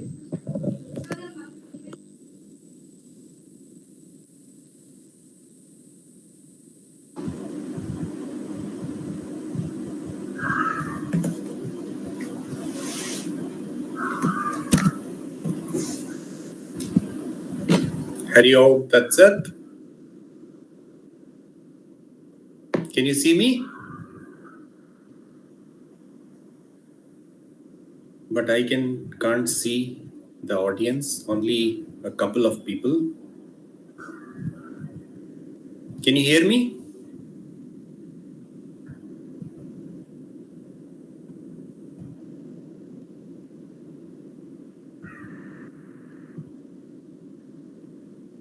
Hari Om, can you hear me?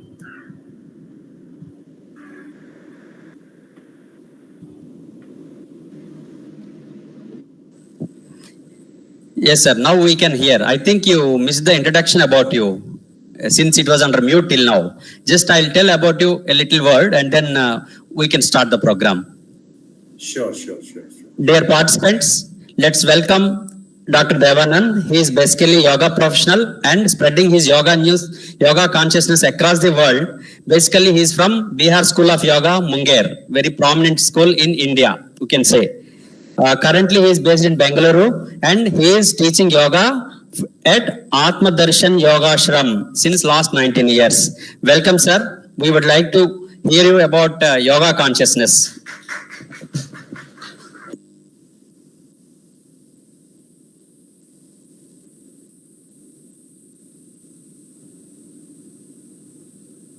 Hari Om Tat Sat.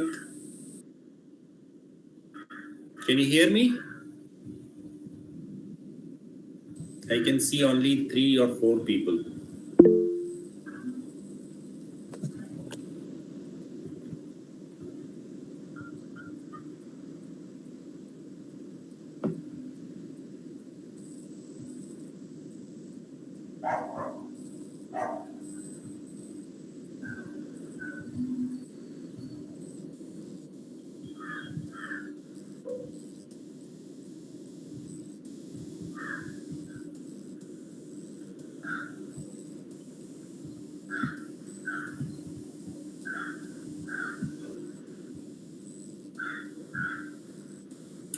I think they are all coming after having their lunch, right?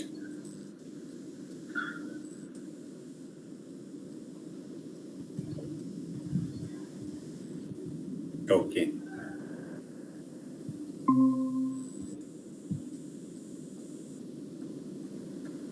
I can wait for 2 minutes for others to join, then we can start.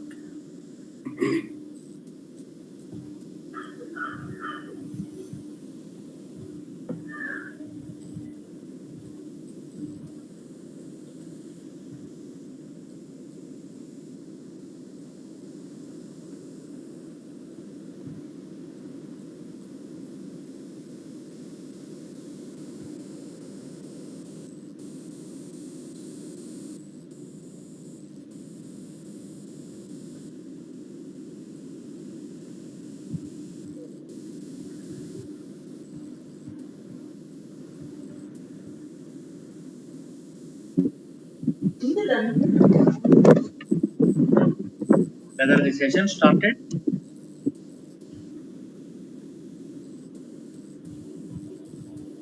Shall we start?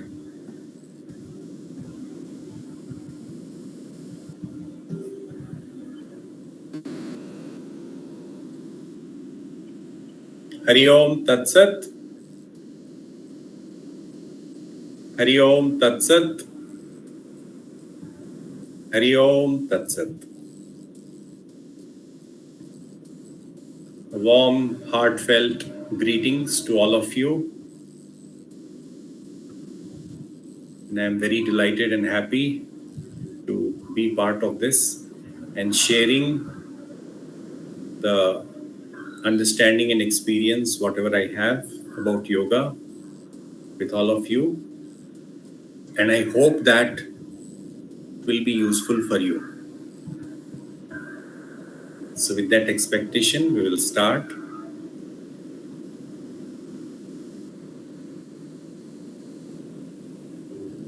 I request all of you to settle down and make your body comfortable.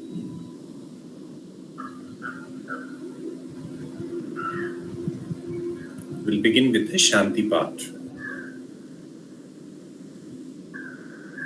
You can put down your notebooks, pen, paper, everything, and keep your hands in Chin Mudra. The tip of your index finger touching the root of the thumb. Palms facing upwards on your knees or on your lap. Now, keep your back straight, and if you are sitting in the chair, place your feet firmly on the floor, not crossing the feet, but feet on the floor. Now close your eyes. Everyone, please close your eyes.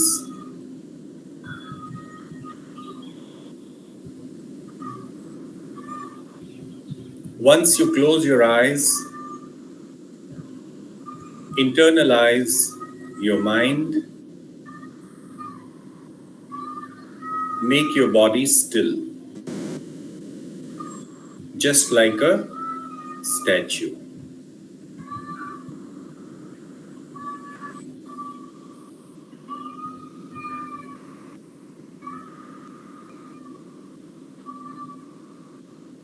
Bring your awareness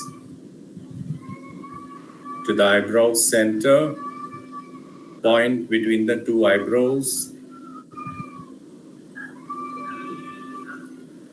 and mentally visualize a jyoti, a flame,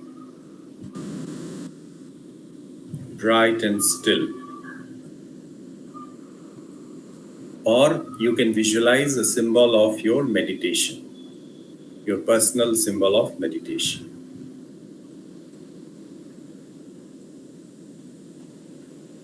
Trying to see it clearly mentally.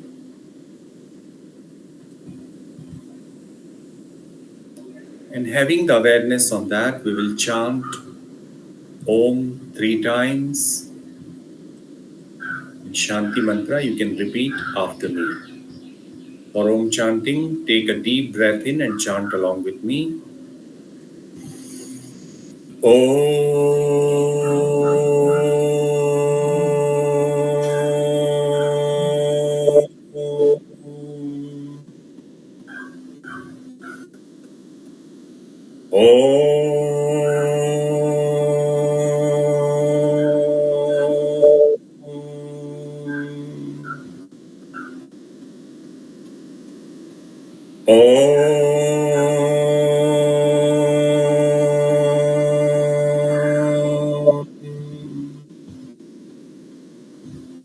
Repeat after me.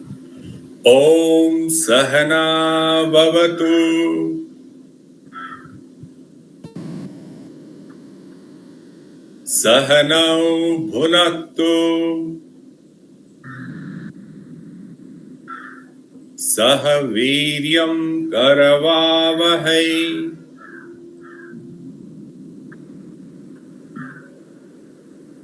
Tejasvina Vadhitamastu.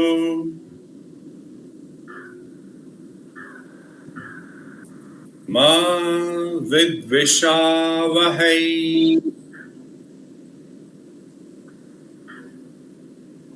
Om Shanti Shanti Shanti.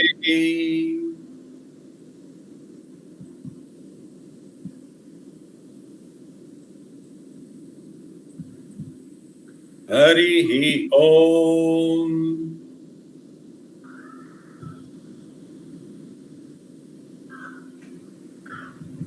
Remain with the eyes closed. We are going to start with a short meditative practice. Just have to keep listening to my instructions and follow them. Maintain the stillness of the body, eyes closed, hands in the mudra. And observe how you are feeling physically at this moment.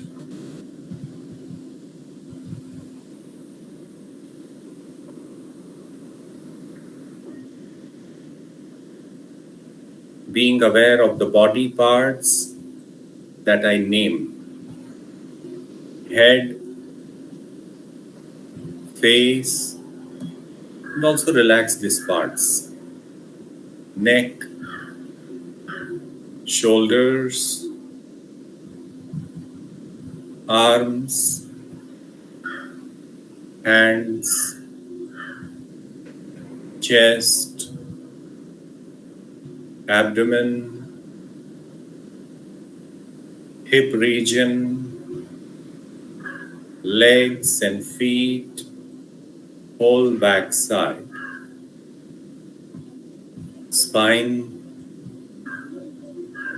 Now be aware of your whole body. Feel your whole body. Being aware of the whole body. Now, I am going to mention the names of individual parts of the body. Keep your body still. Whichever part I name, feel it and relax it. No physical movement. This is also a very good practice of relaxation. We'll begin with the right side of the body. Maintain the stillness. As I name the parts of the body, take your awareness to that part, feel it and relax it. No physical movement. Right hand thumb, first finger, second finger, third finger, fourth finger. 4 fingers and thumb. Palm, back of the hand, wrist, forearm, elbow, upper arm, shoulder, armpit, side of the chest, waist, right hip, thigh, right knee, calf muscle, ankle, heel, sole of the foot, top of the foot, big toe, second toe, third toe, fourth toe, fifth toe. 5 toes together. Whole right side, whole right side, whole right side. Now, come to the left side. Left hand thumb, first finger, second finger, third finger, fourth finger. 4 fingers and thumb.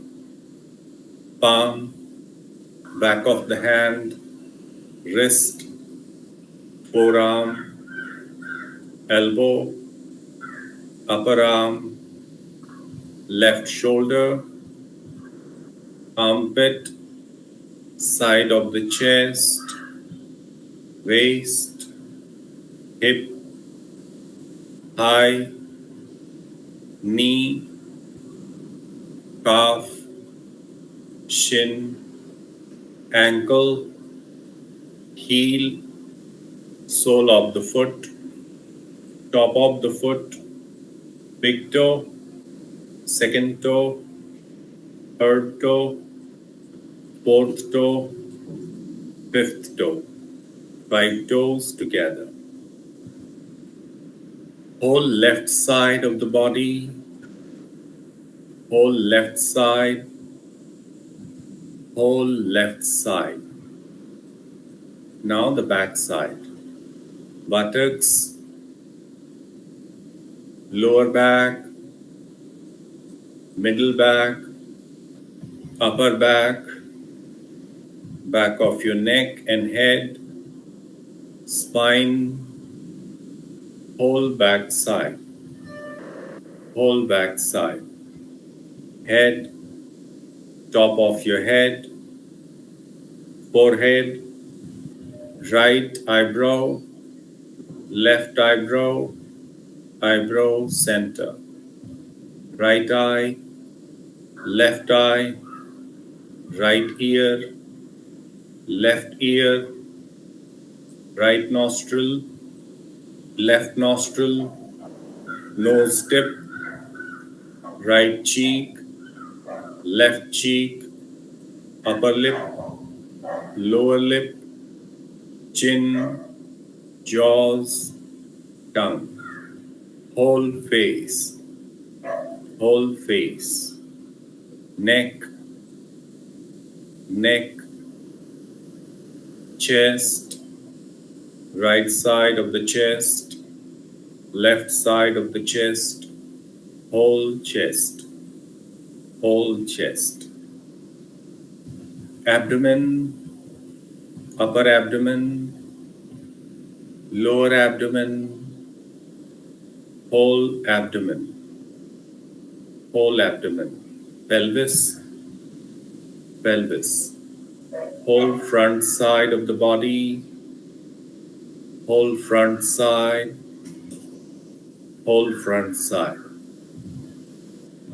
Now feel your whole body all together, completely still like a statue. Feel your whole body. And mentally say to yourself, I am aware of the whole body. Whole body as one single unit. Whole body as one single unit. Homogeneous awareness of the whole body. Now notice if there are any sensations inside the body which are drawing your attention. Maybe because of some discomfort. Try not to move even if you have slight discomfort. Try to bear it for some time. You may take your awareness there. Try to relax that part.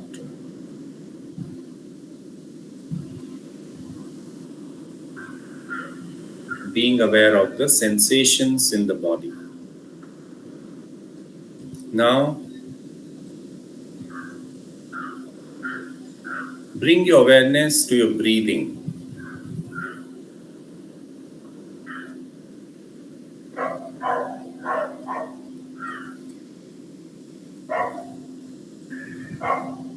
Natural breath, body still. Only movement that is happening is the movement caused by the breathing.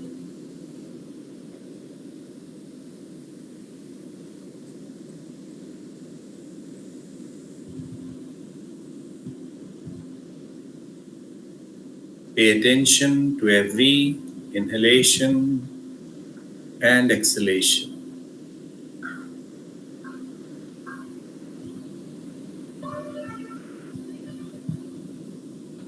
I am aware that I am breathing in. I am aware that I am breathing out. Let no breath go unnoticed.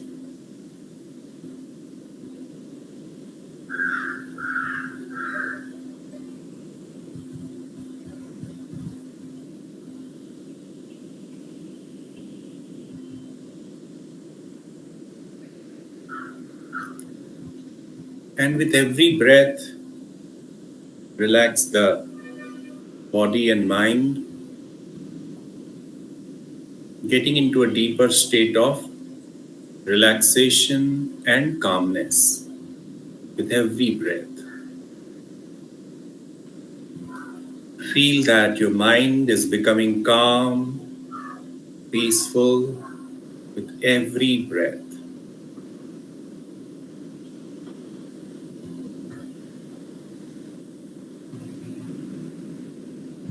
If there are any agitations in the mind, there are any distractions in the mind, make a choice to let go of them. Say to yourself, I want to be peaceful, calm, and happy right now.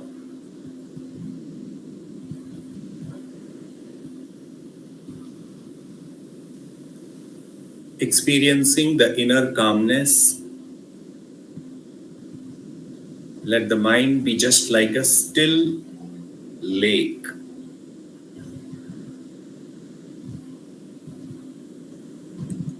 You may visualize a still lake, Manas Sarovar, and visualize a beautiful lotus flower emerging from the lake. This lotus flower represents the inner happiness, the inner joy that blossoms in the mind when we are calm and peaceful. Make a choice to be happy right now. Whatever may be going on in your mind, in your life, in your profession, in different situations, you may be confronting difficult things, but make a choice to be happy right now, be joyful right now, and visualize that inner joy as a fully blossomed lotus flower.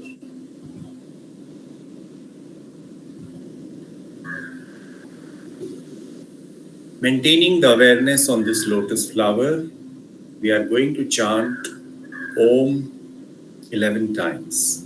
And as you chant Om, feel the sound vibration of the mantra Om is spreading into each and every cell of your body.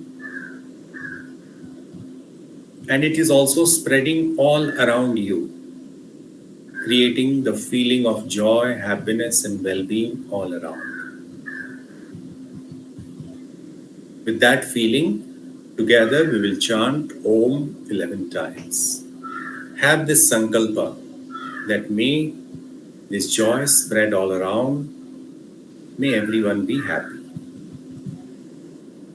Breathe in and start along with me.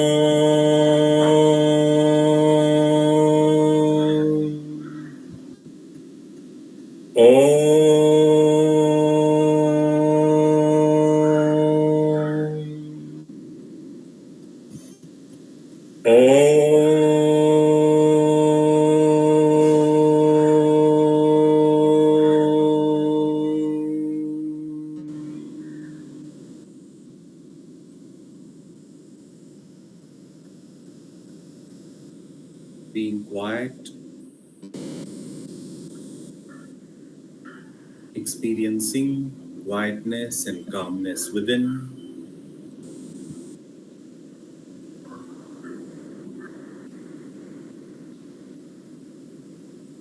And in this state of quietness and calmness, let go of all your worries.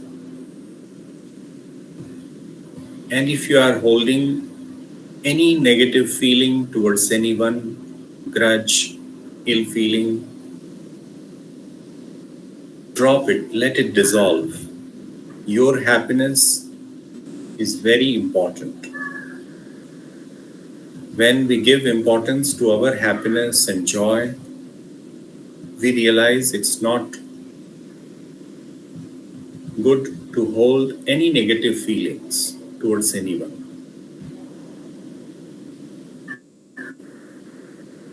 A state of happiness and joy inside, no negativity, no grudge against anyone,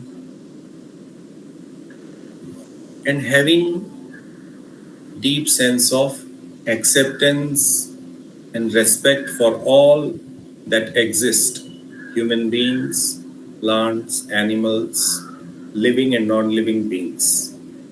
All that exist have a purpose in this existence. And when I have regard for that, then I be peaceful, and that is my gratitude to the higher being whom we consider as the creator. Having a deep sense of regard and respect for all that exist, and feeling a connection with one and all. Feeling a connection, oneness with one and all. This is called Maitri Bhav. Friendliness, not friendship. A feeling of connection with one and all.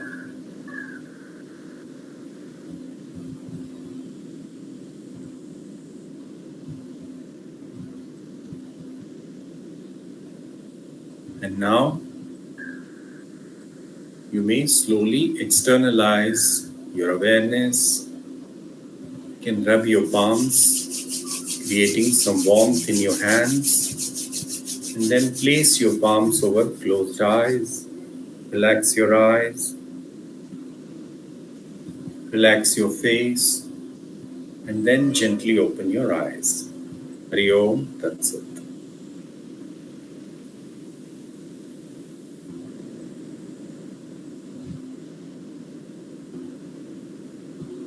We are doing it after your lunch, so I hope that you were all awake, not gone off to sleep.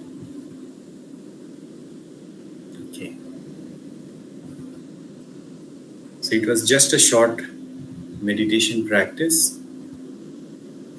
And it's not only for relaxation, but to bring in a deep sense of calmness and peace within. And the topic that is given to me was yogic consciousness for universal wellness.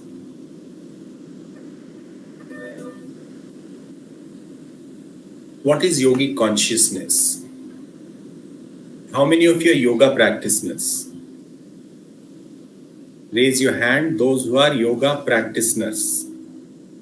There is a difference between those who are student and those who are practitioners. If you are studying books on yoga, you are not a yoga practitioner. You are a yoga practitioner when you are doing the practice of yoga in your life.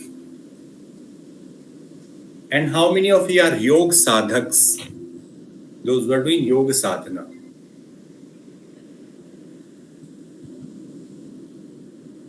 And what is the difference between yoga sadhak and yoga practitioners?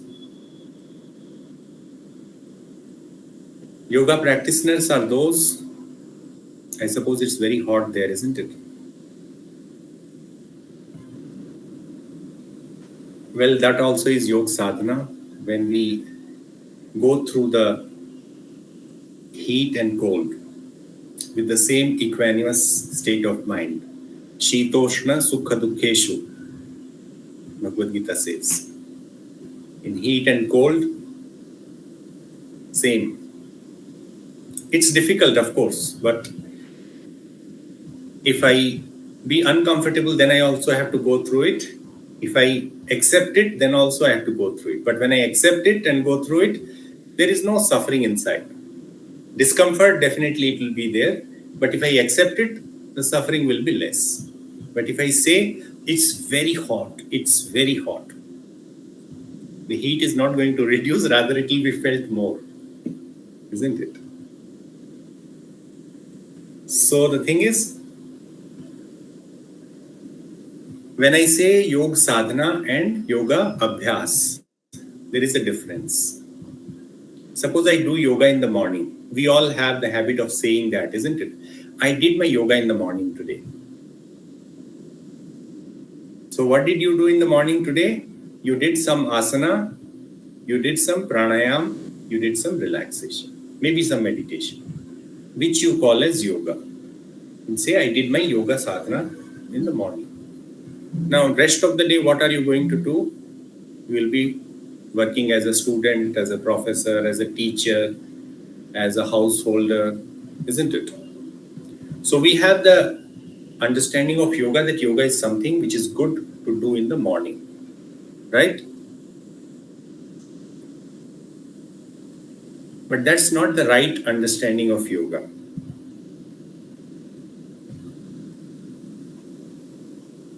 Yoga has to be lived from moment to moment, every moment of the day.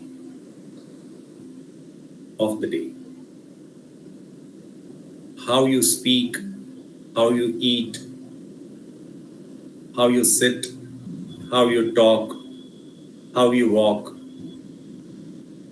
everything is yoga. If somebody says something to you, how do you take it in? How do you respond? All that is yoga. So if we are talking about yoga consciousness for universal wellness, then one thing is very important, and that is yoga as a lifestyle and not as a practice.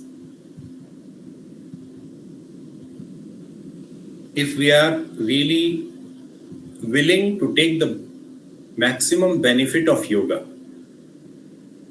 then yoga should become our lifestyle.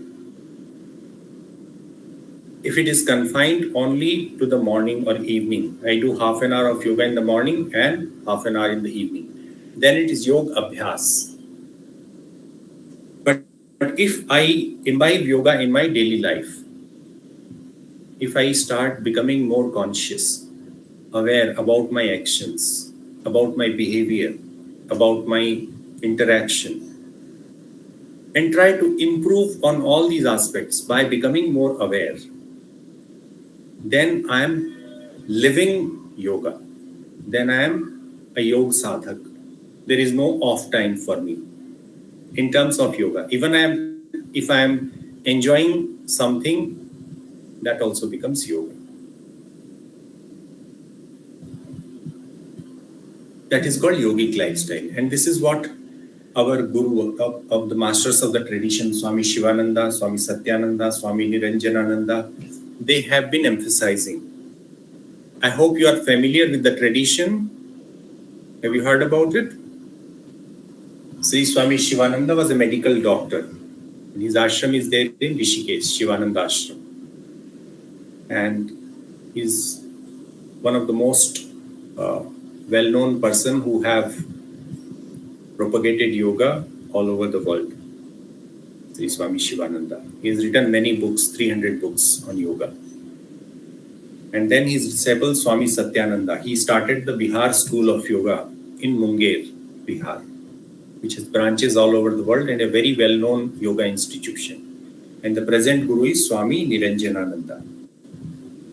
So all of them, they always emphasized that yoga is something which is not a practice to be done in the morning. We should do it, that's a very good thing. But that is one aspect of yoga. But then there are other aspects of yoga. Suppose I do asana pranayam every day in the morning, but rest of the day I do my work like a mechanical person. I go to the office, I teach, I study, but I react, I feel bad. You know, all of us, we have limitations in our personality, isn't it? We all have limitations in our personality. And because of the limitations, we have problems. We get into trouble. We suffer because of those limitations, isn't it? We all feel that we have limited conditionings, and because of that, we get into troubles. So, when we start practicing yoga as a lifestyle, the idea is to overcome the limitations of our personality. Suppose I am a short-tempered person, I get angry very easily, for example. Then my doing asana pranayam in the morning will be fine, but that short-temperedness will not go away with that, isn't it? I have to make changes in the way I receive things and process things in my mind, and how the reaction comes in. I have to handle that also and create better responses. That is possible only by awareness, cultivating awareness. This is yogic lifestyle. And there are some clues how to cultivate yogic lifestyle. You all have heard about Patanjali's Yama Niyama? Raise your hand, those who remember Patanjali's Yama Niyama. That's very nice. Many hands have gone up.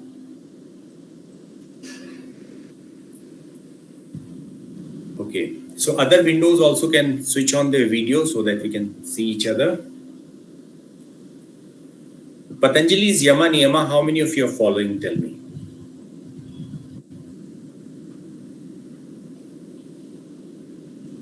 See, no hands have gone up. Why? Because it's difficult.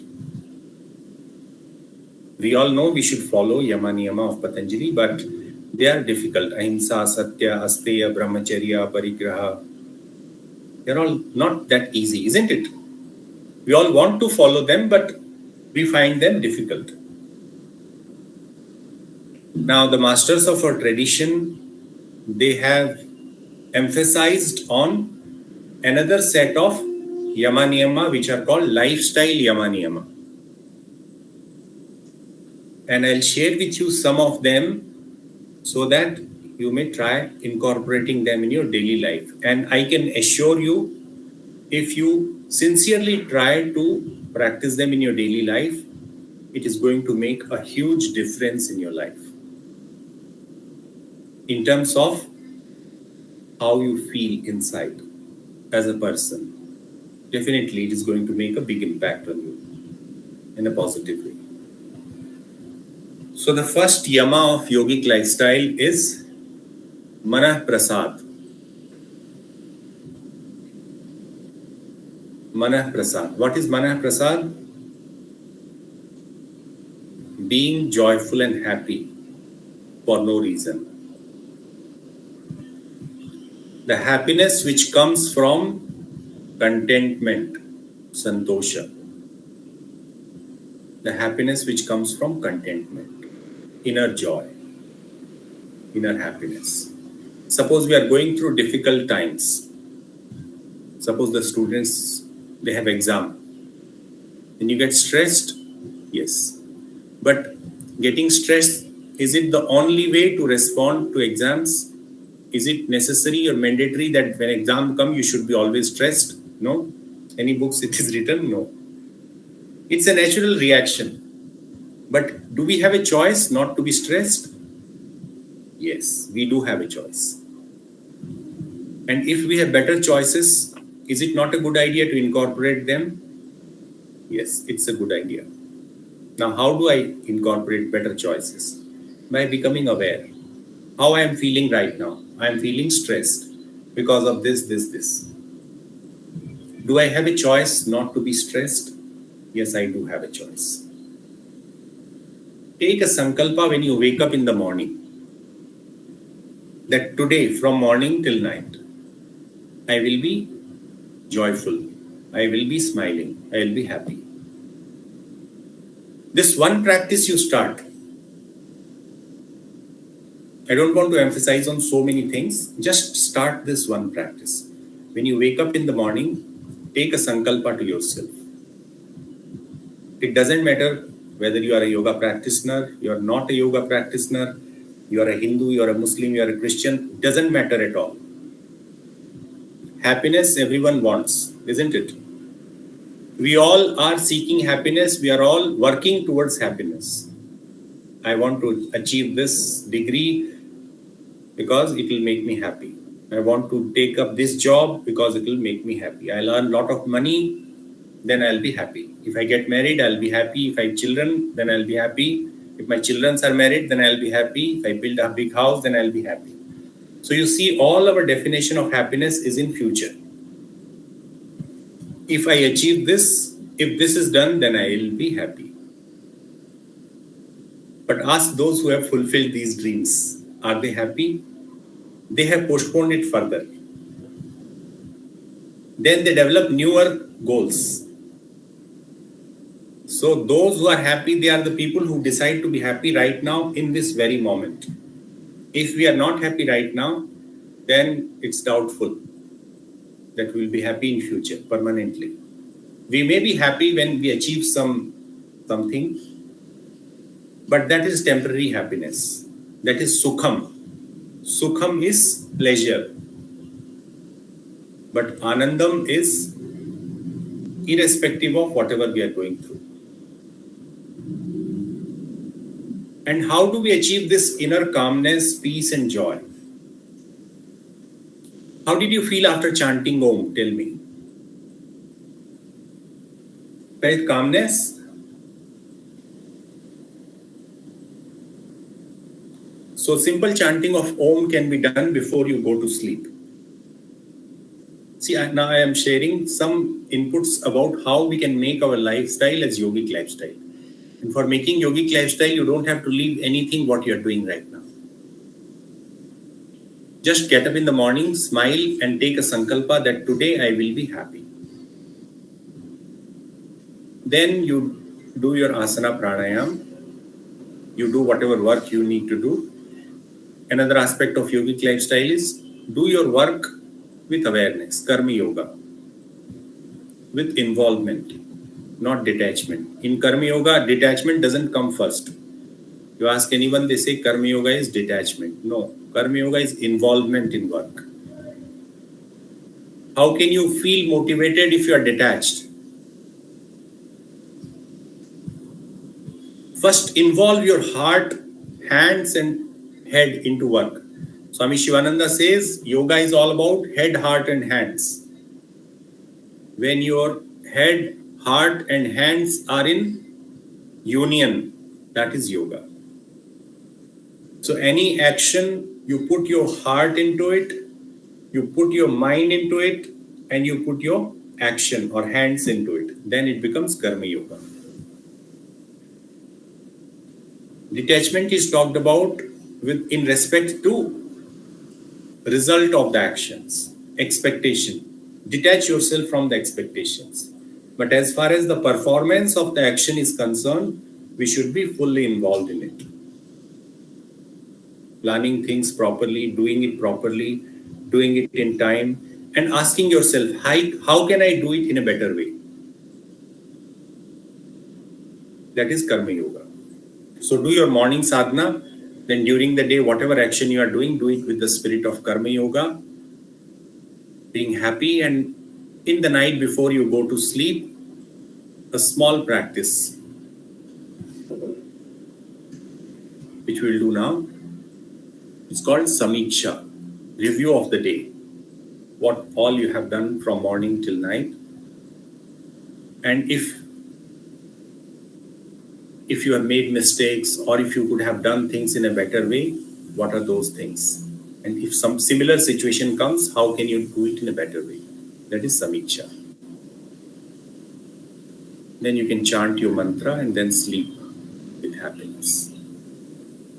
This is first thing. Second thing is, so I told you about one set of Yama Niyama. Mana Prasad is happiness, and along with Mana Prasad is Japa. You may chant Om before you go to sleep. Start your day with smile and end your day with Om chanting. This is one set, Yama Niyama. Second set is very, very important.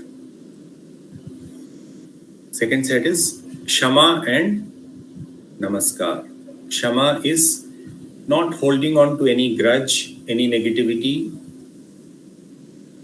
but forgive, let go. I know it's very difficult at times, but for our peace and happiness, we don't have to hold any negativity towards anyone.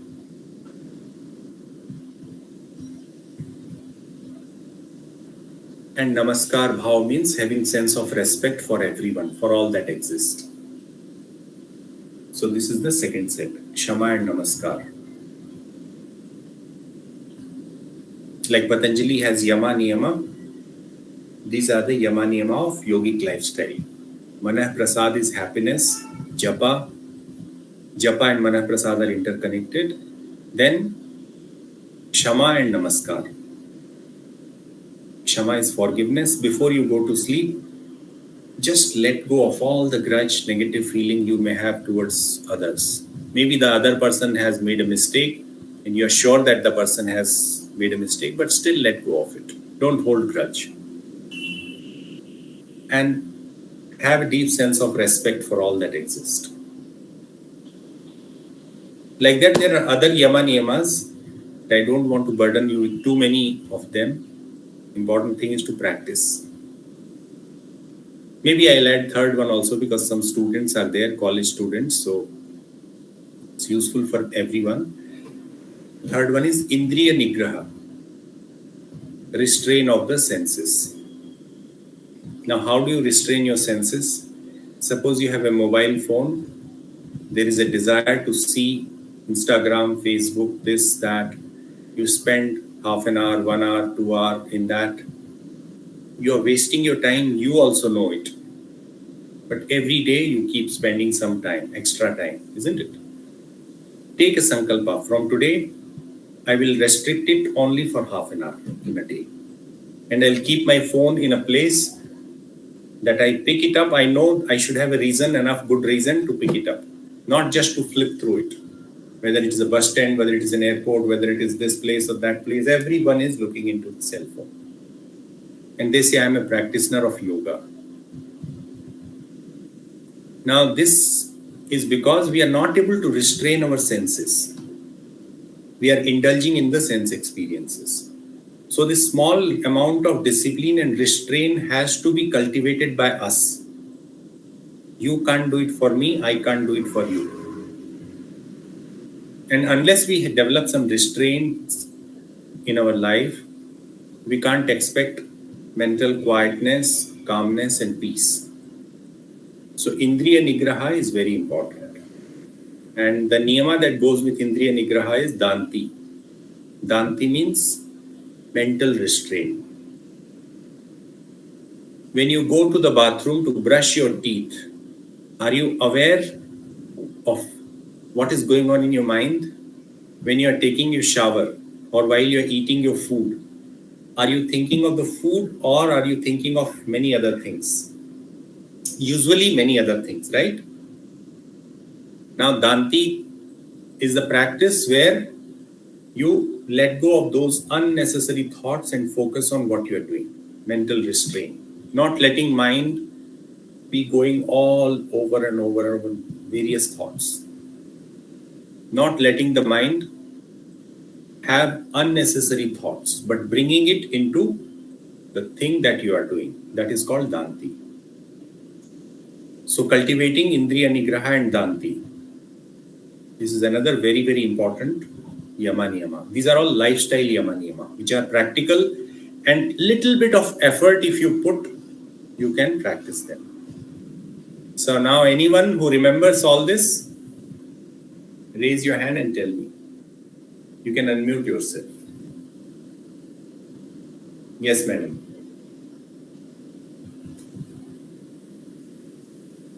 Can't hear you.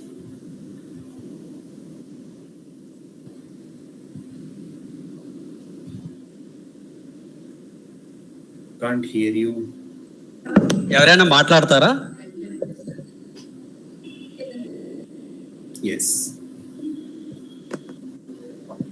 I saw some hands going up.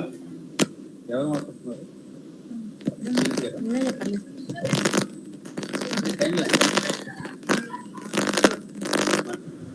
Sir మాట్లాడుతున్నారు.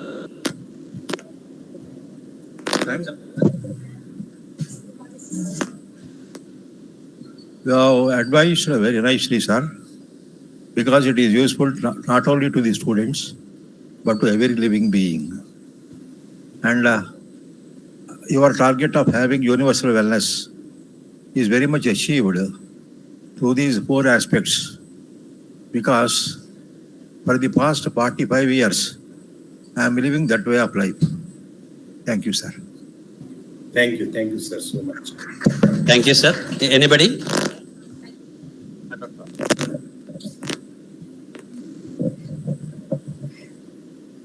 మీరు మాట్లాడతారా?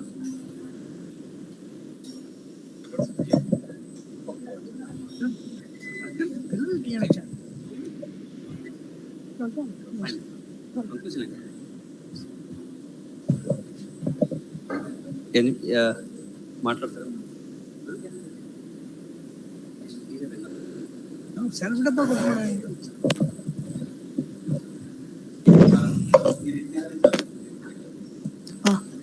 Hello. Yes. Yeah. He is from Bihar School of Yoga, which has started, say, 30 years back or so. I was one of the first students of Bihar School of Yoga. And for information, what you learned is the first time that is called Yoga Nidra. But generally, we don't do it after meals. But now, as the shortage of time, he taught you after this thing. That is equivalent to your 8 hours sleep. Half an hour, what you are doing in the Yoga Nidra is equivalent to 8 hours sleep for you. So, that relaxation which comes in the night, natural sleep, that comes within just only 35 to 40 minutes of Yoga Nidra. That's a technique. Now, myself, I have been doing yoga in 1975. Since then, some yoga or the other, I'm just following it. Even now, I'm following it. I'm a student of yoga. I learned many things. I'm yet to learn many things. So, there is no end for learning yoga. Yoga is a way of life. Your way of life. How you want to, your life has to be modified. Every yoga person got a different styles. And everybody feels that's the best. You have seen it already. We have seen 4 speakers. They say theirs is the best.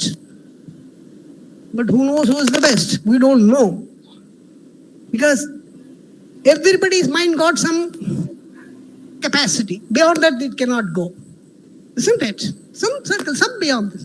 So they feel they are happy with that. But is it the end of it? We do not know. We do not know. He may be thinking that's the best.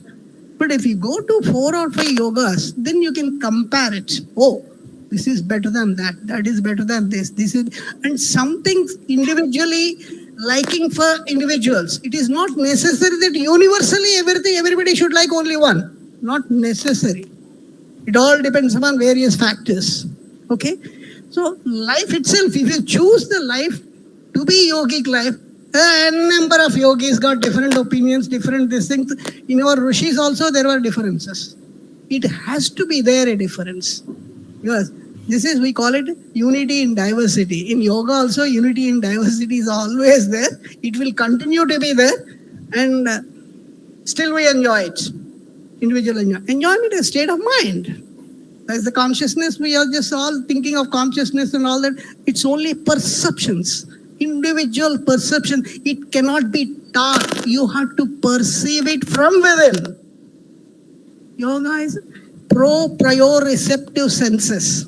Means inside you are feeling it. Inside you are perceiving it, and that is coming out of it. It is not that they have prepared any lecture and all that they are giving it here. For information, your Antharmukha, and also he has given a lecture for about, say, 1 hour. Has he prepared it? No. The moment he started, he has gone to different conscious level. And from there, Saraswati has come to Malika and then somebody else is talking. Not he is talking. You go and ask him. So you have given a nice lecture. When did you prepare? He said, no, I don't know. This is what generally happens. This happens to almost all the orators in any subject.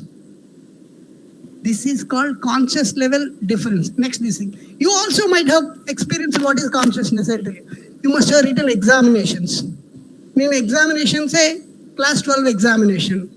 Question paper, you have seen it. The question is 4 years back question, you are just coming and you are just bringing back your ideas, thoughts, and you are writing it. How can you write that? No, she will be surprised. Within 2-3 hours, you are writing 20-30 pages. But normally, if I ask you, you won't be able to write 30 pages in 1 hour. In the examination hall, you all done it. That is a different level of consciousness. These are all perceptions. Nobody can define what is consciousness. You have to perceive it. Got my point? Everything is perception. Yoga is a perception. How do you perceive it? Different people perceive it in different fashions. So, until unless it is practiced, nothing comes to you. You should be a practitioner throughout your life. What he says in the same fashion, if you can take up your life into yogic life, you'll enjoy it more. There is no worry at all because everywhere will be positiveness will be there, and yoga is nothing but positive. And for information, only intelligent people will follow yoga because the small things you have a happiness. Thanks. Okay. Now I'll stop this one because if I go on giving lecture, there will be a comma, there will not be any full stop. Thanks a lot. Nice giving me this opportunity. Please, yoga people will not make noise. This is against yoga. If you want to do anything kind of, what do you call this thing? We just raise your hands like this. That's all, both the hands, all of you. That's all. This is the way of, waving to yoga people. Yoga is silence. We are going to silence.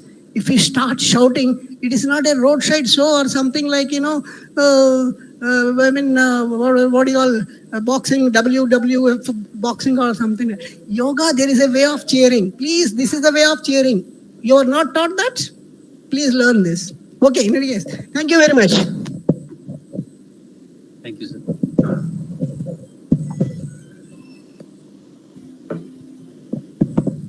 Thank you, Devanandji, for a wonderful speech on yoga and yoga consciousness. Really, we are proud to have you today, actually. You're from a prestigious college, the Bihar School of Yoga. Even today and forever, it is the number one, I think. No one. One thing I want to add here that I am a student from the Bihar School of Yoga. I studied my yoga from there, but I am not representing Bihar School of Yoga. I am just a student. And I agree with you. It's a very well-known, very good organization. Started 1963 by Sri Swami Satyananda. 2013, we celebrated the Golden Jubilee of Bihar School of Yoga. And this year also is very special. I'm very happy to share about yoga with you in this particular year because this is the birth centenary 100 years of Sri Swami Satyananda. So we are very lucky to have come in contact with such a great person who had that vision of bringing yoga into the lives of so many. He has been instrumental to bring yoga into the lives of so many. And one thing which I agree with Sir Swamiji who was speaking, that it has to be imbibed in our life. One small example of that I'll give you. When Swami Satyananda was teaching yoga, at that time people used to come to him and ask him, how can I help in your mission of spreading yoga? And he used to tell them, I don't have a mission of spreading yoga. If you want to, if you call it one that I have a mission, then the way in which you can help is you start practicing yoga in your life. You start imbibing yoga in your life. That's enough. So it's easy to talk about universal wellness and all, but let's start with the individual. If I can be happy and healthy, and if I have that intention that everyone be healthy, with that positive intention, then maybe the world will become a better place. So I hope that whatever I have shared is useful, at least to some of you, and you will start practicing it. Thank you so much. Thank you. Thank you, sir. Can I leave now? Okay, Guruji. Okay. Thank you. Thank you.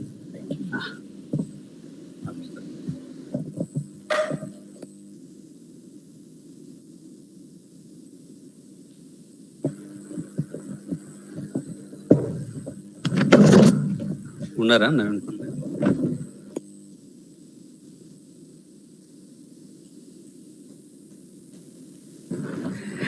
Dear participants, if you can open your camera, it's an opportunity to see you all.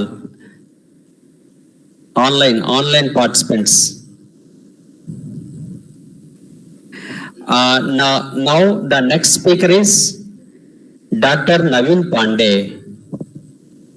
He is the founder of Shri Ram Yoga Training and Research Society UP, Assistant Professor at Dev Sanskriti Vishwavidyalaya, International Certified Yoga Trainer for 500 hours, Yoga Alliance USA, 10 years of teaching experience in the field of yoga, expert of multidisciplinary field that is yoga and computer science, delivered lectures on yoga and health in many countries, Dubai, Canada, Kazakhstan, Vietnam, Myanmar, China.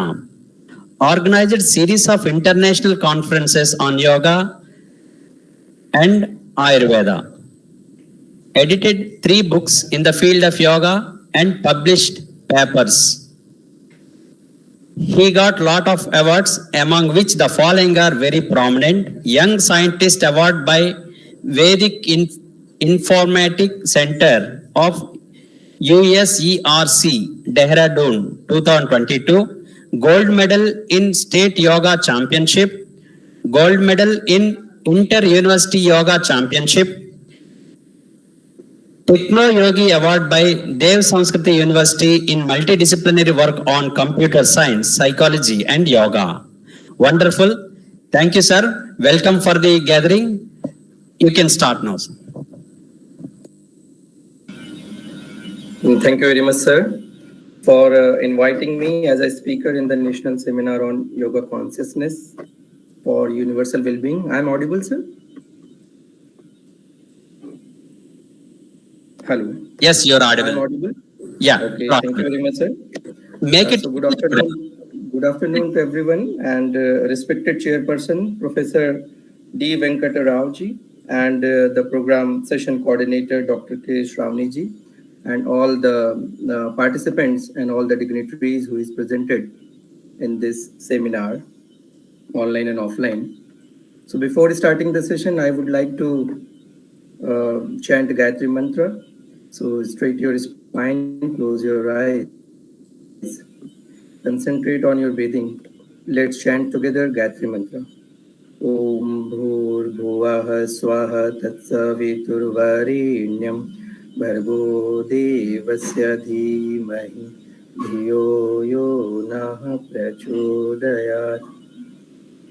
In subtle presence of Param Puji Gurudev and Mandiniya Mataji, I am going to give the lecture on the topic of Swar Yoga. Swar Yoga, basically the concept of total practice and the practical experience. But before starting the practical session, this session will be for 30 minutes. And in 30 minutes, we will try to do some kinds of practical related with the Swar Yoga. And we will learn and we will understand how we can understand the techniques and how we can apply in our day-to-day life and how it's going to be useful for your daily life. So this is the way which we are going to understand. And before starting the practical session, I would like to share with you some history point of view and some philosophical point of view of the Swar Yoga. So please allow me to share my presentation.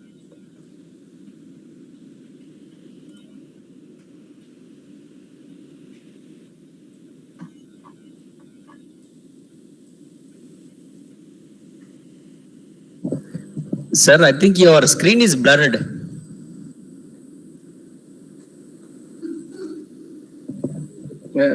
Now it's visible, sir. Your check now. I think the image is very blur actually. Some dazzling is coming. Your image. Okay, maybe And maybe due your to voice is network. also little slightly higher. Little higher noise. Okay. Okay. Go ahead.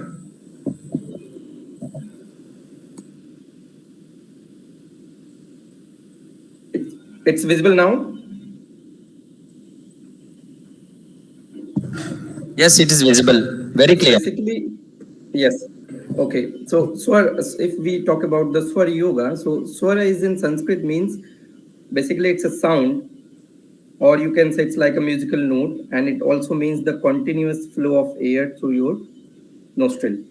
As we when we take birth, and from the birth time we inhale and exhale. All the time the flow of air is happens all the time, but we are not aware about these continuous action which is happening within your life all the time. So swara is like your nostril breathe, and yoga means union of what? Union of body, mind, and soul. So here what we are going to understand, Swar Yoga, that means realization of cosmic consciousness and through the awareness of your flow of breath in the nostril. So the process that is happening for 365 days, every time it is happening, what you have to do, you have to only observe, you have to be only aware about that conscious breathing. So Swara Yoga, basically it is the association of the breath in relation to the activities or phases or positions of the sun, moon, and planets, seasons, time of the day, with the physical and mental conditions of the individual, and then taking the appropriate action according to these subtle relations. So Swar Yoga is basically deals with that things, your planet positions and how these planets are giving the effects on your body, on your mind, on your behaviors, on your emotions. And if we understand these relations, so we can govern our actions accordingly. So that's why Swar Yoga is a very important practice for everyone. And it is the very ancient time, like before the Vedic period, over 10,000 years of ago, as described in the different textbooks of Swar Yoga.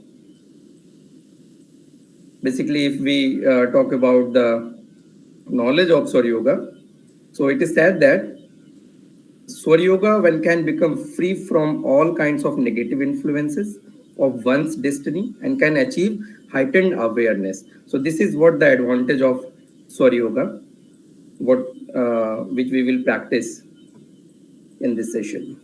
And the Swar Yoga practice related with the breath, we are used to understand the governing force of life and to understand the nature of the universe and effect of the element on body and mind by observing the different patterns of the breath. That's why it is called the ancient science of breathing techniques. Swar Yoga is called the ancient science of breathing techniques.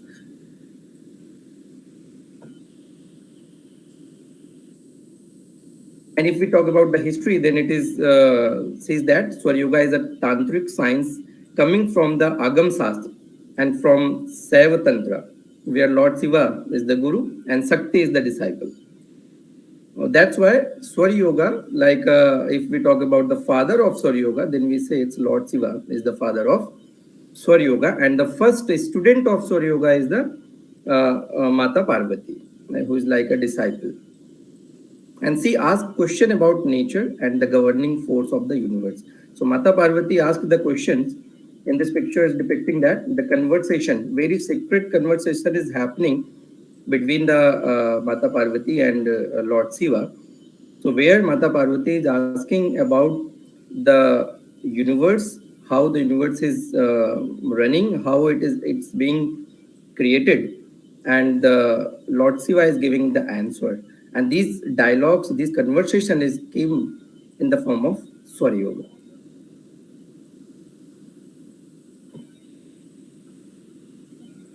If we talk about the practical aspects, so here Swara Yoga is about the effect of nostril breathing on our body and mind.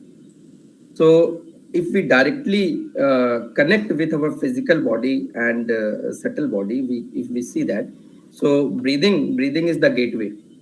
Your nostril breathing is the gateway to get entered into the subtle world, from physical to subtle world, from physical body to subtle body, Sukshma Sarira. So Swara Yoga is deal with that. And we all belongs from the yogic backgrounds, and all the scholars and researchers are here. So everybody knows that in our physical body, we have a left nostril and right nostril. And if we talk about the yogic anatomy, so we know that the nadi system, and we in our body more than 72,000 of nadi exist in the Sukshma Sarira. And out of 72,000 nadis, we have the main nadis that is known as Ida, Pingala, and Susumna. And these Ida, Pingala, and Susumna is correlated with, directly connected with your nostrils. So left nostril and right nostril. So if we talk about the left nostril, so left nostril is connected with the Ida nadi, and the right nostril is connected with the Pingala nadi. Okay, and in the center, you can look in this picture. In the center, it is known as Susumna. So all the Swara Yoga concept is totally depends on these particular things like Ida, Pingala, and Susumna. These three things, if you understand, and the nature of these three things, if you understand, then you can know that what is Swara Yoga.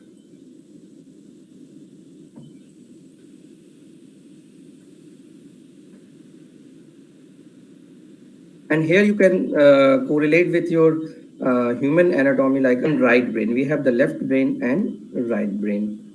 So left brain function you understand here like a logical thinking, focused on the facts, predominates, planned and orderly, math, science minded, prefers notification. All these things related, all the active things are related with the left brain. And if we talk about the function of right brain, then right brain is related with your emotions, your creativity, your imagination's power, your fixiness thinking, your creativity, your enjoyments, everything is related with the right brain. So how your left brain and right brain is connected with your Ida, Pingala, and Susumna Nadi. So here you can understand here, like your left, if left that means Ida, that is representing here the moon. Moon is like a calmness. Moon is cool, calm, and cold in nature. So left nostril is active. That means your right brain is active. So right brain function here is emotions, creativity, imaginations. Okay. And here representing the Pingala Nadi. Pingala is like a sun, representing the sun. Sun is hot, active, aggressive, you can say. So Pingala is representing your left brain. Pingala is representing your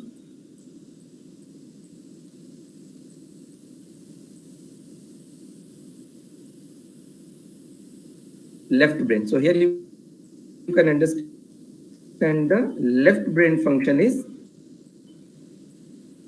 logical, focused on the facts like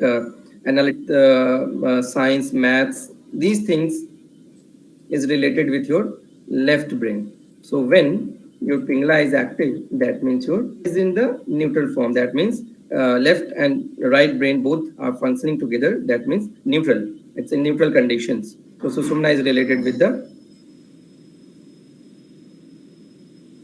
neutral conditions. So Ida, Pingala, and right brain. Here you can understand the parasympathetic nervous system and sympathetic nervous system. The nervous system, if we classify nervous system, we have two types of nervous system, like central nervous system and peripheral nervous system. One is autonomic nervous system also. Okay.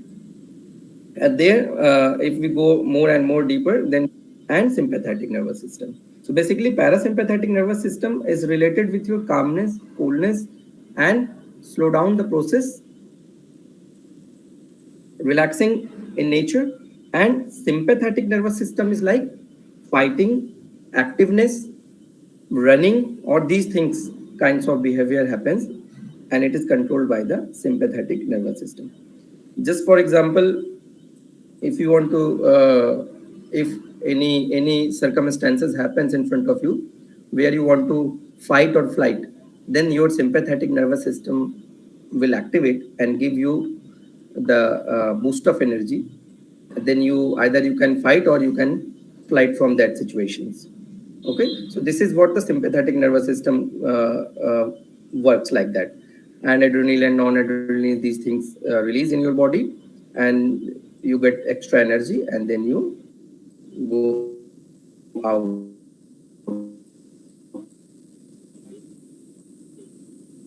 or you fight. And in the same way, parasympathetic nervous system, it happens when the situations like relaxing situations happens, then parasympathetic nervous system is active and your body is slow down and you feel calm, relaxed, and creativity happens. So these things are connected with your left nostrils. Okay, so rest and digest response are these things happens in the left. So these things, if you understand, then you can understand your body natures, and by the observation of these flow of your nostril breathe, you can understand your emotions, why the peoples are behaving like that, why in this situation peoples are acting like that. So these things are the related with the Swar Yoga.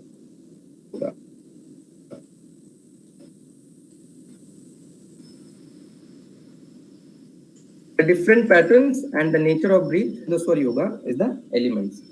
Okay, so we have 5 elements that is known as Pancha Mahabhuta.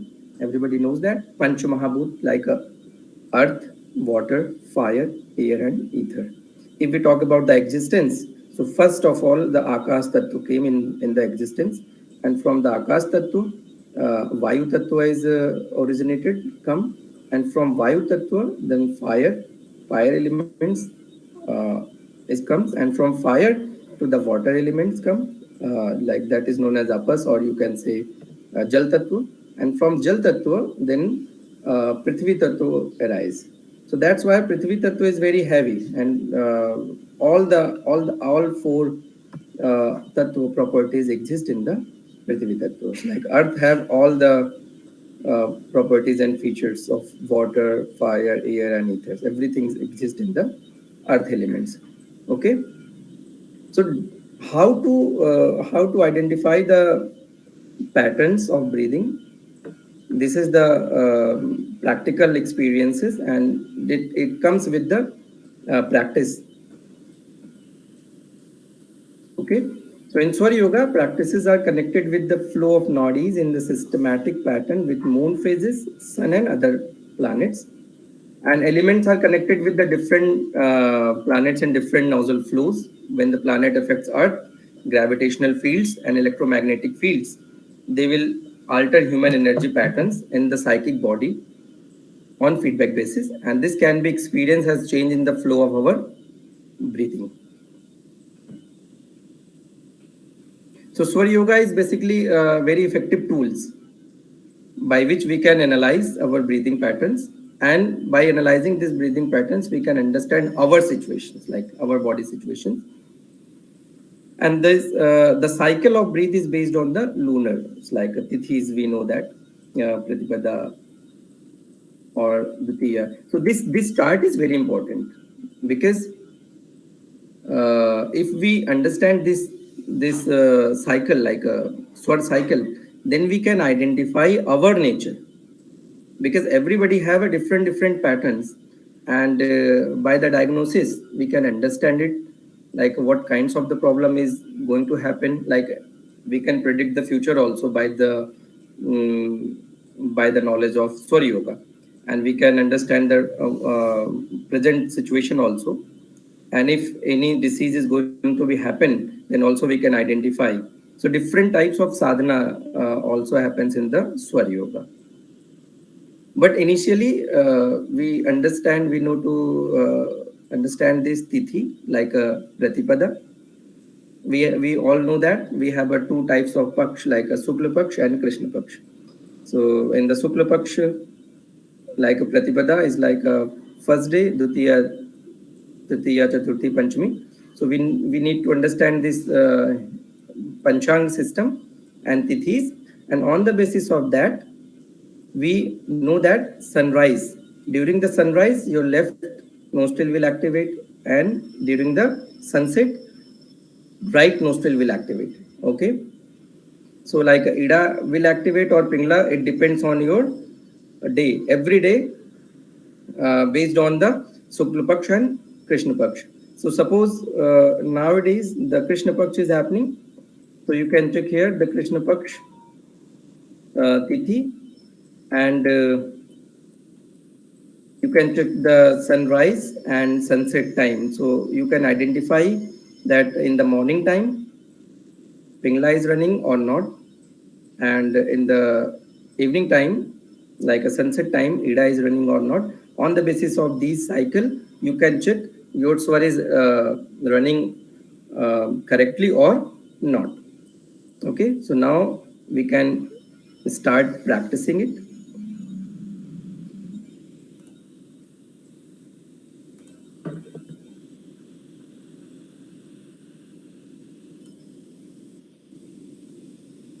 Okay, so everybody, first of all, straight your spine, and just check your nostril. Like maybe you can close your right nostril. You have to check like from which nostril very easy to inhale or exhale without any force. Maybe from right nostril you are very easy without any force, you can inhale or exhale. Maybe with the left side,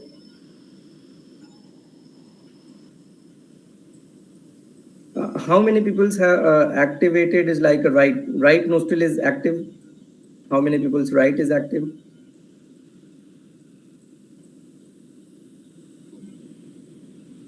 Right is active. Okay. And how many people says left is active? Okay. So the first identification is, if left is active, now you can correlate that left is related with the Ida Nadi. Ida, that means maybe you feel if left is active, maybe you are feeling a little bit sleepy, maybe you are feeling a little bit like relaxing in mood. So it is the nature of left. Okay. And if right is active, so right is active, that means you are active now, and your mind is having too much of thoughts this time, because it's nature of right Pingla. It's a nature of right nostril. Okay. So how to identify that? Because every one on and between the 2 hours, it's change. So we diagnose it from the sunrise. So when you wake up early in the morning tomorrow, you just check out the tithis and the paksha. So which tithis is today, what is the paksha is today, and after that check sunrise time. It should be Ida or it should be Pingla. Okay, maybe you can check it in the night time also, during the sunset. During the sunset, you can check it. Let me tell you the Tithi and the Paksh. Today is the Krishna Paksh. And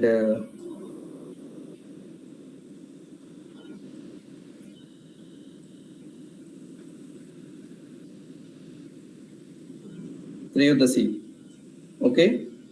It's Triyodasi is today, and Krishna Paksh is today. So according to the Triyodasi and the Krishna Paksh, so during the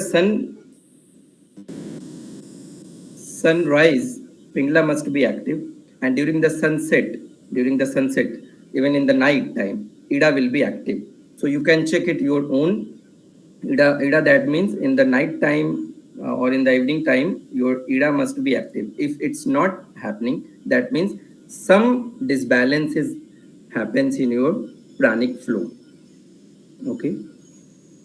So as per the Triyodasi, Krishna Paksh, as per the Triyodasi and the Krishna Paksh, your during the morning time, because you have not checked it, so it must be Pingla, and but in the evening we can check it, it must be Ida. So in the evening, maybe sunset time, you can check it maybe 7 p.m. So during the 7 p.m., if you will check, so your left nostril will activate in that time. Okay. And after 1.5 hours, it's change the cycle. So it's a nature of the, you can say, Swar Yoga. Every 1 hour or 1 hour and 30 minutes, it's change. Okay. And when it's change, then your emotions will also change, your behavior will also change, your thought patterns will also change. And that's why sometimes we cannot understand this person is very happy now, but after 1 hour what happened, I don't know, it's become angry. Everyone have understand these things. Sometimes during the problem solving approach, some students were thinking, oh, I was not able to this time, but after 1 hour 2 hours what happens, you solve the problem in the mathematics, because your swar is changed. When your right swar will active, automatically you will get the solutions. Okay. So what happened, the thing is happening with your body, swara is changing every time, but we are not aware about it. Okay. So let's understand another point of view. We are not talking about the 5 elements, because every time 5 elements is also change, like sometimes fire is active, sometimes earth element is active, sometimes water element is active.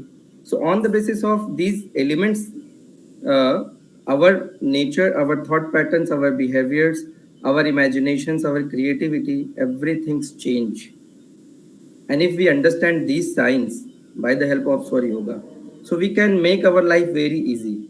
Suppose you want to go for an interview and you want to crack that interview. So check your nostril. If left will active, definitely your confidence will be low. And if right is active, your confidence will be high.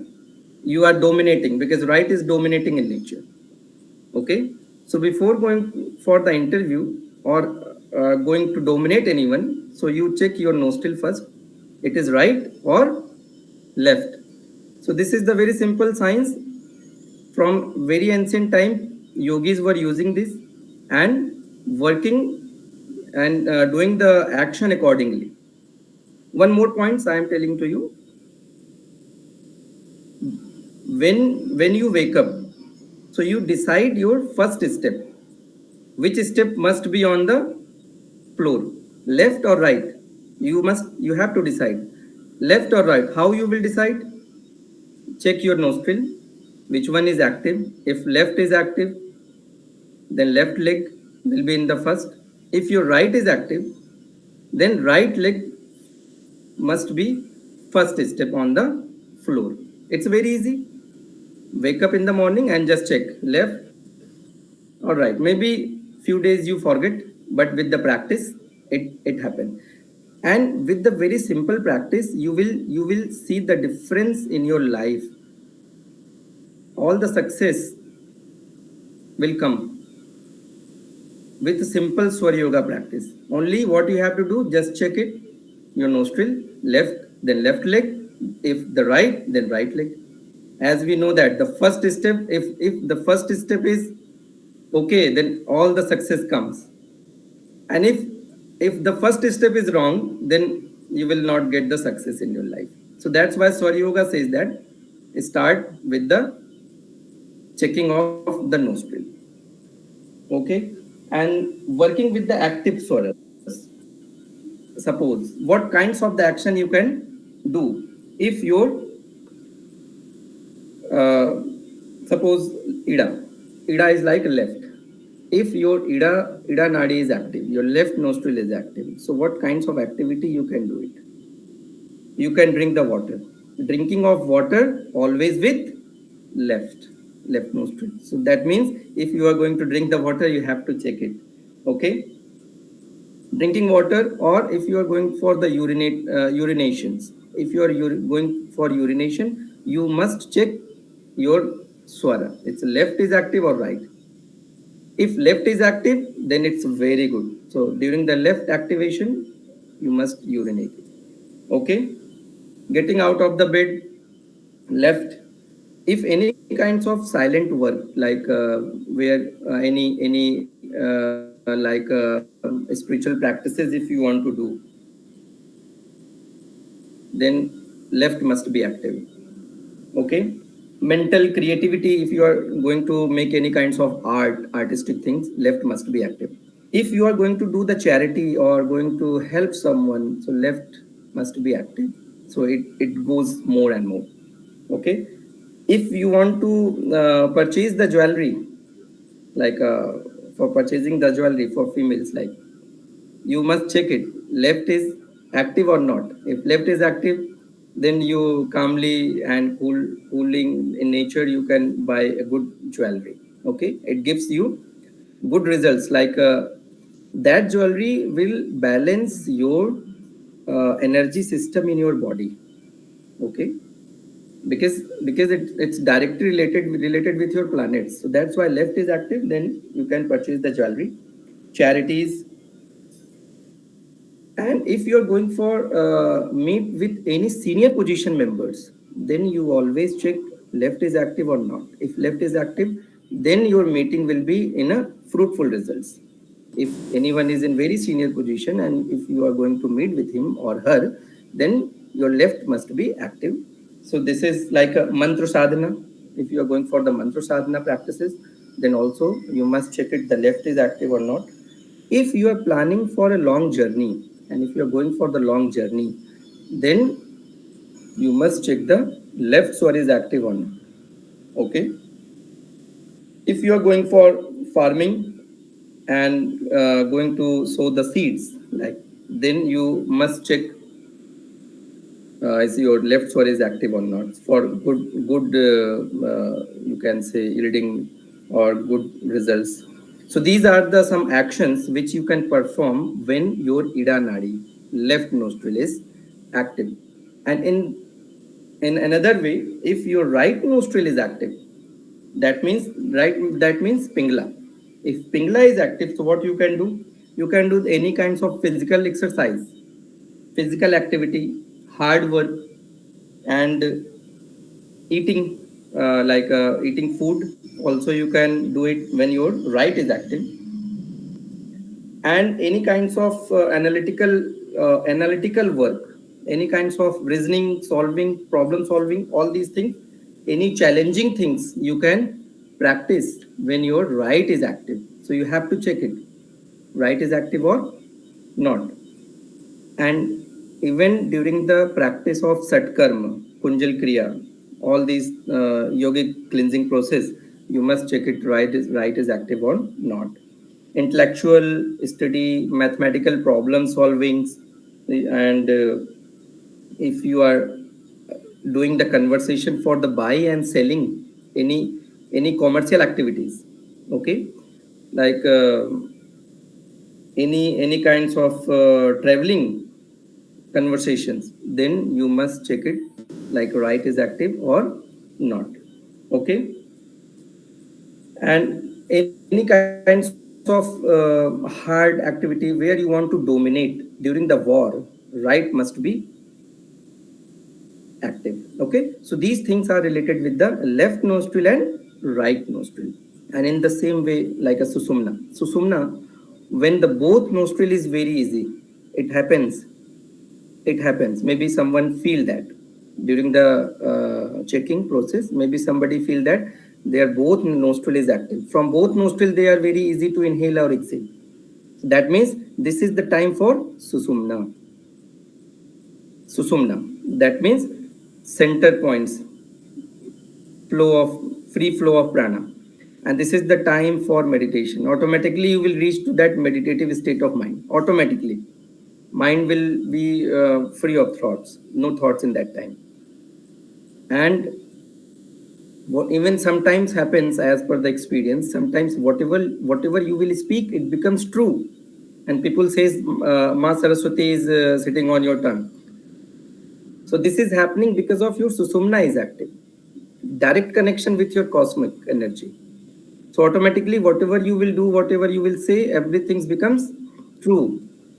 Okay, so this is what happening because of your free flow of pranas. Like susumna is active, neutral in nature, no thoughtless condition, and automatically you will feel the samadhi state.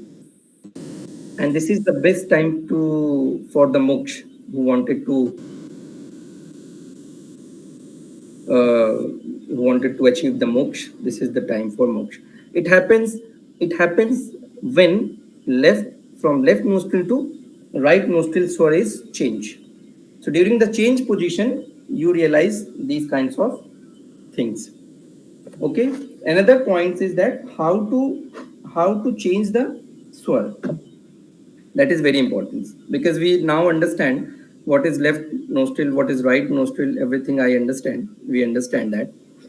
Now the question arises, maybe I wanted to do the hard work, but my left nostril is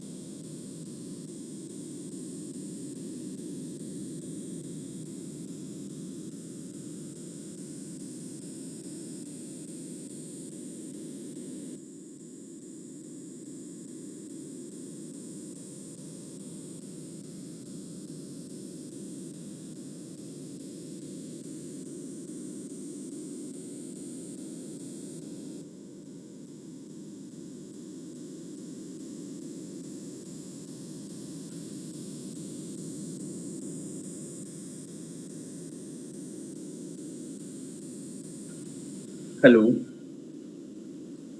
hello.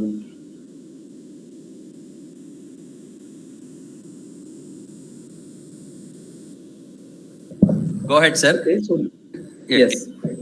So just in 5 minutes, we will conclude this presentation. My screen is visible now. Sir, yes, sir. clear. Okay, so the main thing is that how to change the swar. That is very important points.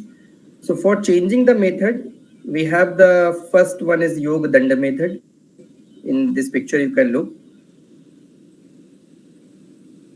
Suppose your right nostril is active and you wanted to change into the left. Okay, then what you have to do, take the Yoga Dand. It's available in the market, and even in the ancient time, you were seeing all the rishis, muni carrying with them Yoga Dand. So under if your right is active, so right armpit. If right is active, you wanted to change it into the left.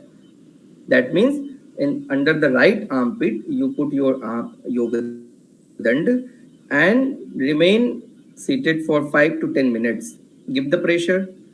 Okay, in 5 to 10 minutes, you will see that your nostril from right to left change. Swar is change. Okay, this is the yoga danda method. In the vice versa, you can say if your left is active and you wanted to change into the right, then put the yoga dand in under the armpit of left. Wait for 5 to 10 minutes. Automatically, it will change the swar. Okay, if you don't have the yoga dand, then another method. Another method is the lying down method. Okay, if left is active, then lie down to the left side. In 5 to 10 minutes, it will change into the right. And in the same way, if right is active, then lie down on the right side. Then it will change to the left. And another method is what we can do here, pressure on the armpit by hand. Okay, so by using this, you can change right now your swar.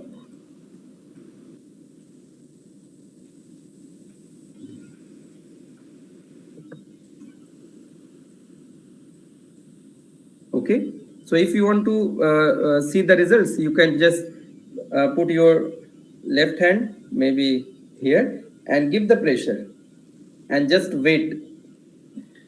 Okay, under the armpit here and give the pressure and wait for 5 to 10 minutes.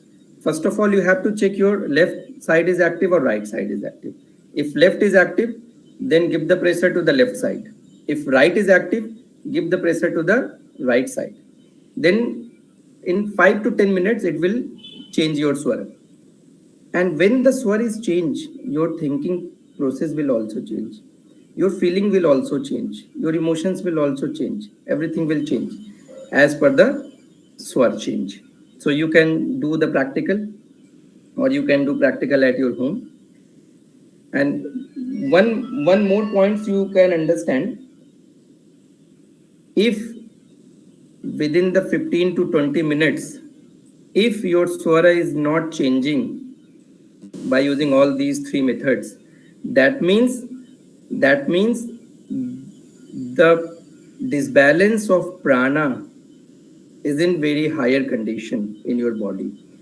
And maybe after 3-4 months, maybe you will get some kinds of physical diseases. Okay, it might be possible because if anything happens, so first of all happens in the subtle words, and from subtle words it gives the effects on your physical words. As everybody knows that psychosomatic diseases and somatopsychic diseases. So diseases which is comes first to the psychic in nature and then it gives the effects on your physical body.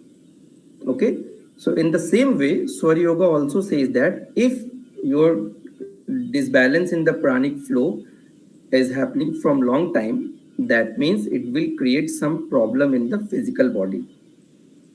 And maybe it will take to manifest maybe 3-4 months.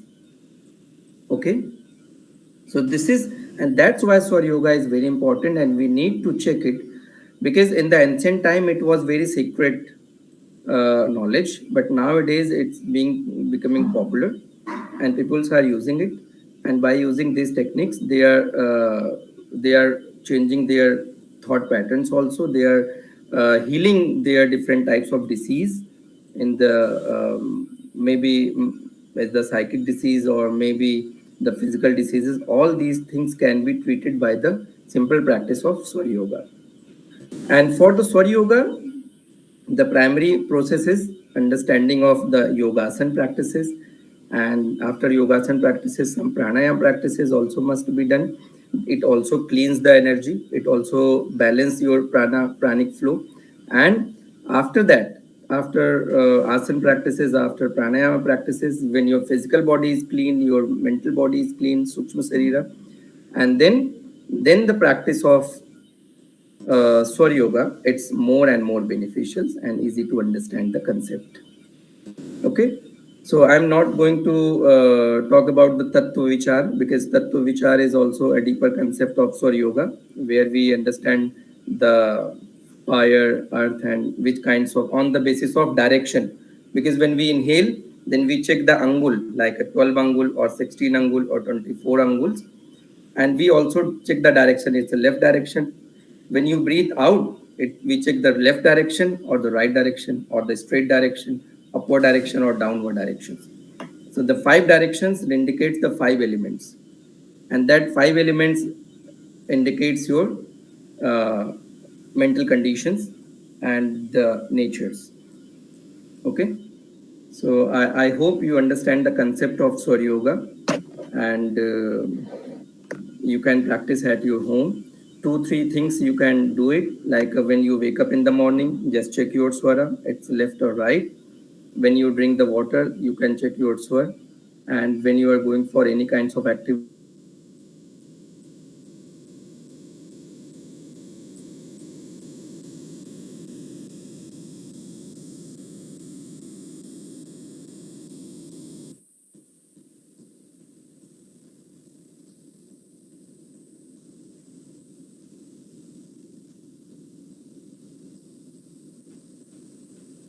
okay. So thank you very much for giving me the time and for listening patiently in the Swar Yoga session.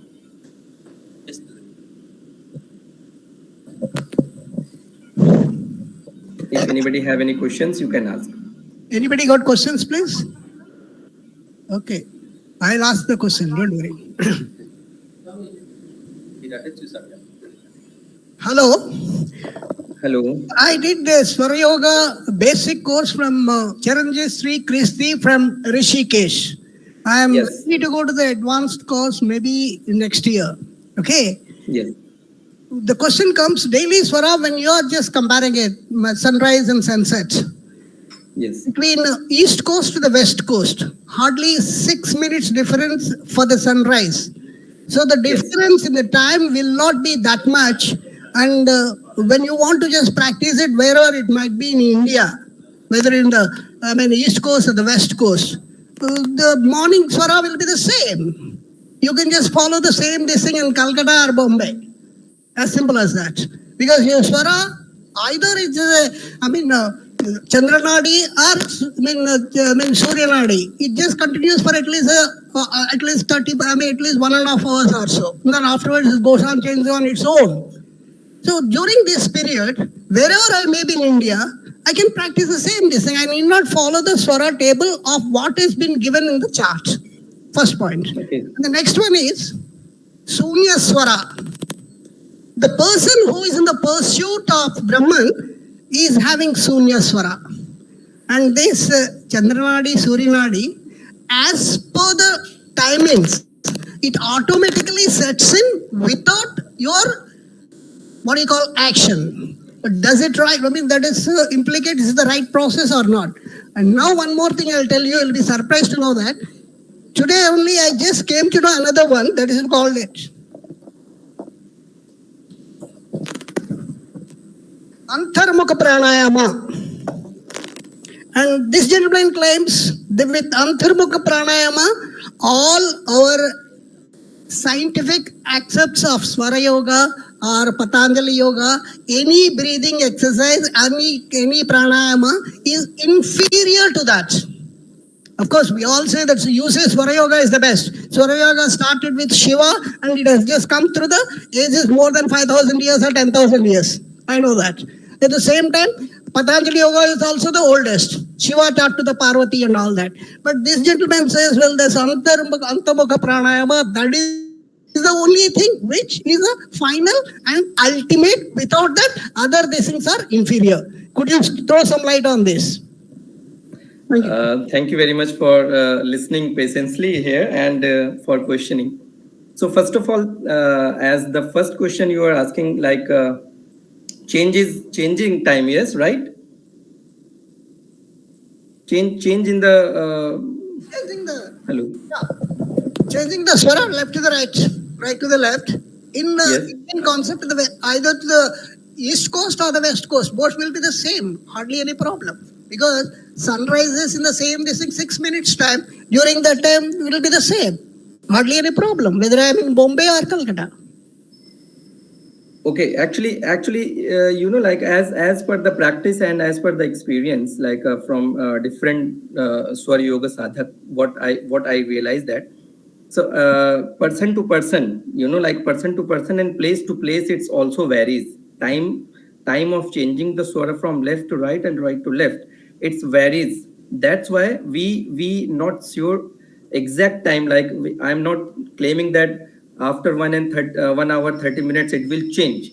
That's why we are making like some 1 to 2 hours in between that. So because of that time, because of that place, and because of the person to person body situations also give the effects on it for changing to left to right.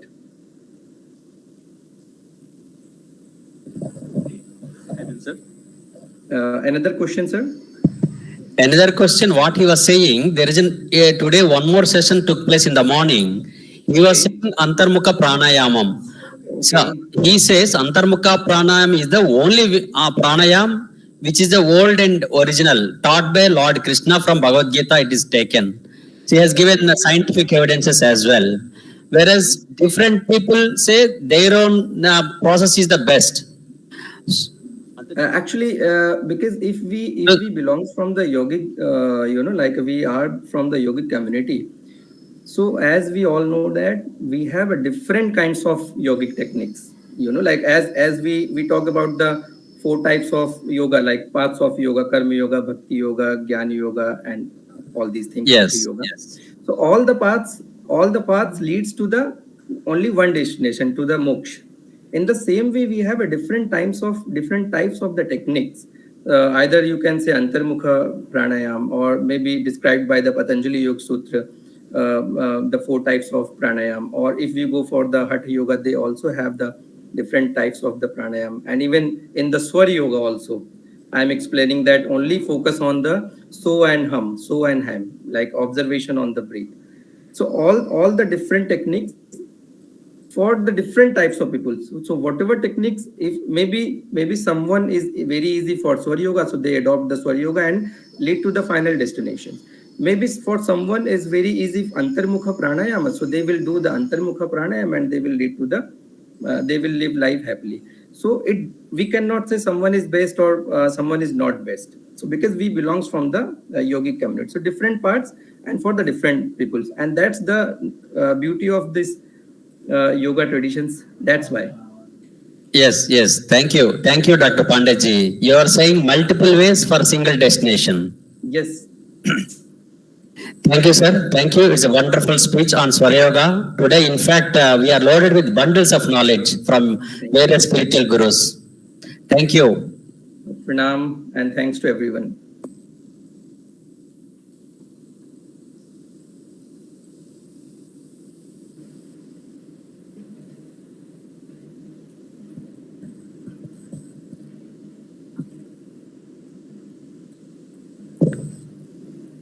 Friends, now Dr. Raghuramji is there on screen.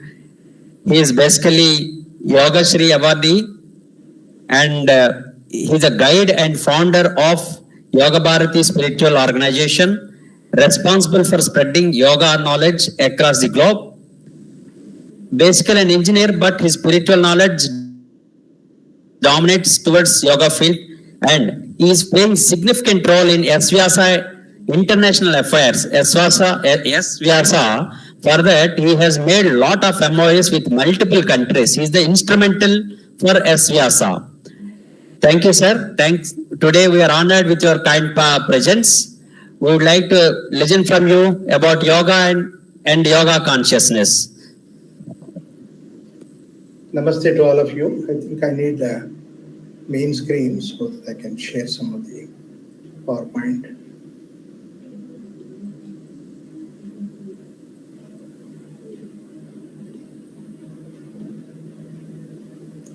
I don't know how to share PowerPoint, but in any case, I'm not able to. I think a share is there. If you put that arrow, up arrow you take, then you will see something. అంతేనా?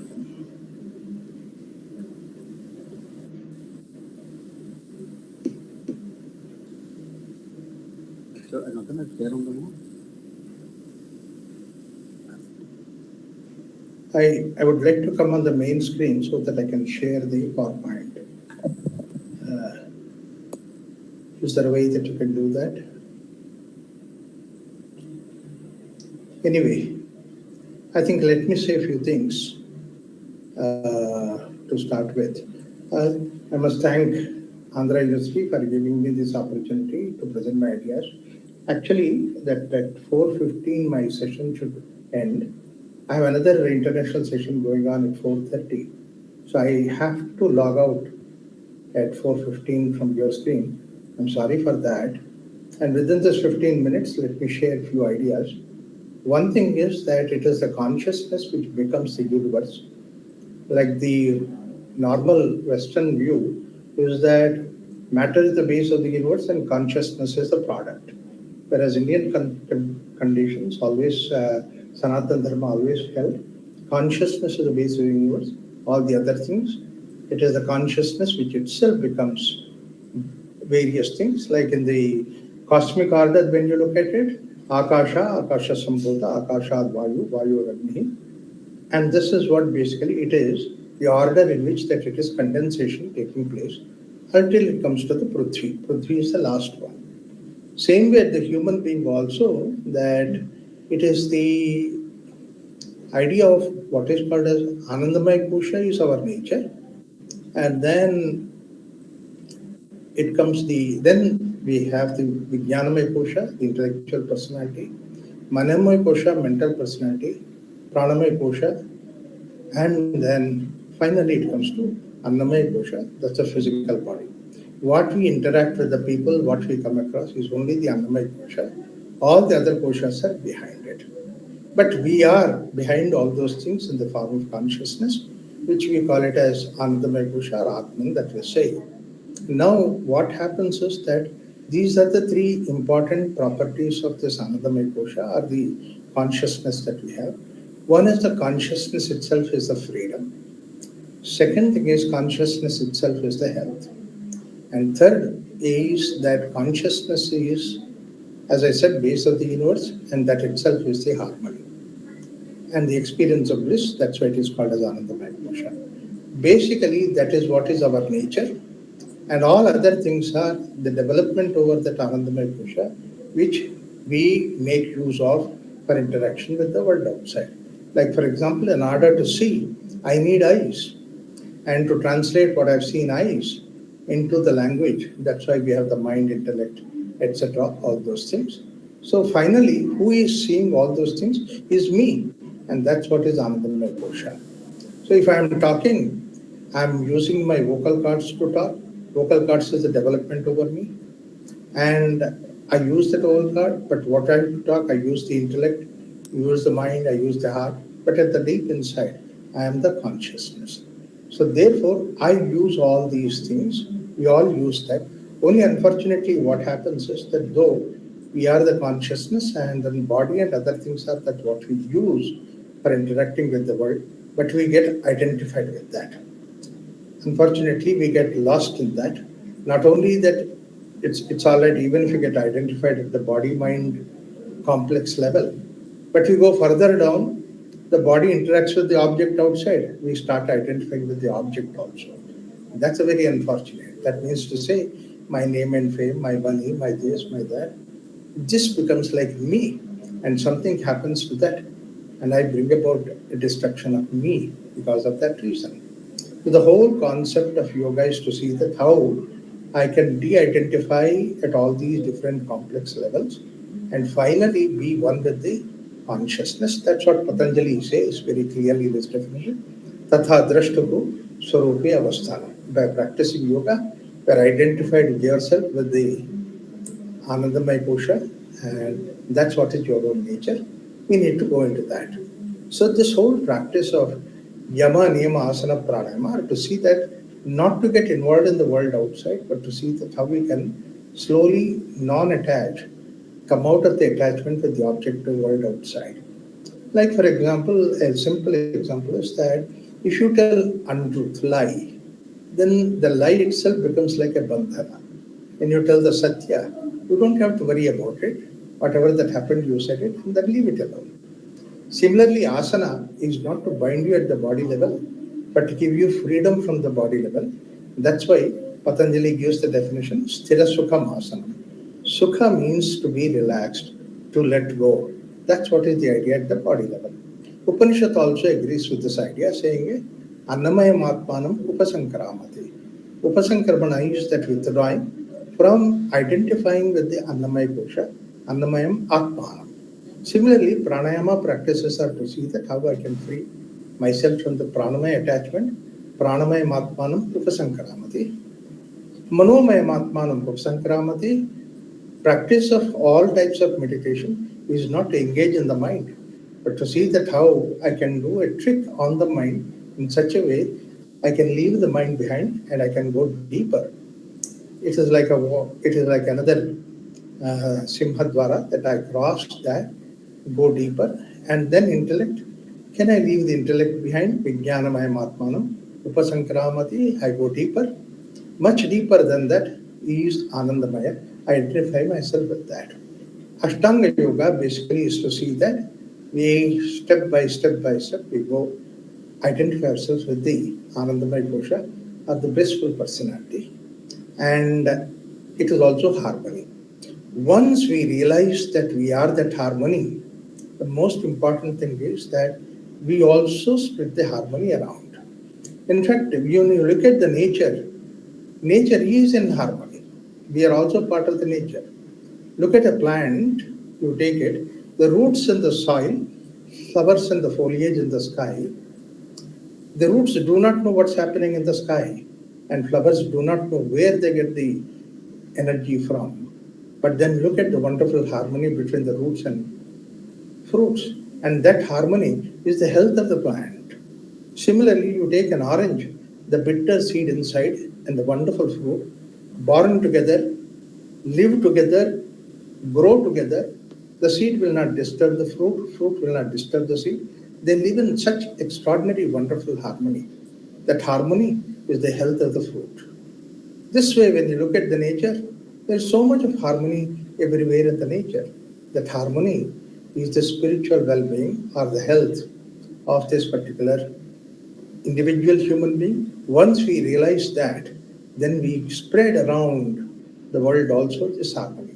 Today, all these problems that we have in the society is because that we have lost this harmony. In the name of spirituality itself, in the name of religion, we have lost this harmony. This is what is the second aspect of Anandamaya Purusha, the blissful personality. And third is that all this rat race today that we are doing, all this hustle, bustle, speed, everything, is for the sake of Ananda, is for the sake of happiness. And this happiness is not something today we are questioning it. It is questioned 10,000 years ago by the sages. He says, what is Ananda? Kimanandasya mimamsyam. What is it we are talking about? Is it, one might think that is it something totally different Ananda that rishis have? Vishaya Vishayi Samparka Janita Anandaha Ahosvitu Swabhavika. He's talking about our own experience of happiness, and he says that very your nature itself is happiness. Of course, there are reasons to say that. I don't have time to go into all the details. But essentially, it is to give us an idea that you are that Ananda. Once you realize that you are that Ananda, and objective world is not really giving you happiness, they are a bit helping us to touch our own nature. If one realizes that all this rat race today that we have will come to an end. All this elbowing, all this jealousy, hatred, all these things will come because that our very nature itself is Ananda. This is what we realize. So if a person who practices yoga, a teacher of yoga, a practitioner of yoga, if he constantly brings this idea of Panchakosha, which is Taittiriya Upanishad has given us, earlier sages have given us, that outer body level is what we use it, and we are deep inside the blissful nature, consciousness. If we can realize that, we can tell the others probably we shall be in a position to change the whole world into a different world. Today, particularly, we should be really thankful to our Prime Minister Modi, who has taken yoga across the globe. And so many countries these days practice yoga. But then they have taken these practice of yoga for sake of taking a, you know, reducing hypertension, diabetes, or this and that. I would say that all these things are the fringe benefits that we get. But deeper benefit we can think of with the help of yoga in the world is to see that we can create a greater harmony in the world. There are agencies which are creating, spreading disharmony in the world. And we, from the Sanatana Dharma and the yoga teachers who are the custodians, representatives of this, if we can take this message of harmonizing the whole world, we start from within ourselves. Let there be harmony within, and that harmony let it spread it to the family surrounding. Every family should have that harmony. Every society should have that harmony. Then the world looks at us. Not only takes the simple postures of yoga, but they will be able to take the message of harmony. This is what is basically the world needs today. The health is also our own nature. That's why in Sanskrit we have the word for health, swastha. When you are in yourself, that's what is health. Swa, self, tha means being. When you are away from yourself, that's what is sickness. So maybe a number of such circumstances today, all the external causes for our sickness are almost like we have come to an end of all those things because we have developed science so much. But in spite of it, have we reduced the amount of sickness in the people? We have not done that. It's because from external forces the sickness has come down, but we have created that internal sickness. That means to say we are away from our nature. At various personality levels, we come away from our nature. Let's go back to our nature, and that's what is basically swastha. So swastha, arogya is our own nature, harmony is our own nature, happiness is our own nature, and this is what is the way world needs today. This is the message only Indian culture, Indian philosophy, Sanatana Dharma can give us a people. This is, it is taken from sages who have given us Upanishads, who have given us the Vedas. I have all the quotations to give you from all these texts, but for the paucity of time, I cannot give all those details. But in Yashvyasa, in Bangalore, and also other places, Vayu is a university in USA, and also Yoga Bharati, USA, Turkey, Germany, and all that. We are giving this message all across the globe. We are trying to take this message across. I request, I am thankful that Andhra University has given me this opportunity to share these ideas so that you can take it forward. Maybe that the message, the mail I got it, I will share my PowerPoint to them so that you can look at that PowerPoint. And I have also shared my email address in the messages here. Anybody has any questions? Because I don't have time now. I would request you to please share your questions because your questions are valuable, not only for answering you, but to improving my own ability to present more clearly and more reaching people. Wish you all the best, all the participants in the conference. I wish them the very best. And also Andhra University. I'm always looking forward to come there, to physically being there, not on online, on the website. Thank you so much. Namaste. Thank you, sir. Thank you.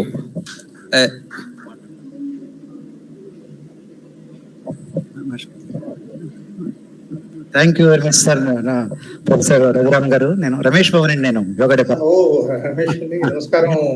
నమస్తే అండి sir. చాలా thank you very much for your enlightening lecture. And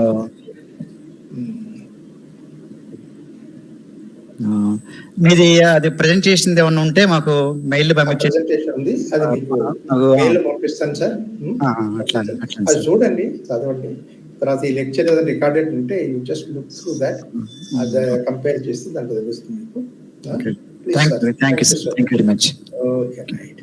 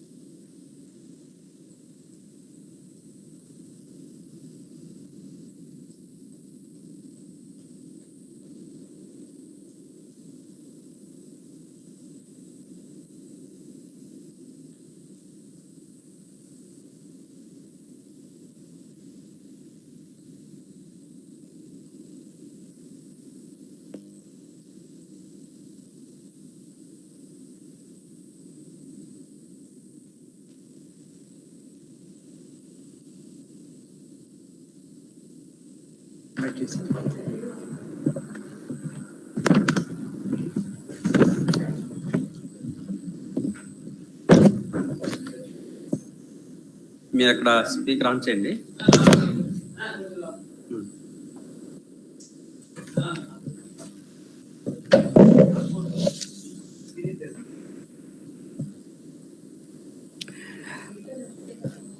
I take privilege to invite Dr. Satyanarayana Murthy. He is an MA in Yoga for Human Excellence, MA in Anthropology, PhD in Anthropology. He is a faculty member, Department of Yoga, Acharya Nagarjuna University. Member, Board of Studies, Acharya Nagarjuna University. Guided a member of PhDs and MPhils. Publications, he has his credit a number of publications such as Yoga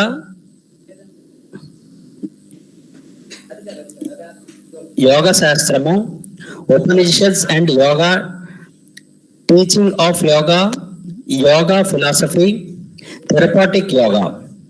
Recently, Yoga Methods for All Medical Practitioners in 2022. Edited Yoga Vidya for AP State Council for Educational Research and Training. Thank you, sir. Kindly take your chair and kindly give your valuable inputs on yoga consciousness.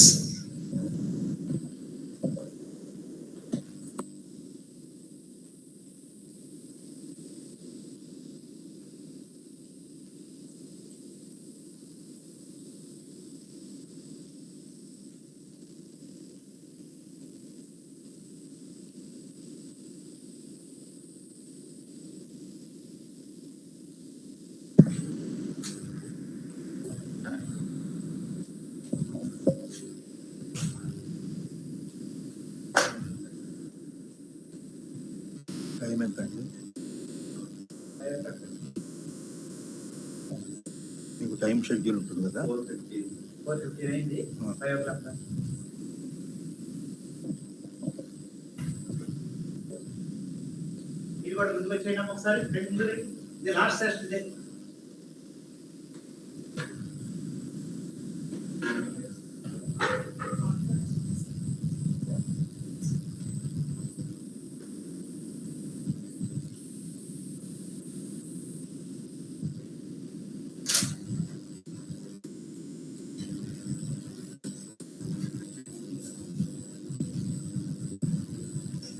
వచ్చి కూర్చోండి అమ్మా.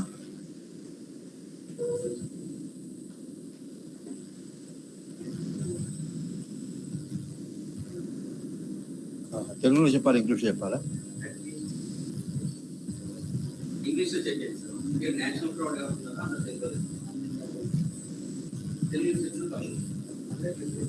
అంటే students ఉన్నారు కదా, students కోసం ఉద్దేశం.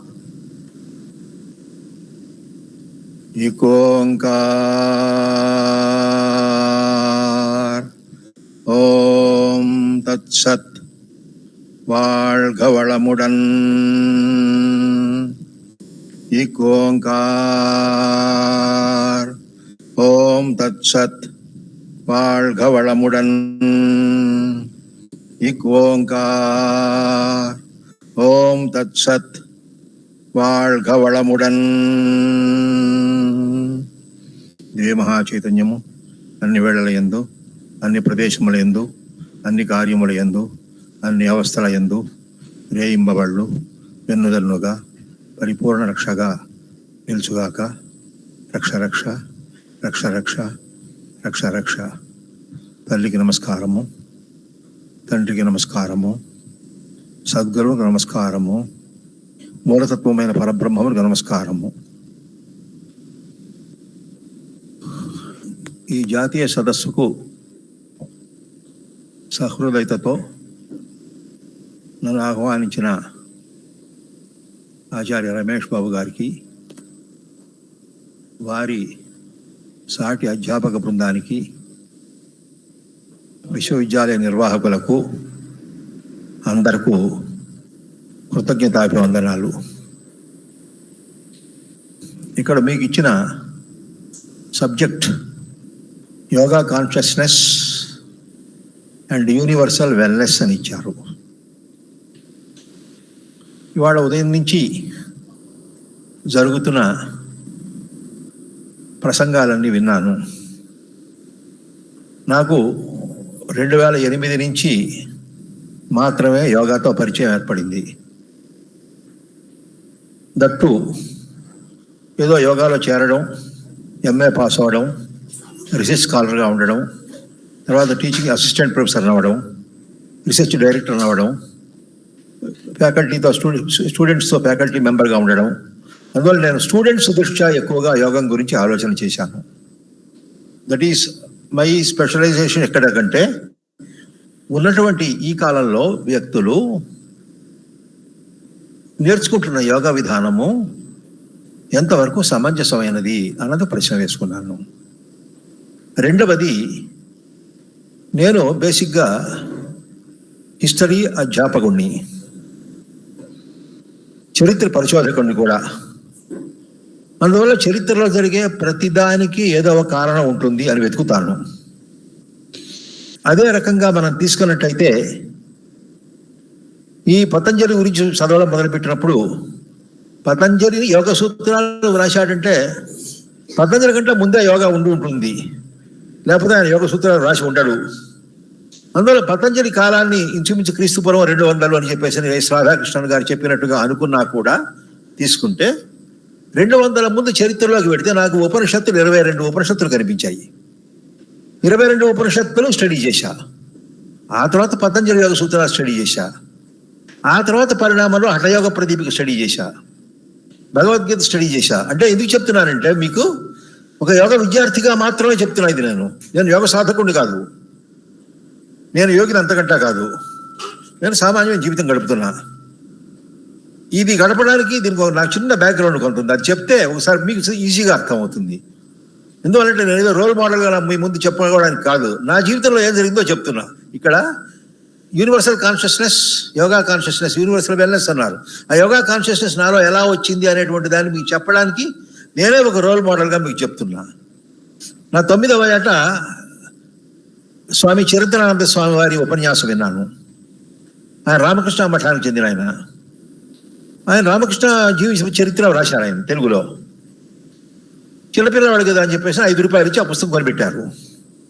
కొనిపెడితే నేను ఎంతవరకు వెళ్ళానంటే ఇంచుమించు 500 సార్లు పైన చదివాను ఆ పుస్తకం. ఆ 9వ ఏట 500 సార్లు చదివాను. చదివిన తర్వాత ఏదో రాజు చూసిన కళ్ళ మొగుడు చూస్తే మత్తబుద్ధి అవుతుందని రామకృష్ణ పరమహంసను చూసిన తర్వాత ఇంకా ఏ సన్యాసి నా కళ్ళకి అసలు పనికి రాకుండా పోయాడు. ఆయన చేసిన సాధనకు కానీ, ఆయన చేసిన పద్ధతికి కానీ, ఆయన చేసిన తాంత్రిక సాధన కానీ, మహావీర సాధన కానీ, అదేవిధంగా ఆయన యొక్క బ్రహ్మజ్ఞానోపాసన కానీ, ఈశ్వరపురితో ఉండేటువంటి సంబంధం కానీ, భైరవి బ్రాహ్మణుల దగ్గర తీసుకున్నటువంటి చర్యలు కానీ, ఆ తర్వాత విద్యార్థి సంఘాన్ని మోటివేట్ చేసేటువంటి పద్ధతి కానీ, ఆయన ఏ రకంగా కామ క్రోధ లాభ మహ మదమాశ్చర్యాల మీద అభిప్రాయం చెప్పింది కానీ, ఇవన్నీ కూడా ఇంకా నా కళ్ళ ముందు మెదులుతూనే ఉన్నాయి. నేను ఎటువంటి వాడిని అంటే చిన్నపిల్లవాడిని అప్పుడు 9 సంవత్సరాలే, అది కూడా చెప్తున్నాను, 9 సంవత్సరాలే. ఆ 9 సంవత్సరాల వయసులో రామకృష్ణ పరమహంస శరీరం చూసి నేను రామకృష్ణ పరమహంస అంతా అయిపోవాలనుకుని ఆ శరీరంలో వచ్చిన మార్పులన్నీ నాలో కూడా వస్తే నేను రామకృష్ణ పరమహంస అంతా అయిపోతాను అని చెప్పేసి అనుకునేవాడిని. ఆ సమయంలోనే నాకు అనుకోకుండా ఇంకో 3 వ్యక్తులతో పరిచయం ఏర్పడింది. ఒక వ్యక్తి జిల్లెళ్ళమూడి అమ్మగారు, ఇంకొక వ్యక్తి భగవాన్ సత్యసాయిబాబా వారు, ఇంకో వ్యక్తి తాజుద్దీన్ బాబా వారు. వీరు 3 సాంప్రదాయాలతో కూడా నాకు నా 9వ ఏట పరిచయం ఏర్పడింది. ఈ రకంగా ఈ 4 కూడా నా 9వ ఏట ఆక్రమించారు. ఆక్రమించిన తర్వాత నేను చదువుకు ప్రాముఖ్యత ఇచ్చి ఇది కాదు మనకి ఈ వయసులో కాదు కావలసింది అనుకున్నా. కానీ రామకృష్ణ పరమహంస జీవించిన చదవడం ద్వారా నాకు కుండలిని ఉద్బుద్ధత గురించి, కుండలిని చలనం గురించి, హఠయోగ లక్షణాల గురించి, హఠయోగంలో వచ్చే జడ సమాధి గురించి, హఠయోగ సమాధికి బ్రహ్మజ్ఞానానికి ఉండే తేడా గురించి, తంత్ర విద్యకి బ్రహ్మ విద్యకి ఉండే తేడా గురించి నాకు నా 9వ ఏట క్లియర్గా అర్థమైపోయింది పిక్చర్ అంతా. అంటే రామకృష్ణ పరమహంసకి అంత క్రెడిట్ ఉంది కాబట్టి ఆయన 19వ శతాబ్దంలో ఆడియన్స్ అడ్రస్ చేశారు. That is most important. అప్పుడు నేను ఇంకా చిన్నపిల్లాడిని, ఏ సంవత్సరంలో మాట్లాడారు, ఏ సంవత్సరంలో చేశారు తెలియదు. ఆయన చెప్పింది విని ఊరుకున్నా. అలాగే తాజుద్దీన్ బాబా వారి సాంప్రదాయంలో విజయనగరంలో ఖాదర్ షా ఖాదర్ అలీ బాబా వారు ఉన్నారు. వారి శిష్యులు ఫరీద్ మస్తాన్ ఆవలియా వారు ఉన్నారు. ఫరీద్ మస్తాన్ ఆవలియా వారి దగ్గర దర్శనానికి వెళ్ళేవాళ్ళం. మేము బ్రాహ్మణులు అయినా కూడా అక్కడ భగవంతుడు ఏ కులం లేదు కాబట్టి ఆయన దగ్గరికి వెళ్ళి నమస్కారం పెట్టుకుని వచ్చేవాళ్ళం. అమ్మ చెప్పిన మాటలు వినేవాళ్ళం. అలాగే సత్యబాబా వారు నాకు ఇంత దూరంలో కూర్చొని 9 ఏళ్ల పిల్లాడుగా ఉండగా ఆయన ఇలా ఎదురుగా కూర్చుని మాట్లాడాను ఆయనతో. ఇలా జరుగుతూ వచ్చి అలాగే జిల్లేళ్ళమూడి అమ్మవారిది మొట్టమొదటి పత్రిక వచ్చినప్పుడు ఆమె ఫోటో చూశాను, అంతే తప్ప ఆమెను ఎప్పుడు కలవలేదు. ఇదంతా ఒక సెట్టు. ఇక్కడ మీకు చాలా జాగ్రత్తగా వినండి. ఆ తర్వాత నేను మాకు తెలుగు చెప్పే మాస్టర్ ఒక ఆయన ఉన్నాడు. ఆయన అద్భుతంగా వ్యాకరణం చెప్పేవారు. ఆయన చూసిన తర్వాత నేను గొప్ప పండితుడు కావాలనుకున్నా. నాకు పండితుడు కావాలనుకున్నా. నా 42వ సంవత్సరం నాటికి నేను అంతర్జాతీయ స్థాయి పండితుడు కాగలిగా. ఈ మధ్యలో ఏం జరిగింది, నేను శ్రీశైలంలో తెలుగు యూనివర్సిటీలో రీడర్ ఎపిగ్రఫీగా చేరా, reader head of department of ఎపిగ్రఫీగా చేరా. అక్కడ శ్రీశైలంలో వెళ్ళినప్పుడు అప్పుడు నాకు గురు మహాదశ వచ్చింది కొత్తగా. గురు మహాదశ వచ్చినప్పుడు ఆధ్యాత్మికపరమైన చింతన చేస్తూ అసలు ఈ జీవితం ఎందుకోసం జీవించాలి అన్న ప్రశ్న వచ్చింది. అప్పుడు నా 35వ సంవత్సరం అండి. అంతవరకు సంసారం ఉంది, పిల్లల కన్నాను, పెరిగారు, పిహెచ్డి అయింది, పుస్తకాలు రాస్తున్నాను, పరిశోధన చేస్తున్నాను. ఈ మధ్యలో ఇంకో ఆలోచన వచ్చిందండి. వచ్చి ఈ రకమైనటువంటి పరిస్థితిలో ఏ రకంగా జీవించాలి అని ప్రశ్న వచ్చింది. అప్పుడు నాకు సమాధానం దొరికింది. సహజముగా, సరళముగా, సుందరముగా జీవించాలి. అలా జీవించడమే పరిపూర్ణమైన యోగము అని అర్థమైంది. అప్పుడు నా వరకు నేను అర్థం చేసుకున్న తర్వాత నా టార్గెట్ ఇది, నాకు తోచింది కానీ ఇలా బతికిన వాళ్ళు ఎవరైనా ఉన్నారా అని వెరిఫై చేశా. షిర్దీ సాయిబాబా చరిత్ర 3 సంవత్సరాలు చదివా. తర్వాత సత్యసాయిబాబా వారితో సంబంధం ఏర్పడింది, వారి గురించి చదివా. ఆ తర్వాత శ్రీపాద శ్రీవల్లభ స్వాముల వారితో సంబంధం ఏర్పడింది, వారి గురించి కొన్ని సంవత్సరాలు చదివా. ఇలాగా చదువుతున్న కొద్దీ 2015 నవంబర్ 7వ తారీఖున మొదటిసారిగా జిల్లేళ్లమూడి వెళ్ళా. అంతకు మునిపే జిల్లేళ్లమూడిలో అమ్మగారితో సంబంధం ఉన్నటువంటి వ్యక్తులు నా జీవితంలో ప్రవేశించారు. కానీ ఆమె గొప్పతనం తెలుసు, కానీ ఆమె ఎప్పుడు నేను భౌతికంగా చూడలే. ఆమె 1923 నుంచి 1985 వరకు మాత్రమే ఉన్నారు. 1985 జూన్ 12వ తారీఖున వారు సిద్ధి పొందారు. జిల్లేళ్లమూడి వెళ్ళిన మొదటి రోజు ఏం జరిగింది, అక్కడ వాళ్ళు ఎవరినో కలవమంటే తెలిసిన వాళ్ళు ఎవరో వాళ్ళు కలవండి అన్నారు.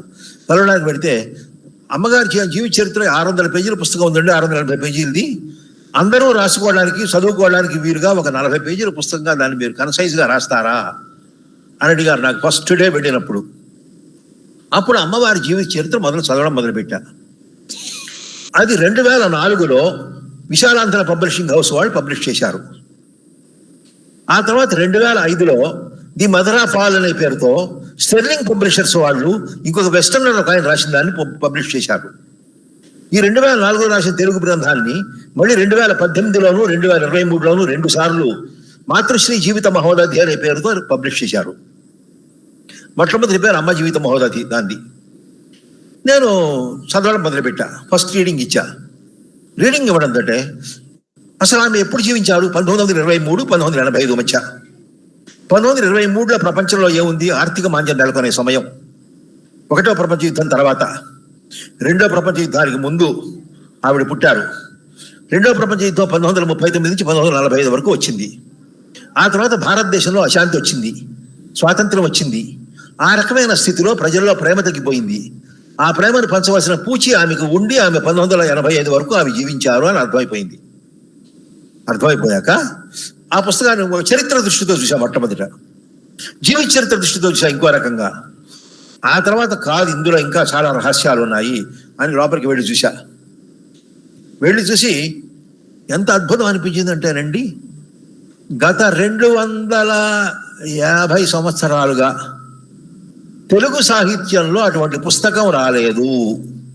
నెంబర్ 1, ఆ సబ్జెక్టును ఆ విధంగా చెప్పేటువంటి ఒక జీవిత చరిత్ర లాంటిది ఆ విధంగా రాలేదు తెలుగు సాహిత్యంలో. That is number 1. 2, యోగశాస్త్ర గ్రంథాలుగా మనకి చెప్పబడేటువంటిది శ్రీనివాస పంతుల, పరశురామ పంతుల గురుమూర్తి లింగమూర్తి గారి సీతారామాంజనేయ సంవాదం పుస్తకం వచ్చింది కానీ 1700 ప్రాంతంలో. ఆ తర్వాత మళ్ళీ యోగశాస్త్రానికి సంబంధించిన విషయాలు చెప్పేటువంటి పుస్తకం అసలు రానేలేదు. జిల్లేడుమూడి అమ్మగారి పుస్తకంలో అనేక రకాల పద్ధతుల్లో ఆవిడ చెప్పారు. ఆమె జీవిత చరిత్రలో నాకు అక్కడ అట్రాక్షన్ ఎక్కడ వచ్చిందంటే, ఇప్పుడు రమణ మహర్షికి నియర్ ది డెత్ ఎక్స్పీరియన్స్ వచ్చింది. ఈ నియర్ ది డెత్ ఎక్స్పీరియన్స్ వచ్చిన తర్వాత ఆ నియర్ ది డెత్ ఎక్స్పీరియన్స్ ఎప్పుడు వచ్చింది? 13వ ఏట 14వ ఏట వచ్చింది. అటువంటిది యూజీ కృష్ణమూర్తి గారికి నియర్ ది డెత్ ఎక్స్పీరియన్స్ వచ్చింది తన 60వ ఏట. కానీ ఈమెకు పుట్టిన 4వ రోజునే వచ్చింది నియర్ ది డెత్ ఎక్స్పీరియన్స్.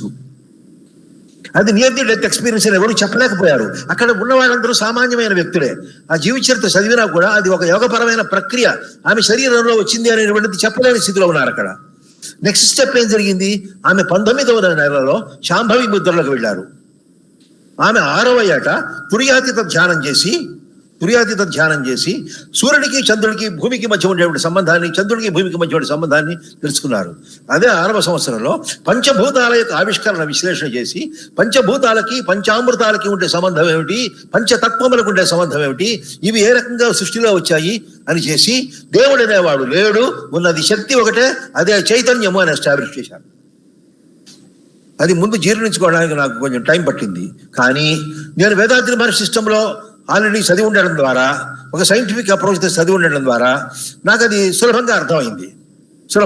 నా వరకు నాకు అర్థమైన తర్వాత అది చాలామందికి ప్రవచనాల రూపంలో చెప్పా. నేను అర్థం చేసుకున్నది అమ్మ తత్వం ఇది అని చెప్పేసి ప్రవచనాల రూపంలో అర్థం చేసుకున్న తర్వాత, అంటే నేను జరిగిన విషయం చెప్తున్నానండి. ఆమె నేను చూడలేదు, ఇది ముఖ్యంగా మీరు గుర్తుపెట్టుకోవాలి. ఆమెకు నేను భక్తుడిని కాదు. రెండోది, ఆమెకు నాకు బాంధవ్యం ఏమీ లేదు. పొరపాటు లేదు అంటే మా ఆవిడ గోత్రం నా గోత్రం పుట్టింటి వారి గోత్రాలు ఒకటే అయ్యాయి, అంతకు మించి వేరే ఏమీ లేదు. వాళ్ళు 6000 యోగులు, నేను వైదిక బ్రాహ్మణుడిని, అంతకు మించి వేరే ఏం లేదు. ఆ సంబంధం కూడా తీసుకోవడానికి లేదు. నాకు ఆవిడలో కనపడలేదు ఏమిటి? ఆవిడ జీవితంలో అమ్మా నువ్వెవరు అని అడిగా ఒకసారి. నేను సీతాదేవినండి. నువ్వు చెప్పగలవా అన్న? చెప్పగలనండి. నువ్వు సీతాదేవి అయితే మిగతా వాళ్ళు ఎవరు అని అడిగా. చెప్పారు ఆవిడ. చెప్పిన తర్వాత నాకు ఇంకా నచ్చక మళ్ళీ ధ్యానంలో కూర్చుని అమ్మా నువ్వెవరో నాకు చెప్పు తల్లి, నువ్వు తప్ప ఇంకెవరు చెబుతారు నీ గురించి, అసలు నీ గురించి మిగతా వాళ్ళకి ఎవరికి ఏం అర్థం కాలేదు, అందువల్ల దయచేసి నాకు చెప్పు అంటే అని ధ్యానంలో కూర్చున్న తర్వాత గడ్డం గీసుకోవడానికి వెళ్ళా. పొద్దున్నే గడ్డం గీసుకోవడానికి వెళితే, ఇప్పుడు నేను ఎవరో చెప్పమంటావా అని ఆవిడ మనసులో అన్నారు. చెప్పమ్మా అన్నప్పుడు, వృత్తులణగిన చోటు ముక్తి అణగిన చోటు, బంధమణగిన చోటు భావమణగిన చోటు, మౌనమణగిన చోటు మాట అణగిన చోటు, ఏమి లేని చోటు అన్నిదానౌ చోటు, సత్యమునకే పరమో సత్వమునకే పరమో, నిత్య సౌందర్యమై రూపొంది ఆ చోటు. అది ఒక ఎటర్నల్ ప్లేస్, ఒక బ్లిస్ఫుల్ ప్లేస్. దేని గురించి అయితే నేను 30 సంవత్సరాలుగా వెతుకుతున్నానో, ఆ వెతుకుతున్న దాని యొక్క లక్షణ సమన్వయంతో,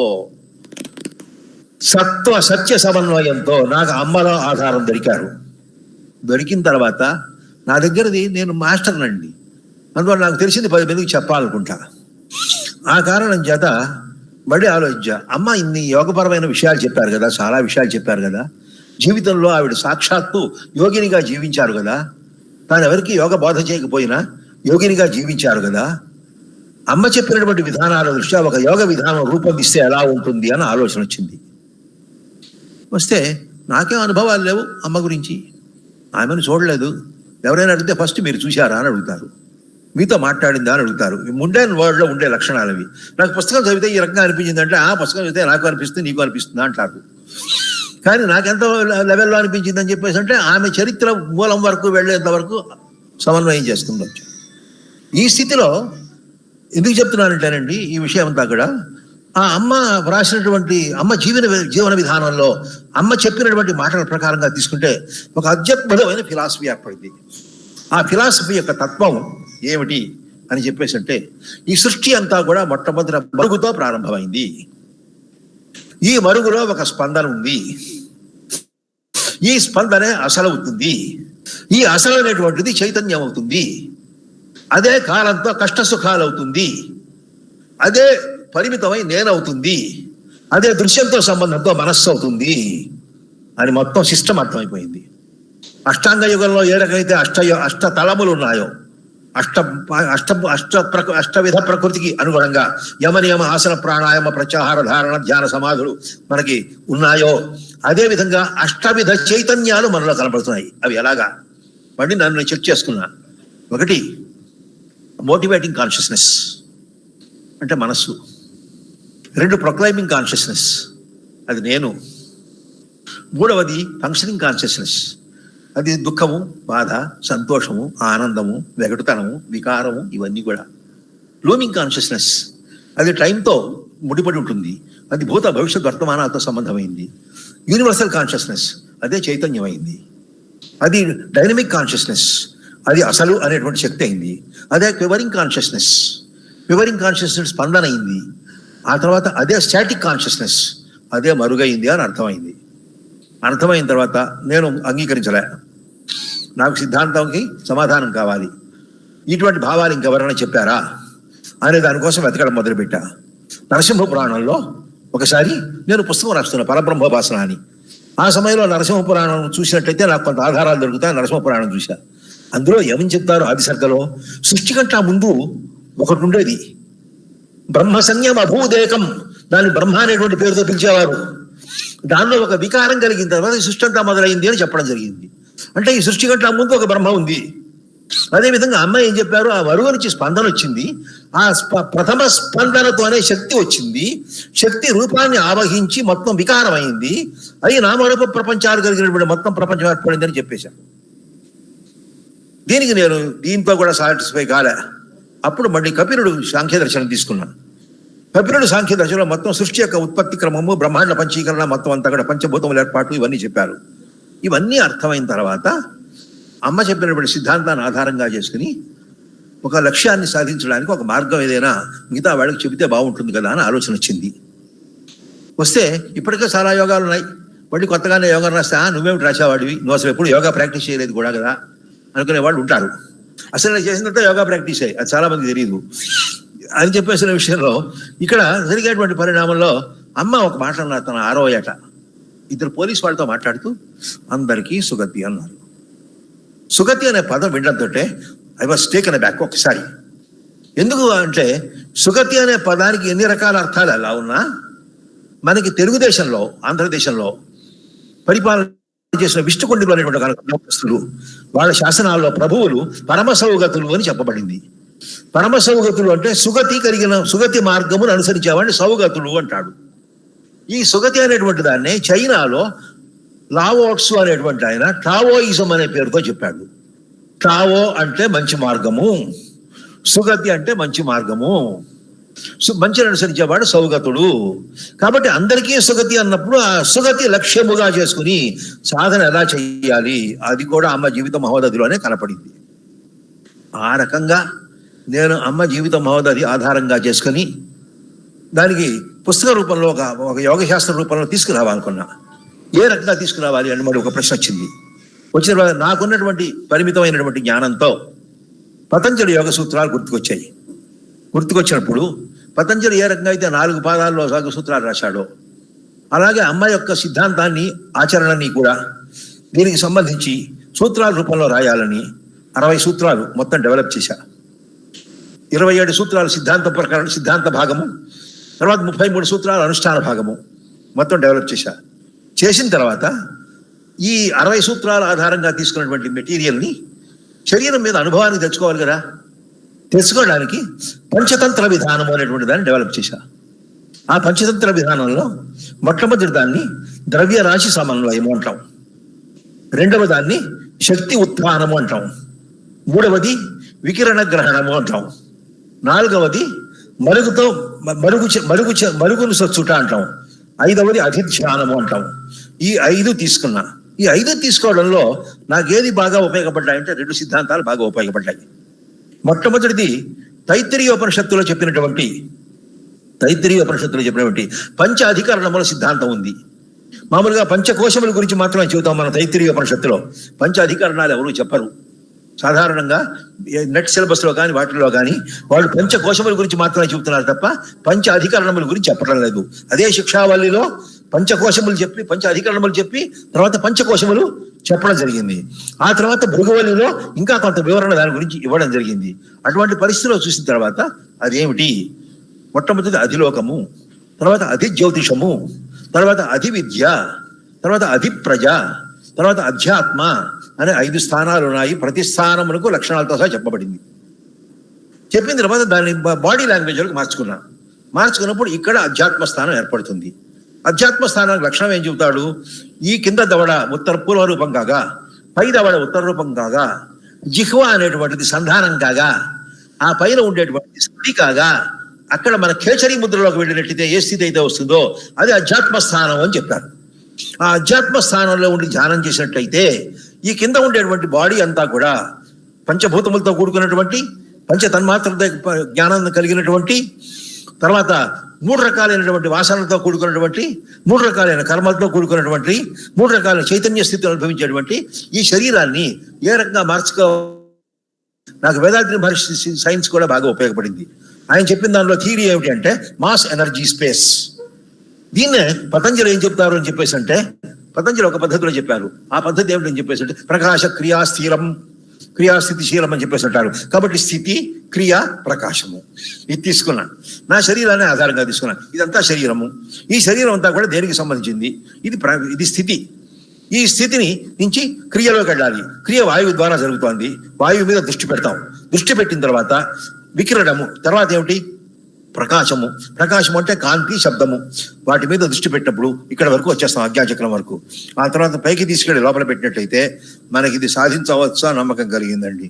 ఈ రకంగా నేను ఒక సిద్ధాంతం డెవలప్ చేయడమే కాకుండా దాన్ని 2022లో చిన్న ఇంగ్లీష్ పుస్తక రూపంలో రాశాను. ఎందుకు తెలుగులో రాయలేదు అని మీరు అనవచ్చేమో. మన తెలుగు వాడికి సామాన్యంగా కొన్ని లక్షణాలు ఉన్నాయి. అదేమిటంటే సమకాలికుడు ఎంత గొప్ప విషయం చెప్పినా కూడా నమ్మరు. అది వశిష్ఠులో యాజ్ఞవల్కులో చెప్పాడని చెప్పేసి అంటే నమస్కారం పెట్టి అబద్ధమైనా స్వీకరించడానికి సిద్ధపడతారు. మన తెలుగు వాళ్ళలో ఉండేటువంటి లక్షణం అది నేను గమనించాను. అందులో రెండవది ఆవిడ పాపం ఎవరో గృహిణి, బ్రాహ్మణ కులంలో పుట్టిన ఒక ఆడది. బ్రాహ్మణ కులంలో పుట్టిన ఆడది వేదాంతం చెబుతోంది, యోగం ప్రాక్టీస్ చేస్తోంది అని చెప్పేసి అంటే చాలామంది నవ్వుతారు. ఆవిడ విషయంలో అదే జరిగింది. ఆ నవ్వి ఆవిడని దూరంగా పెట్టుకుని వాళ్ళు కోల్పోయిన వాళ్ళు ఉన్నారు. అటువంటి వాళ్ళలో ప్రసాదరాయ కులపతి గారు ఒక ఆయన, ఎక్కివాల భరద్వాజ గారు ఒక ఆయన. వీళ్ళందరూ కూడా ఆమె దగ్గరికి వెళ్ళి కొన్ని నేర్చుకుని సరే ఆమె పని మీద బయటకు వచ్చేసి ఆమె దగ్గర పొందాల్సింది పొందకుండా బయటకు వచ్చేసారు. అక్కడ ఉండి ఊరికి రాళ్ళు పాతేసినట్టుగా ఉన్న వాళ్ళు ఉన్నారు. అందరినీ చూశాను ఈ 8 ఏళ్లలో. ఈ 8 ఏళ్ళలో అదే పుస్తకం చదువుతున్నానండి. నేను సులభతర కుండల కూడా పక్కన పెట్టేసి ఇందులోదే తీసుకున్నాను. ఈ మధ్య కాలంలో నాకు అచల పరిపూర్ణ రాజ్యాంగంతో కూడా పరిచయం పడింది. వాళ్ళకు కూడా కొన్ని క్లాసులు తీసుకోవడం, అష్టావక్రకి ఇటువంటి పాఠాలు చెప్పడం ఇవన్నీ కూడా జరిగింది. అంటే నాలో కాన్షియస్నెస్ ఎలా ఉంది అనేటువంటిది వ్యక్తిగతంగా నా వికాసం చెప్తున్నా మీకు. మీలో కూడా ఆ వికాసం కలగచ్చు. It's blossoming state. ఆ బ్లాసమింగ్ స్టేట్ ఏ రకంగా కావచ్చు. కాబట్టి ఆ రకంగా ఒక పుస్తక రూపంలో తీసుకుని వచ్చి ఆ పుస్తక రూపంలో ఉంటే సూత్రం పనికిరాదని దాన్ని మళ్ళీ క్రియారూపంలో తీసుకొచ్చినట్టయితే ఆ క్రియారూపంలో సమన్వయం చేసి చూపించినట్టయితే ఏ రకంగా ఉంటుంది అనేటువంటి దానికి మీకు ఆ క్రియలు ఎలా చేశాను అనేటువంటి దానికి సంబంధించి ఒక ఉదాహరణ 2-3 ఉదాహరణలు మీకు చూపించినట్టయితే అసలు ఆ క్రియారూపంలో స్వరూపం ఏంటి అనేటువంటి దాని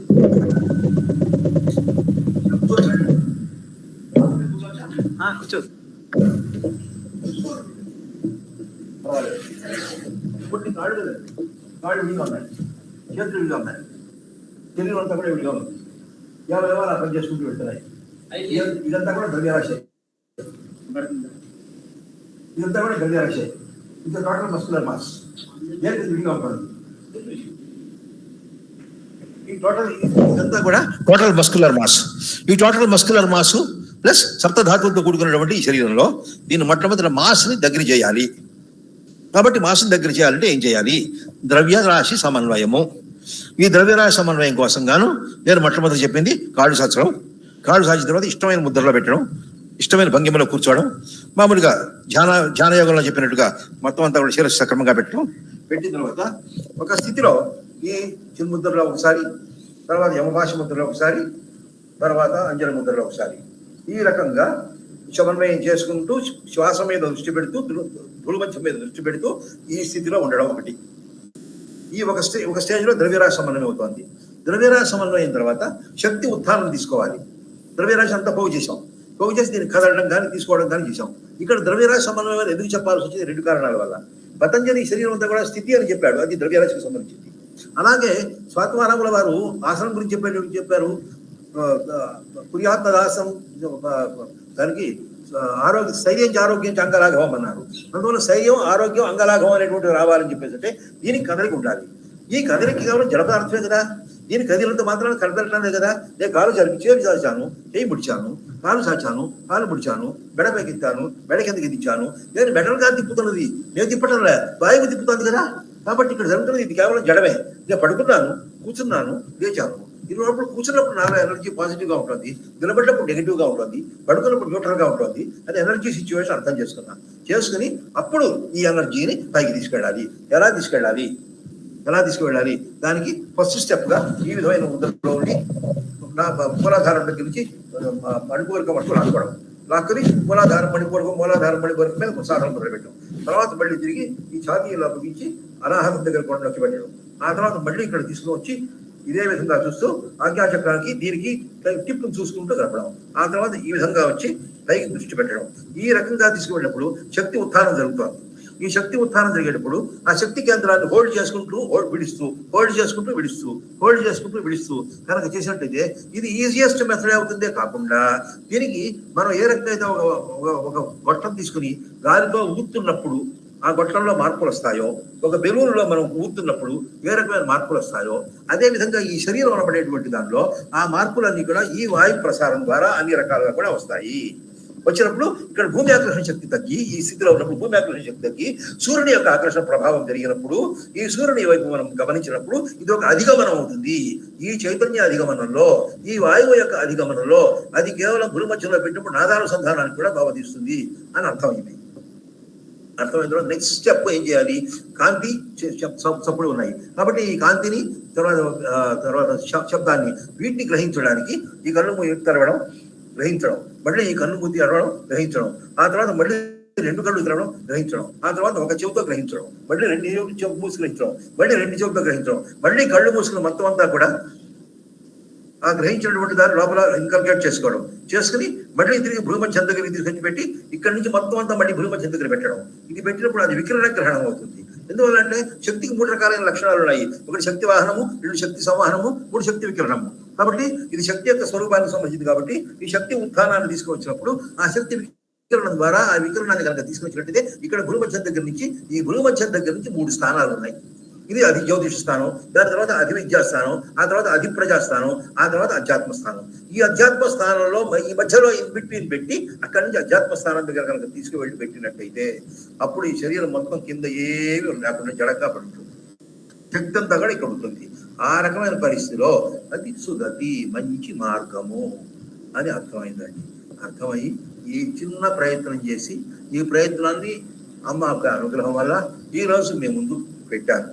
ఇది కొంతమంది అన్నారు ఇప్పటికే చాలా యోగ విధానాలు ఉన్నాయి కదండి, అవసరమా అని చెప్పేసి అన్నారు. దానికి మళ్ళీ ఆలోచన చేశాను. 1919లో మాస్టర్ సివివి ఒక యోగా కనిపెట్టారు. 1950 ప్రాంతంలోనే మళ్ళీ తిరిగి అరవింద మహర్షి ఒక యోగా కనిపెట్టారు. మళ్ళీ అదేవిధంగా 1950 ప్రాంతంలో వేదాద్రి మహర్షి సులభతరకుండ యోగం కనిపెట్టారు. కాబట్టి ఒకే కాలంలో అనేక మంది కనిపెట్టడం తప్పు లేదు. ఎందువల్లంటే నాకు యోగ తత్వోపనిషత్తులు దానికి ప్రమాణం దొరికింది. యోగో హి బహుధా బ్రహ్మన్ విద్యతే వ్యవహారత. ఆ కారణం చేత మనకి 3 గుణాలు ఉంటాయి: సత్వగుణము, రజోగుణము, తమోగుణము. కాబట్టి సత్వగుణ ప్రధానమైన యోగము కర్మేంద్రియాలతోనూ, రజోగుణ ప్రధానమైనది జ్ఞానేంద్రియాలతోనూ, సత్వగుణ ప్రధానమైనటువంటిది అంతరింద్రియాలతోనూ సమన్వయం కలిగినటువంటి లక్షణాలు ఉంటాయి. కాబట్టి ఆయా లక్షణాలను బట్టి ఆ గ్రహస్థితులు కలిగిన వాళ్ళకి ఆ రకమైనటువంటి ఆప్షన్ ఒకటి మనకి ఇవ్వాలి. మనం ఉదాహరణకి ఇడ్లీ తినమంటాం, కొంతమంది కారం చట్నీ వేసుకుంటారు, కొంతమంది కారం పొడి వేసుకుంటారు, కొంతమంది సాంబార్ వేసుకుంటుంటారు, అదే ఇడ్లీ. కానీ తినేటువంటి తేడా మారుతుంది, ఆ గుణాన్ని బట్టి మారుతుంది. కొంతమంది నిదానంగా తింటారు, కొంతమంది అనుభవిస్తూ తింటారు, కొంతమంది ఏదో హడావుడిగా డ్యూటీ చేసినట్టుగా, కాలేజీలో పాఠం చెప్పినట్టుగా, ఏదో ఇప్పుడు మాట్లాడుతున్నట్టుగా అయిపోతే చాలే అని చెప్పేసి వెళ్ళిపోయేవాళ్ళు ఉన్నారు. నేను అలా చెప్పడంలే. నేను ఎందుకు చెప్తున్నానంటే నాలో ఉన్న ఆ తపన మీ ముందు పెడుతున్నా. ఈ 8 ఏళ్ళగా పడ్ల తపన, ఆ సులభ కుండల యోగం పక్కన పెట్టి దానికోసం చేయవలసినంత చేశాను అని చెప్పేసి అక్కడ పక్కన పెట్టి అసలు ఈ సిద్ధాంతంలో అమ్మ అందరికీ సుగతి చెప్పేసి దీనికంటే ముఖ్యంగా నాకు అనిపించింది ఏమంటే మనం తెలుగుదేశంలో ఉన్నాం. తెలుగుదేశంలో పుట్టినటువంటి ఆవిడ తెలుగు భాషలో రాసినటువంటి గ్రంథాల్లో ఉండే విషయాల్ని 10 మందికి మనం చెప్పవలసినటువంటి పూచి మనకు ఉంది కదా అనేటువంటి ఒక ఆనక దురుద్దేశంతో కానీ సదుద్దేశంతో కానీ ఒకటి. రెండవది ఇంకో విధానం కనుక తీసుకుంటే ఇప్పుడు ఈ వయసులో ఉండే వాళ్ళందరిలో కూడా శరీరంలో ఎన్ని రకాలైనటువంటి మార్పులు ఉంటున్నాయి, ఏ రకమైనటువంటి ఒత్తిడి శరీరం తట్టుకోలేకపోతుంది. అటువంటిప్పుడు ఈ స్థూలాన్ని వాడకుండా సూక్ష్మ వైపు ప్రత్యేకించి కనుక తీసుకెళ్ళినట్టయితే అంతర్ముఖత్వం పొందించడం కానీ, లేదా భూకేంద్రంలో ధ్యానం చేయించడం కానీ, లేదా అధ్యాత్మ స్థితిలో కనుక వాళ్ళు ఉంచడం కానీ, అది కనుక మనం చేసినట్టయితే దానికి మళ్ళీ రకరకాల ప్రయోగాలు మళ్ళీ తీసుకున్నాం. శ్వాసతోనూ, శ్వాస లేకుండా, శ్వాస ఆపి 3 స్థితుల్లో కూర్చుని, నిలబడి, పడుకుని 3 స్థితుల్లో ఏదో ఒక బీజాక్షరం తీసుకుని ఓంకారం మాత్రం వాడకూడదు, ప్రాణాయామం ఉండకూడదు. ప్రాణాయామం ఎందుకు ఉండకూడదు అని చెప్పేసి అంటే ప్రాణాపానబంధ స్థానం అనేటువంటిది ఇక్కడ చెప్తారు మామూలుగా. అంతేకాకుండా ప్రాణాయామం గురించి కొన్ని రకాల పొద్దున్నే వారు చెబుతూ ప్రాణమోపానం అనేటువంటి దాని మీద 2 కంట్రోలింగ్ ఫోర్సెస్ మనకు ఉన్నాయని చెప్పారు. 2 కంట్రోలింగ్ ఫోర్సెస్ ఉన్నాయి. ఈ ప్రాణాపానముల యొక్క సమన్వయం అనేటువంటి సక్రమంగా చేయడం అందరికీ తొందరగా వచ్చేది కాదు. సామాన్యమైనటువంటి వాయువును సామాన్యమైనటువంటి చలనంలో తీసుకుంటూ ఆ సామాన్యమైనటువంటి స్థితిలో ఉంచి ఈ శరీరాన్ని మొత్తం అంతర్ముఖంగా చేసుకున్నట్లయితే, దృష్టి నుంచి తీసుకున్నట్లయితే దీనికి నాకు భగవద్గీతలో ఒక ఆధారం దొరికిందండి. దాని అధిగమన ప్రక్రియ అంటారు. ఆ అధిగమన ప్రక్రియలో 9 రకాల స్టేజెస్ చెప్పారు. మొట్టమొదటి దశ ప్రసాదం తర్వాత శాంతి తర్వాత సిద్ధి తర్వాత పరాం శాంతి, ఆ తర్వాత బ్రహ్మీభూత స్థితి, ఆ తర్వాత బ్రహ్మ నిర్వాణ స్థితి, ఆ తర్వాత మత్సంస్థ, ఆ తర్వాత మద్భావము, ఆ తర్వాత నైష్కర్మ్య సిద్ధి. ఇది 9 సార్లు మొత్తం భగవద్గీతలో చెప్పబడింది. అధిగచ్చతి అనే క్రియారూపంలో చెప్పబడింది. ఆ అధిగమనం యొక్క ప్రక్రియకు చెప్తాడు. ఎలా చెప్తాడు? అభిరమణం నుంచి ఉపరమణంలోకి రావాలన్నాడు. శనై ఉపరమ్య అంటాడు. శనై ఉపరమ్య అంటే నిదానంగా ఉపరమించి. ఈ నిదానంగా ఉపరమించడం అంటే దేని నుంచి? ఈ శ్వాసని దృశ్యమును ఉపాధిగా చేయకుండా ఈ శ్వాసనే ఉపాధిగా చేసుకుని, శ్వాసను దృశ్యమును ఉపాధిగా చేయకుండా శ్వాసనే ఉపాధిగా చేసుకుని దృశ్యము నుంచి నిదానముగా ఉపరమించి భూతత్వం నుంచి జలతత్వానికి, జలతత్వం నుంచి అగ్నితత్వానికి, అగ్నితత్వం నుంచి వాయుతత్వానికి, వాయుతత్వం నుంచి ఖగతత్వానికి, ఖగతత్వం నుంచి కాలకర్మ అతీతమైనటువంటి తత్వానికి మనం తీసుకువెళ్ళినట్టయితే అది ఎంత బాగుంటుంది అనిపించింది.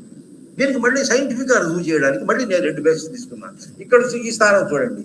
ఈ స్థానం కిందనే కాలం ఉంటుంది. కన్ను ఉంటే కాలం ఉంటుంది, చెవు ఉంటే కాలం ఉంటుంది, చేతులుంటే కాళ్ళు కాలం ఉంటుంది, కర్మేంద్రియ జ్ఞానేంద్రియాల సమన్వయం ఇదంతా కూడా కింద. ఇది కాలతత్వం, ఇదే రుద్రతత్వం, ఇది ఈశ్వరతత్వం, ఇది మహాదేవతత్వం. రుద్ర, ఈశ్వర, మహాదేవ. ఇక్కడ ఏమిటి? కాలతత్వము, మహాకాలతత్వము. అదే రకంగా మీకు ఈ సృష్టిలో 2 రకాలు ఉన్నాయి. కనబడేది, కనబడింది. మనస్సు అనేది తెలియబడుతోంది, నేను అనేది తెలియబడుతోంది, కష్టము సుఖం అని తెలియబడుతున్నాయి, కాలం అని తెలియబడుతోంది. కాబట్టి ఈ 4 కూడా వ్యక్తమైనటువంటి స్థితులు. దీని నుంచి అవ్యక్తమైనటువంటి చైతన్యంలోకి వెళ్ళినప్పుడు చైతన్యం నుంచి అసలు నుంచి స్పందన నుంచి మళ్ళీ మరుగు. ఆ మరుగు స్థితికి వచ్చేసరికి ఏం జరుగుతుంది? మొత్తం శరీరంలో ఉండే ప్రతి భాగము కూడా, ప్రతి కణము కూడా అంతర్ముఖమయ్యి దానిలో ఉండే స్పందన నిశ్వాస రూపంలో వెళ్లకుండా ఉచ్ఛ్వాస రూపంలో ఉత్క్రమణ దశలో ప్రాణము యొక్క ఊర్ధ్వగమనమైనటువంటి ఒకనొక స్థితిలో అది స్వతహాగా జరిగేటువంటి ఒకనొక ఊర్ధ్వోన్ముఖమైనటువంటి, దాన్ని ఊర్ధ్వరేతస్కుడు అంటారు. ఒక పదం వాడతారు, ఊర్ధ్వరేతస్కుడు అని. అర్థం ఏమిటంటే ఈ ఊర్ధ్వరేతస్కుడు అంటే రేతస్సును పైకి తీసుకెళ్ళడం కాదు. అక్కడ రేతస్సు అక్కడ జలభావం, ఆ జలభావంతో కూడుకున్న శక్తిభావం, అగ్ని జలము 2 కలిసి ఉంటాయి. ఆ అగ్ని జలభావాన్ని పైకి తీసుకెళ్ళడం ఊర్ధ్వరేతస్కుడు యొక్క లక్షణం. ఆ ఊర్ధ్వరేతస్కుడే బ్రహ్మచారి అవుతాడు. బ్రహ్మచారి యొక్క లక్షణం ఏమిటి? వాడికి లింగభేదము, రూపభేదము, స్పర్శభేదము ఉండవు. అది బ్రహ్మచర్యం. ఈ రకమైనటువంటి విషయాలను కూడా అమ్మ జీవిత మహోదధిలోంచి తీసుకుని ఆ ఫిలాసఫీని అంతా జాగ్రత్తగా డెవలప్ చేసి, ఆ ఫిలాసఫీని కొన్ని సూత్రాలుగా తయారు చేసి, ఆ సూత్రాలని ఆచరణగా తయారు చేసి సుగతి యోగము అనేటువంటిది తయారు చేయడం జరిగిందండి. అది మన విద్యార్థులందరికీ కూడా ఉపయోగించుకోవచ్చు, లేకపోతే లేదు. మనం హోటల్ కడతాం, 10 వస్తువులు లిస్ట్ ఉంటుంది, మనకు నచ్చింది మనం తీసుకుంటాం, లేకపోతే పక్కవాడు తింటున్నది మనం తినాలనుకుంటాం. అదే రకంగా అప్పుడు ఆ స్థితిలో మనకి ఏమనిపిస్తుందో అది అనిపిస్తుంది. ఇదొక భావం ఉంది. ఇప్పుడు నేను సిద్ధాంతం చేయలేదు, సిద్ధాంతం ఎవరో చేశారు. ఆ సిద్ధాంతం చేసిన దాన్ని నేను కేవలం ఆ సూత్రాన్ని క్రోడీకరించిన తర్వాత ఆ సూత్రాలను మన శరీరం మీదకి ఏ విధంగా ప్రవేశపెట్టాలనేటువంటిది నాకున్నటువంటి యోగ పరిజ్ఞానం దృష్ట్యా ఎందుకంటే మాస్టర్స్ యోగా గురించి కొంత పరిజ్ఞానం ఉంది, అరవిందుల వారి యోగా గురించి కొంత పరిజ్ఞానం ఉంది, సులభధర కుండల యోగ గురించి పరిజ్ఞానం ఉంది, హఠయోగ గురించి ఉంది సిద్ధాంతపరంగా.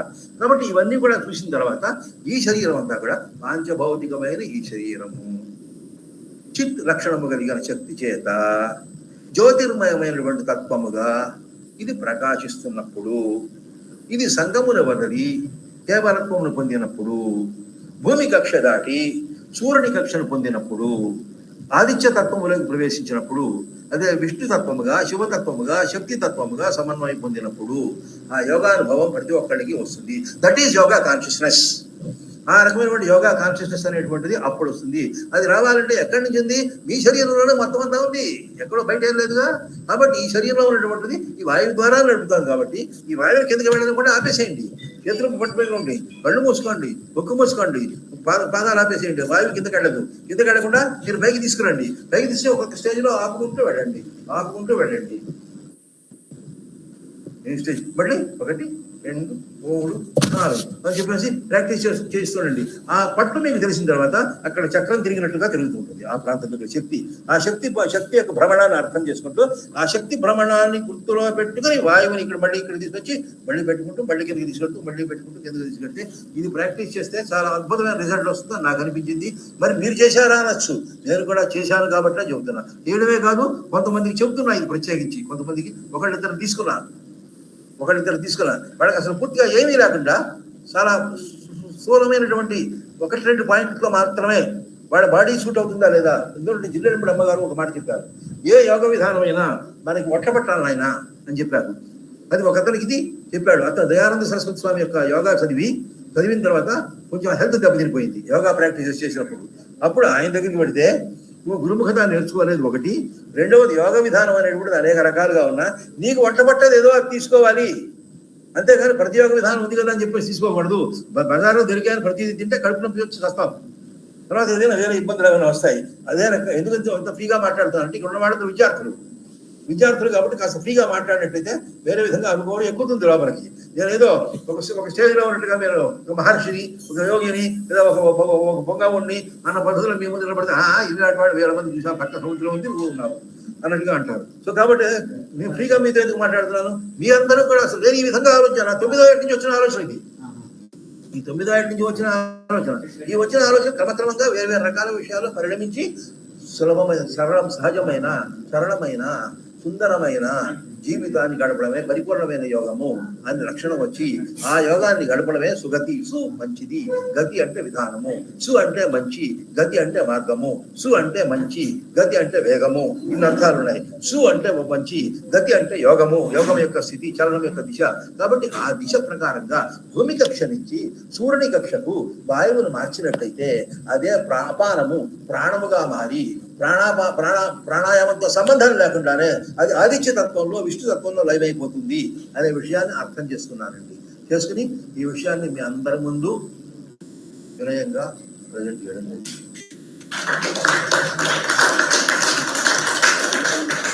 నాకన్నా కేవలం 15 సంవత్సరాలే ఈ యోగాతో పరిచయం.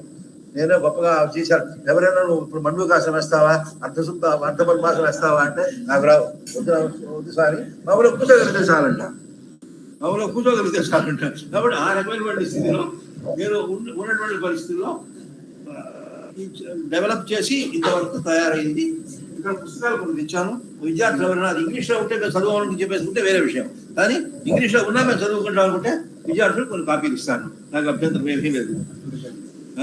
అద్భుతంగా చెప్పారు. థ్యాంక్ యూ వెరీ మచ్ స్వామీజీ. ఈ స్వామీజీ వారు చెప్పిన దాన్ని ప్రొఫెసర్ డి వెంకట్రావు గారు కొంచెం సమప్ చేసి మనకు బ్రీఫ్ గా తెలియజేస్తారు. అదే అప్పుడు ఆయనతో చెప్తున్నాను, చాలా అద్భుతంగా చెప్పారు. అంటే మనకి అనేక మార్గాలు ఉన్నాయి, అనేక మార్గాల్లో ఏది మంచి మార్గము అని అంచేతనే మీ యోగం మంచి మార్గము, వేగంగా పొందే మార్గము, వేగంగా మనం అది చేరడానికి అది సుగతి అనే దాంట్లోనే అర్థం కూడా. ఇది ఈ పద్ధతి ప్రకారం వేగంగా మీరు అక్కడికి చేరవచ్చు. You can realise that yoga consciousness అని అది ప్రతి వాళ్ళు కూడా చేసుకునేటటువంటి స్థితికి ఉన్నటువంటి వాళ్ళు ఉన్నారు. కాబట్టి తప్పకుండా ఈ మార్గాన్ని మనం అనుసరించవచ్చు ఆయన అనుసరించి చూపించారు మనకి ఆచార్యులు. అంచేత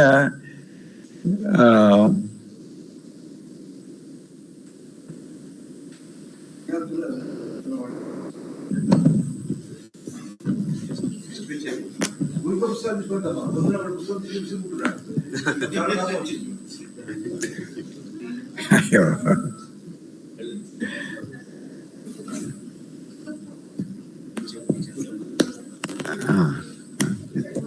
ఇప్పుడు ఓంకారానికి స్వామీజీ వారిని ప్రొఫెసర్ డి వెంకటరావు గారు సన్మానం చేస్తారు. చక్కగా చెప్పండి మాస్టర్. పైకి రండి మాస్టర్.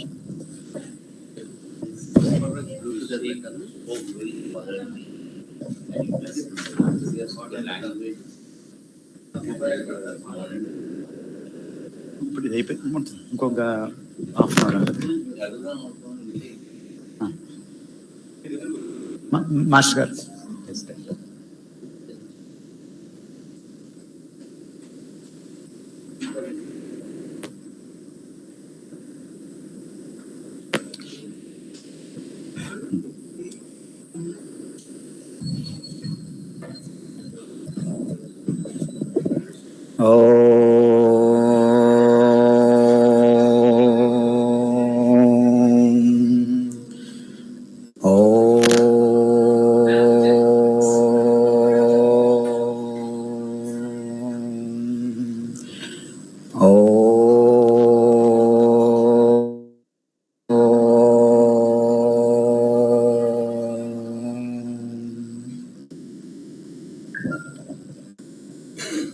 నమస్తే స్వామి.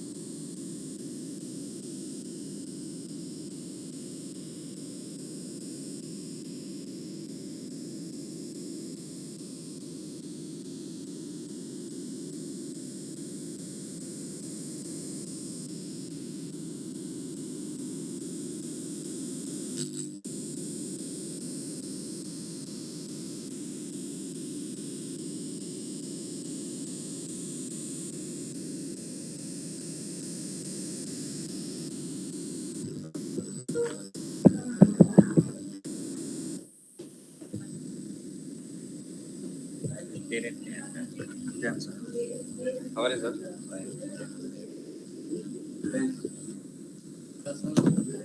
What?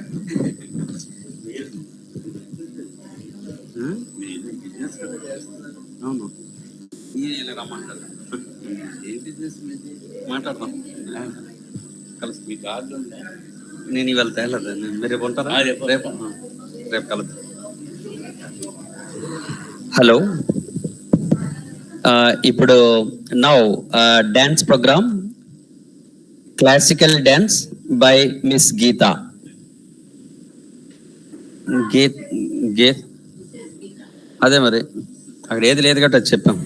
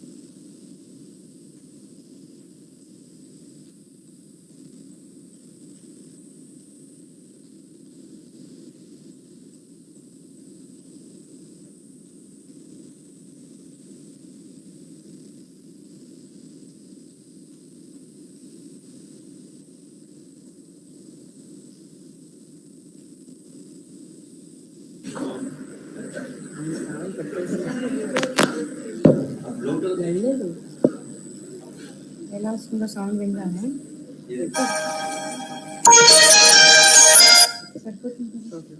వాల్యూమ్ తగ్గిస్తే సౌండ్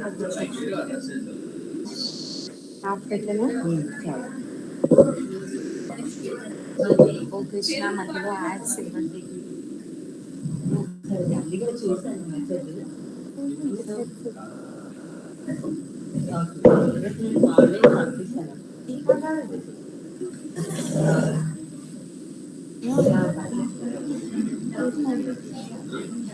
దూరంగా ఉన్నా కదా, దూరంగా ఉన్నా కదా.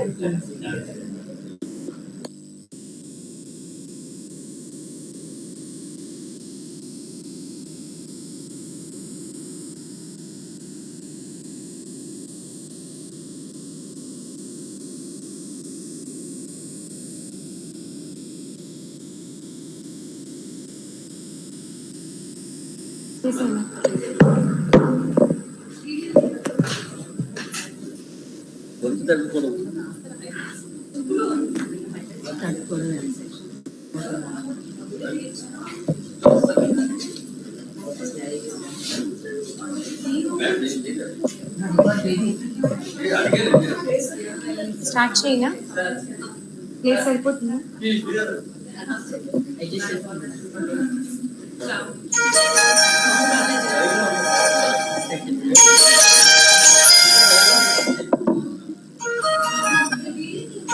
ఇంకొంచెం సౌండ్ పెంచాలా?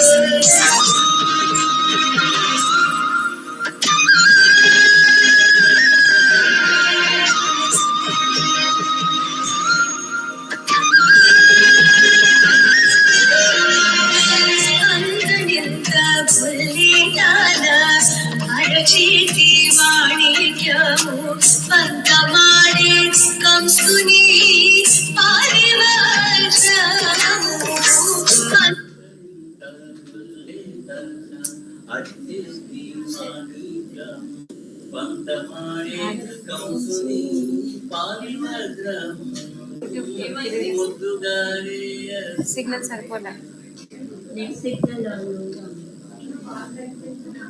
ఈవిడ అసలు ఆఫ్లో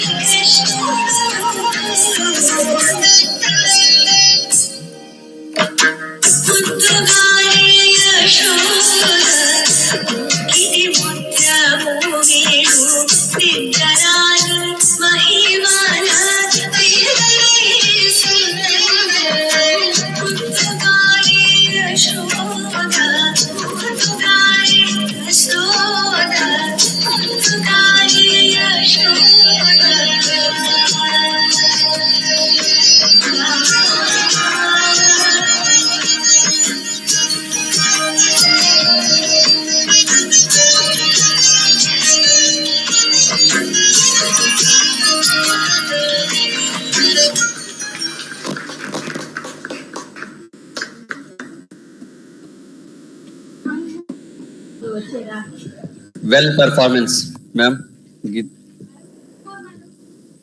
సార్ మాట్లాడతారేమన్నా? Dance expert. Dear audience, really you had a very feast. No doubt she has done a small portion of that. Could you understand the essence of the dance? Here the Annamacharya described the Krishna in the lap of Yasoda in the Navaratnas. అంటే నవరత్నాలతో చక్కగా పోల్చి, అంటే మన పిల్లవాడు అలా నవరత్నాలా వెలగాలని యశోదమ్మ కోరిక. కానీ నేటి యుగంలో పిల్లలు ఏ రత్నం కింద పనికి రాకుండా పోతున్నారు. ఎందుకంటే ప్రయత్నం చేయడం లేదు తల్లిదండ్రులు. ఇంగ్లీష్ మొక్కలు నేర్పించి చూడండి, ఆ పాట ఎంతో గొప్ప పాట మేడం. Thank you madam. చక్కగా అంటే ఆ వర్ణన కవి హనుమాచార్య చక్కగా కృష్ణుని నవరత్నాలతో పోల్చుంటే రంగుమోవి పగడము, ప్రతికేలి రుక్మిణికి పగడంతో పోల్చి చూడండి.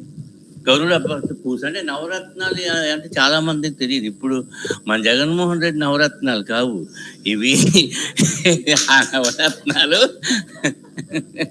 అంటే వీళ్ళు కూడా మన పాత వేదాల నుంచి పురాణం నుంచే తెచ్చుకుంటున్నారు అన్ని కూడాను, ఏం కొత్తదేం కావు. అంటే నవరత్నాలు అంటే అర్థం ఏంటి, అలా నవరత్నాలు ప్రయత్నం చేస్తున్నారు మన సీఎం గారు. కానీ ప్రజలు ఎంతవరకు దాన్ని ఆమోదిస్తారు? So it's a wonderful item madam. నాకు చాలా ఆనందం ఆపేసేది, నాకు గుండె ఒకేసారి ఆగిపోయింది. ఎందుకంటే అంత చక్కటి ఐటమ్ కదా అది. ఇంకా బాగా చేస్తే ఇంకా బాగుంటుంది. Anyhow I thank you for your trial to praise. అంటే ఈ ఏజ్లో మీరు వచ్చి చేయడం అంటే అంత సులువైంది. కానీ anyhow the yoga department, I was the first student of MA Yoga from this university, and I worked as a professor in the Department of Education, and also worked as in charge of a yoga dance department, drama department, and music department. So I'm trying to come to yoga to do the second PhD. Second PhD చేస్తున్నాను.